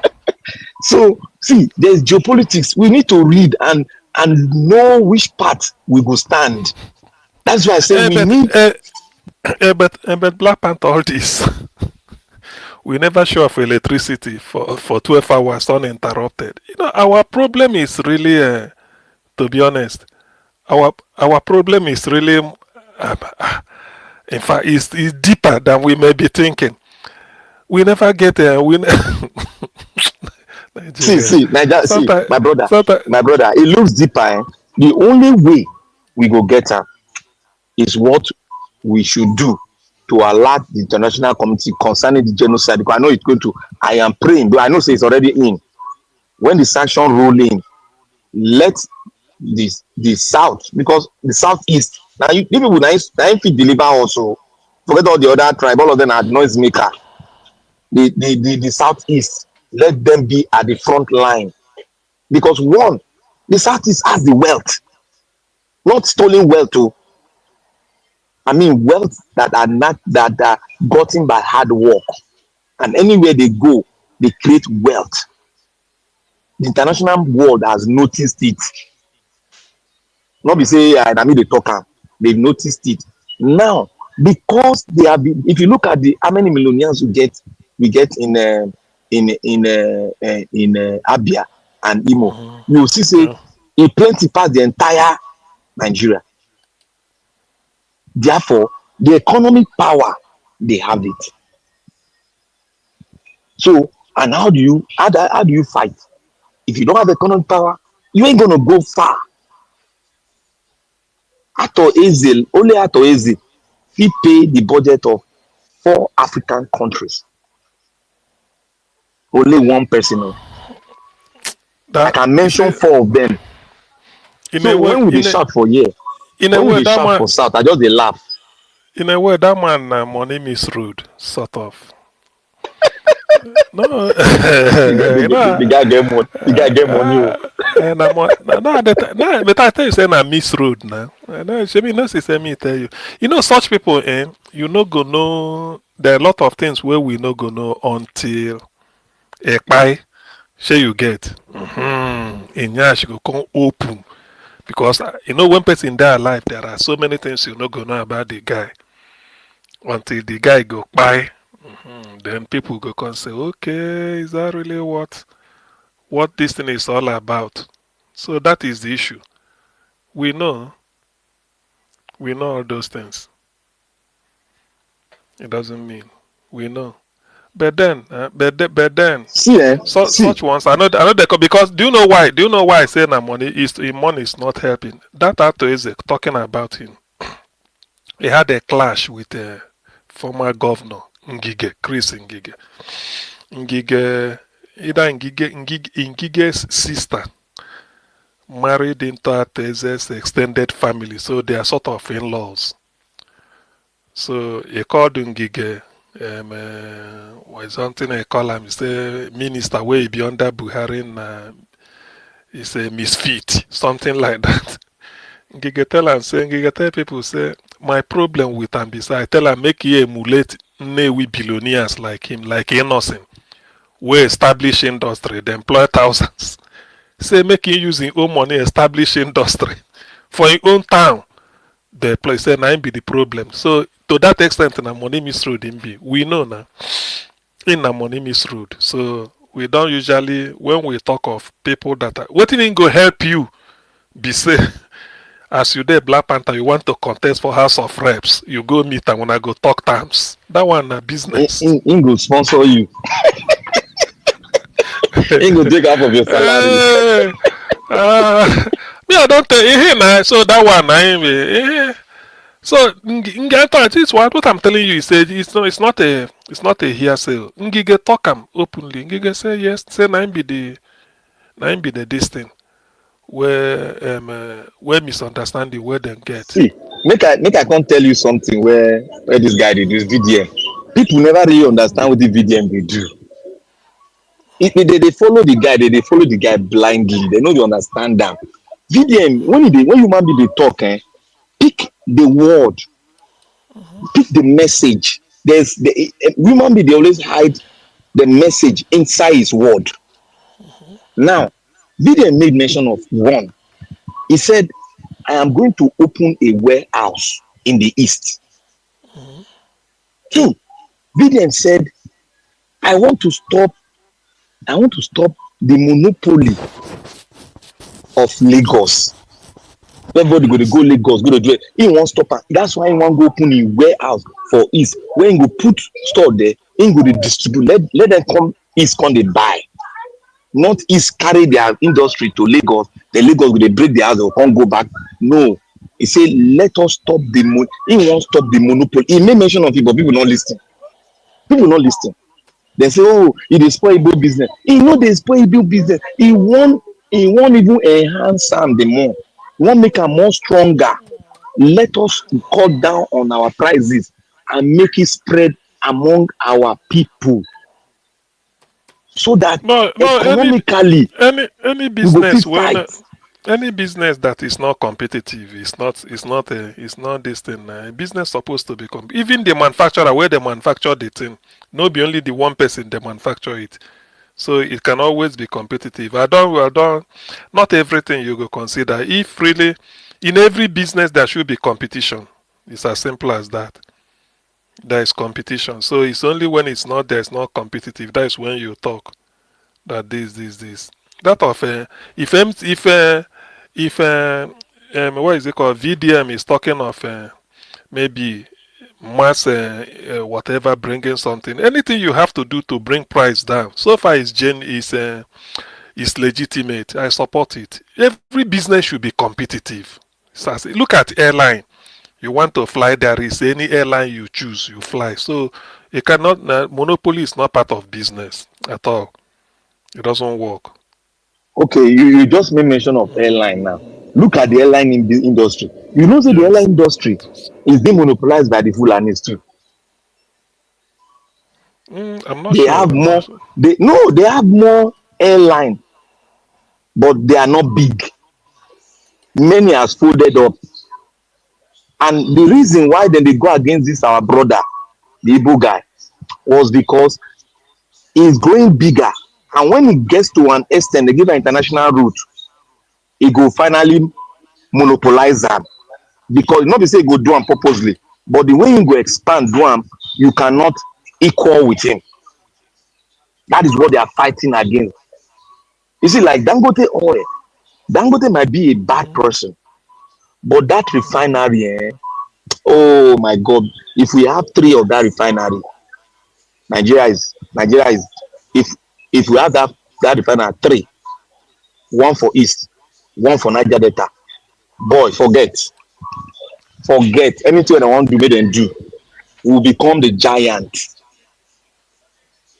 Economically, do you know that Dangote is supplying aviation fuel to American aviation system now as we talk? As we talk now, it is supply. So Dangote is supplying them aviation fuel. Yes.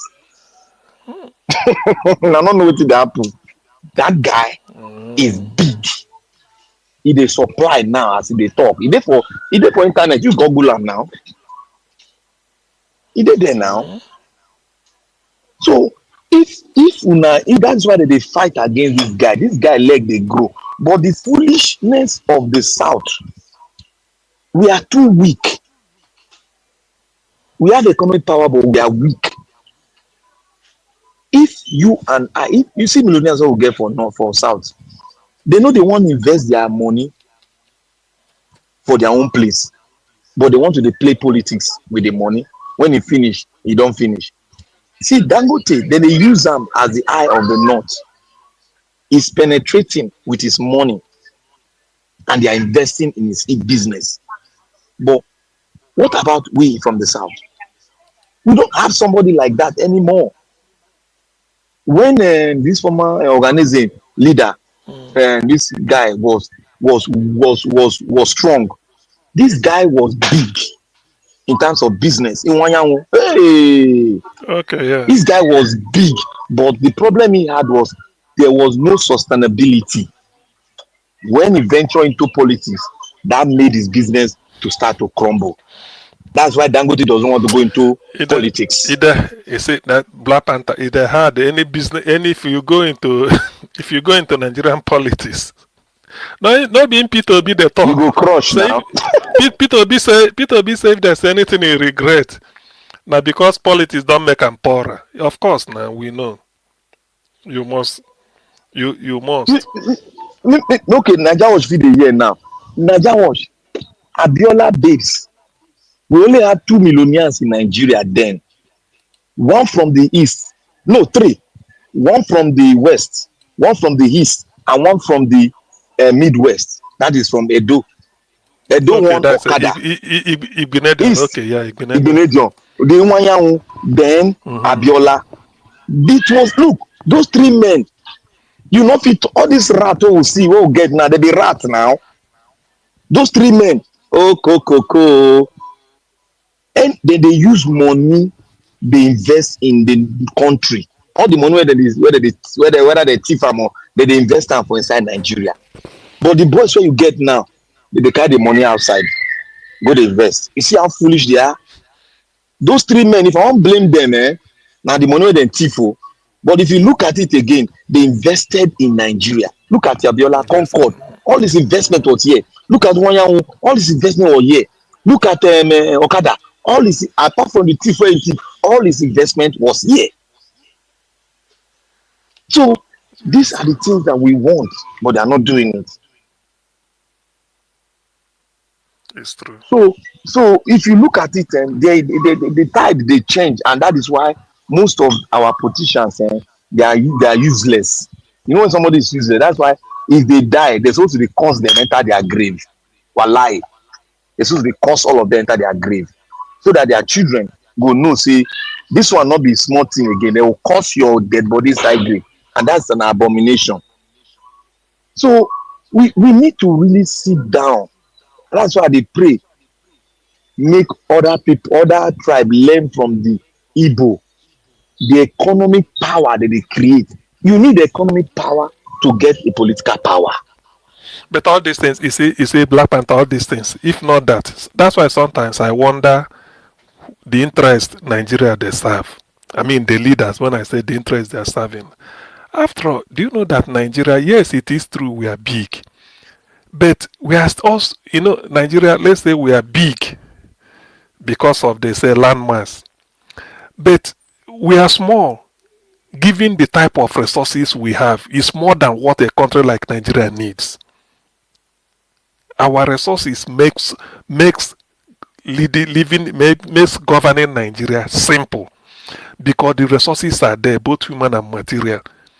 If you think of the landmass, how much will it cost to put rail to connect every state capital in Nigeria to start with? How much will it cost to make sure that every local government headquarter in Nigeria is connected by rail? Simple. Nigeria will just blow. Give it 10 years, it just blow. First of all, every state capital, then every local government in everywhere. Small train. The way it is in Germany, Nigeria will just blow. Somebody can just decide that I want to grow vegetable and I want to go and sell it so place. You put it in the train, off you go. When you go there, you sell it and then you get back. So many cities that are thickly populated will reduce in population because there's no need. There's what are you going to a big city to do? You can live in your rural distance that is accessible to transport. You do what you want to do. But in Nigeria, that's why sometimes I wonder whose interests are these people serving? I used to wonder because everything you need is there to make life worth a living. But some people are not prepared to do that. So you start to wonder what really is So going on. you see what is going on in Lagos. The people have learned their lesson. I pray they learn their lesson from what. Remember that tape Naija was played here when that tape was saying they will reduce the Igbos' economic power. The voice was being played and they were saying, "Oh, that voice can be AI." But I want us to go and listen to that tape again and look at every word. Do you remember the tape that was played here? They say the tape was between this vice president Okay, allegedly oh yeah. with The way, yes. Go and listen. Look. I know they try to joke. Oh. Go and listen to that tape again. Everything they said there is taking place now gradually. Everything. I know. Look, Yeah, we know. when Naija Watch was saying that, when Naija Watch was talking about investment is good. Look, every state with what is going on now, you need to start looking towards your state and start investing in your state. Look, this where will they go? So when katakata go boss, they not gonna know. All of us now used to. After that, we don't cross that Benin or road. We don't come down. All of us now Idegbo. The Benin, the Calabar, all of us. They go break our house, collect everything. Look, this thing is not a joke. Oh. Then Yeah, do I pray. Indigo. They not talk. They do them. They go. They use power. They do them. Then nobody do anything. The last one they did, they thought say Lagos State government. You know, say the last one they do now, look for first act. Lagos State government say they know they are aware of it. Have you heard it? Yes, I heard it. Yeah, we had it. Oh, God bless you. See, what is going on is not a joke nor is a child's play. It's a planned, calculated, planned thing. They want to take over people's land. You know that Lagos is building a new capital. Where are You they know, building it? Where are they building it? you know, at Ibejuleki, that place where they put road, that place where Lagos coastal road pass, that place where refinery dey. If you go Okay. there, But there are so many land and islands. but see, let me set or give a note of caution. You see, Lagos. Remember the last debate we had here, Black Panther, about master plan or no master plan. Lagos na water. Oh. Make them, make them no go think say when you stand feel, then go begin build. They don't know what will happen. No. That's what I think. Say if they want to move capital for this thing, they will be coming towards like Ikeja. Look for an island where they don't need to go No, into. Ikeja don dey saturated now. No, okay, not be Ikeja. Okay, let's say why not almost like getting to Ikorodu? There must be a place you go see land. But all this idea of going to field, because me and sometimes Ikorodu dey the plan na. Ikorodu dey the plan. That's why they carry 4th mainland bridge pass Ikorodu. But you know, to build a new capital, I'm trying to say area where water not be going towards the island. Make them come to the mainland now, being come out. Even if na Badagry area where be say, if na so far there's no where you don't need to sandfill, that should be better. Oh. But all this idea of because they don't do banana, all those things, one day water go verse. You know, over all this ocean. Because to me, anything from Ikoyi, Victoria Island, that one na water. You say if you know, and Lake, you know, not being the make. They don't plan and finish. They don't plan and finish. Okay, not being the make lake every year. Nigeria was said then go swim with your limousine. You go to swim inside water. You know, they don't. Yes, annual ritual. Every year it must happen. You go swim inside, whether you like them or not. You go swim every July, August, September. Lagos State don dey assemble electric boat now. They don dey get boat ready now. Look, I go send you one documentary. Yeah. I don't stop.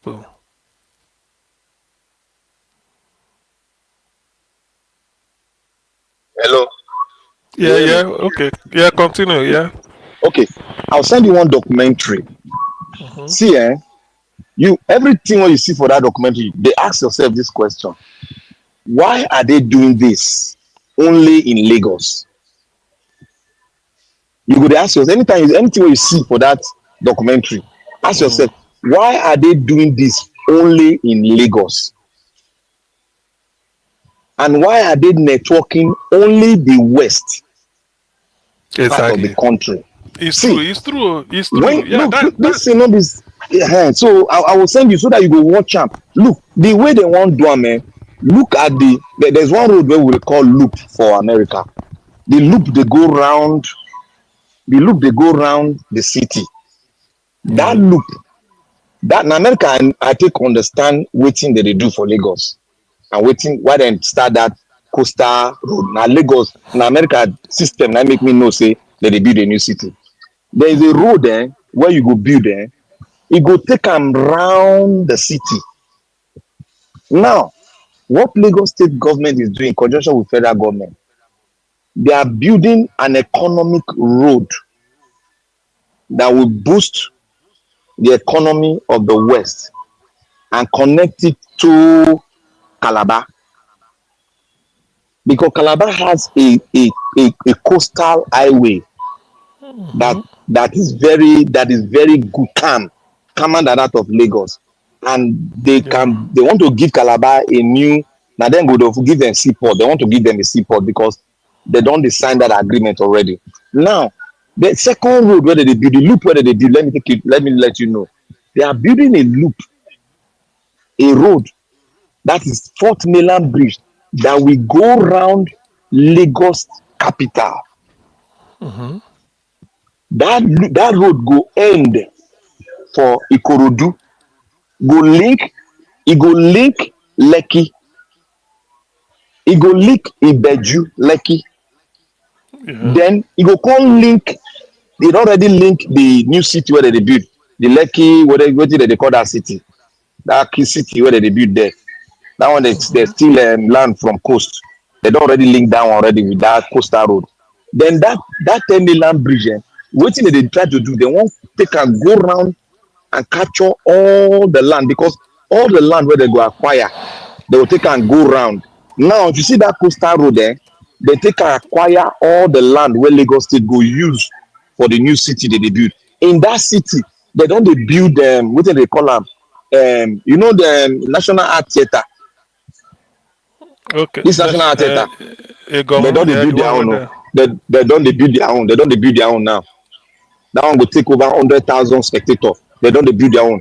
They don't they build art galleria that will take all the Western culture. They don't they build them. Then they build again for that place, so that water place where they are the talk now.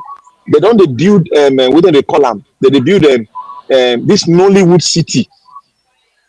They don't they build them. You know, so they get a lot of artists. Yoruba Day to arts well. They don't they build that one too. And that one is going to cost them almost $500 million US. It has already been signed since they've started it.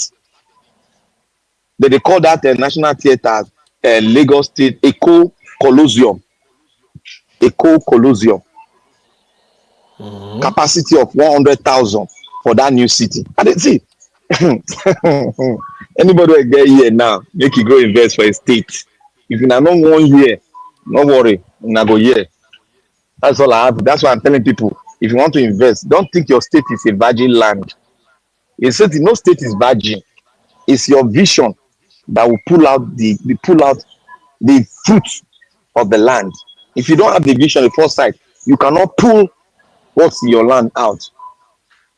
Without human being, the human being that they make economy they boost now.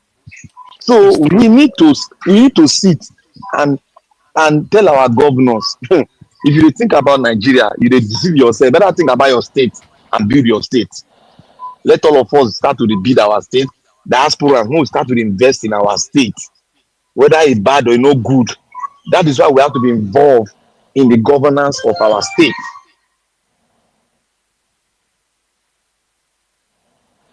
Okay.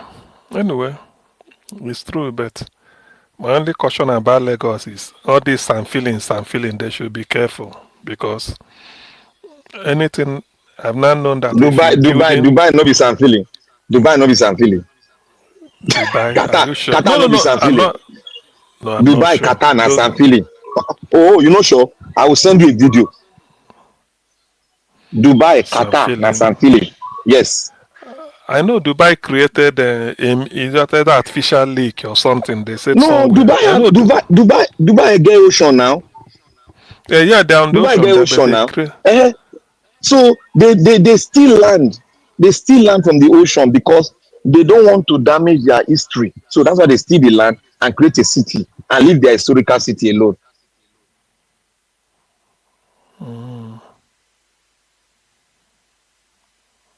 Okay.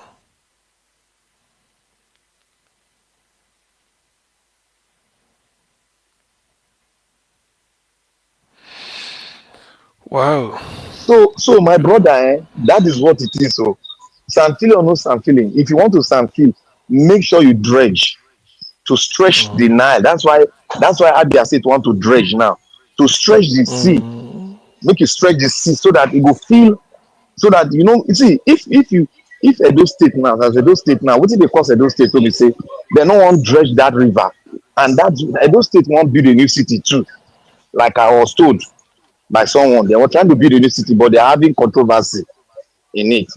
The master plan has not been drawn yet, so they want to build because the old city they have to keep it for historical sake. You have to keep it because it's a monument. So you have to build a new city so that we can have something to give to our children. That is what they are trying to do. But they not really. This man in power cannot do it because he's just a dumb someone who can't do it. So I just pray make everybody. That reminds me, Black Panther. You know, this Okpewolo self, there's something will shock me. This one where he say, if you know wear this cap, you know go come to cabinet meeting. Do you know what surprised me? Why I can't they laugh? If there is a state where Tinubu cap should be compulsory, you know it can never be Edo. It should be Lagos State. Why Okpebolo can't carry him for head? say, say, You go unless carry you am, we know wear say na stooge be now. say unless say if you wear suit, you exempted because you can't wear suit, can't wear cap, sure you know. But if you wear traditional, whether na Edo traditional regalia now you wear, you know that like say you know you Binima a typical regalia you dress with all the bead everything, you must put Tinubu cap or else he go walk you out of the cabinet meeting. It's a shame, to be honest. It's a shame. No, na true talk now. You go put am on now, but that It's one a don shame. change. Look, that meeting wey I talk say we go hold, Edo Benin part they don hold their meeting. They don hold their meeting. They don agree. That meeting wey they shout for, they don hold am for Edo State. The Benin they don hold the meeting, but the diaspora were not involved. That's the problem I'm having. We the diaspora have to be involved so that we can change it. No more. Na my turn. Na my turn. We all have to bring the best to rule Edo State. That is all I believe in. No more. If na South go dey produce am, there must be the best that will serve the entire region, entire state. Not all this rubbish. Na my turn. Look at what they are doing now. Okpebolo is developing his Esan land. Do you know that he did in a junior general hospital in Esan? He no dey build another place. So now only Esan. Now he's developing his place now. Na this na woman. I sit down there. When they give us amount they talk say Esan agenda. Nothing na chon chop. So now which place in the anyway? Well, if that is a public money they spend, well, let it just be that is genuine. Yes, I wouldn't kick against that so much because hospital now anybody can go to the hospital and receive treatment. Make you no thief money, go put for Dubai rather than thief put them build them. So far, it's still within the area. He go Within thief the money, within, go build. He go thief money, go build because all the money wey dey take rig the whole of South Delta na him go contribute am. You no know. anyway, these politicians you can't try you can you can't trust them. Hoo-ha. You can't trust them. So maybe na the thing capital project like now people know say all those flyover where we can debut for Port Harcourt na to thief money. Now people know. And I hear say we can poster don full Abuja. I want to contest for president. Na lie, no dey contest, na lie be that one. No, they say imposter there, but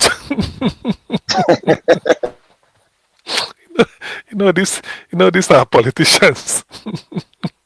This 2027 got tight, to be honest. Say we can want to. No, it's true. Say imposter there, Abuja, we can for this, but I never see him. So I hear. No, even I should have insisted on somebody taking photo and sending to me. Let me make sure. They say we can done. He won't contest president. When I lock, bro, I know some of them they play game. Some of them they play game. Make them continue to plan. I not give a damn about them. Make them they play their stupid game there. Anyway. All I know is that if we not get national conference, we not forget them. Exactly. We all know that. We not forget them. All this one that they do na child's play. But I don't tell you before, sir. That's why I don't want to put mouth inside. I don't say somebody don't speak. Let me just play. A game of what do they call them for English? Play the game of devil's advocate at the other day. So it now depends on Nigeria. If you not say these people mean well for and they deceive themselves. No, nobody. No, I can never believe any politician mean well. Are they crazy? Which one politician? I don't trust anybody. That's ordinarily you go they do project, people go happy, not knowing that all those big projects where they do not how to take money. You may not know. So you may be surprised. That is the issue.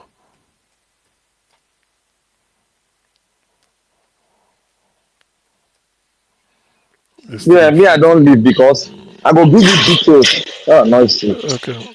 Okay. I go give you Okay. details on the CPC. I go when I don't get them, I go brief you. Okay, I go that brief you okay. and yes, I Okay, go that brief you. And if I don't brief you, you go make you go. You see this thing, it go help us.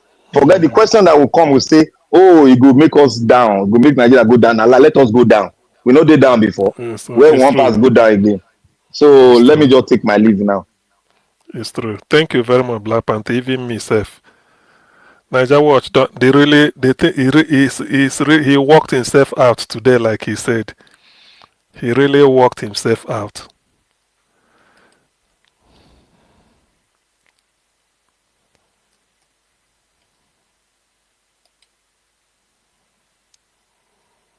It's true.